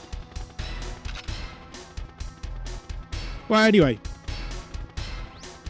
That is Goldeneye for the N64, but obviously the funny thing is that the multiplayer mode was an afterthought. It's one that wasn't originally meant to be in the original game. It was programmed very last minute, and I don't even think the guys that programmed it had permission to do it. I think it's just something that they'd done just for fun. I don't really know. But obviously multiplayer is where this game got its real replay value, because it was so much fun playing with your friends with different rule settings, because there was the golden gun, or you could have explosives only, or you could have slaps only, or you could have remote mines or proximity mines. It was such a good game, and it still is such a good game, and complete this. Find other basic games are much more straightforward, makes them more enjoyable. Yeah, I mean, the thing is, obviously, if this was a more complex game, we wouldn't have been able to do this in one night. We've been streaming for, 4 hours, and we've got through this, and we're playing at a pretty leisurely pace, to be fair. And obviously, yeah, it wasn't the hardest difficulty setting, but it's obviously we can't really do multiplayer without being sat together, but it sounds like that's now been fixed. So I will see what happens on the 27th, and I'll start putting out details if it all works, and we can maybe start playing some Goldeneye multiplayer together. Didn't have authorization. I didn't think so. Yeah, it's just something that they start playing with for fun, didn't they? And then it sort of ended up being in the game. So that'll probably do it for this stream. I think somebody asked earlier, whilst I was in the throngs of nearly being killed by 1 million enemies, whether or not Pokemon Days will be coming back. Yes, they will be. Although I probably won't be doing much with so I'm just going to pause that now, with Pokemon cards anymore. I felt like we'd done enough with those ones. So at the moment, I do want to play through Pokemon Trading Card Game 2, because we played the first game on a Pokemon Days, and I really enjoyed that game. But then there's a sequel, which was a Japanese exclusive, but has been fully translated, and you can play through it. And it's a really weird game, but it's actually, in my opinion, it's actually better than the first game, and I love the first game. But it's based on the Team Rocket expansion of cards, which was one of my favorite expansions of Pokemon cards ever. So I don't know whether to do that on a Pokemon Days or a Retro Wednesdays. At this point, it doesn't really matter. I could also, I could do it on any day pretty much. So yes, there are going to be more Pokemon Days streams coming, or more Pokemon streams, I should say. And obviously there are a couple more Retro Wednesdays before I give up this studio in March. And then obviously, as I mentioned in the update, I will be referring to my Batcave to do some tests for future streams. And if everything's okay, I also want to do some of the... I'm not doing Hey You Pikachu. No way. One thing I do really want to do is I want to do Pokemon Brown, which is I think the guy's called Cool Boy Man or something. It's regarded as the best Pokemon hack / homebrew. It's based on Pokemon Red, but it's not Pokemon Red at all. They've used the engine for Pokemon Red and made a completely different game out of it. And also Pokemon Prism, which is based around Pokemon Crystal. But again, it's an absolutely completely different game. There's so many different elements to it where you can even play as a Pokemon at one point in it, I seem to remember. I only played through about the first few hours of it. Really cool games. Those will be long streams because obviously, a Pokemon game is easily 20 something plus hours, and I think that Brown and Prism are longer than that. So those will be all-nighters. And obviously I also want to do CSI, which again will probably be, those were 8 or 9 hours to play through. And obviously there are going to be a few shorter streams as well. I have another Power Rangers sticker album with a full set of stickers to go through. I think it's the season 2 sticker album. So we'll be going through that. And of course, obviously there is also Watch Party. We are only a couple of days now from the January one where we're going to be watching Good Burger, classic Keenan and Kel Nickelodeon movie. And I think I've already scheduled the poll for February. I think if I remember doing it properly, it was going to be Schwarzenegger month. So there's a few options for that one, but you'll see those after the Watch Party this Saturday. If you don't know what Watch Party is, by the way, it's a little bit like this, but obviously rather than me just talking to a camera and you appearing in a chat, it's a video chat with members of my Batcave, which is those who back me on Patreon and on YouTube.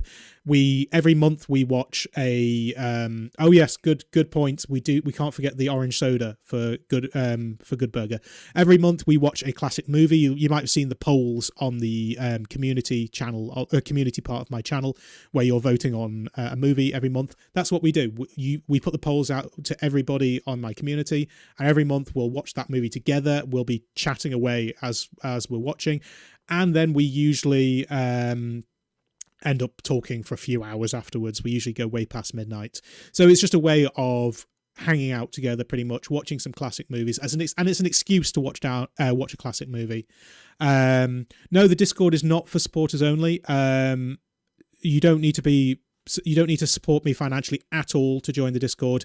There should be a link in the description below. Go to that. Anyone can join it. all of the channels are open to everybody, but if you are a Batcave member, you have a separate Discord channel, and that's where we watch the movies basically, and that's where our chats from the watch party carry on. It's also where you get the early access to certain videos. So say, for example, there is a video that's going to be coming out in the next day or two, which sets up next week's Retro Wednesdays. I won't tell you what that is yet, but obviously the Batcave members know what that is. It's going to be a very different Retro Wednesdays. It's not a gaming one. It's a 90s, well, early 2000s, I should say, toy stream. So you can look forward to that. And obviously, as I say, they've already got early access to that, and they'll get early access to, say, the Power Rangers and Super Sentai streams. But no, you do not need to back me in any way to get access to 99% of the Patreon. It is to the Discord. It is completely free. If you there's probably about 160 odd people in there. I can talk. I've actually got it up here. The general discussions in there are there's a channel to introduce yourself to everybody in the stream, everybody in the community. There's a channel for spoilers for upcoming videos if you want to see them. You don't need to. If you there's a Power Rangers channel.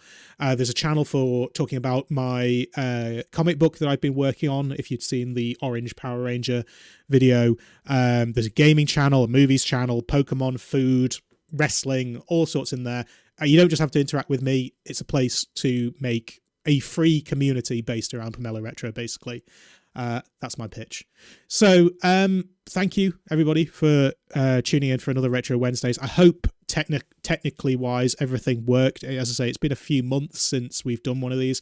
I realised the game volume was a bit high at the beginning, but the problem is, if I have the audio playing back in my ears, it's delayed, so I end up mumbling halfway through it. So thank you for letting me know that.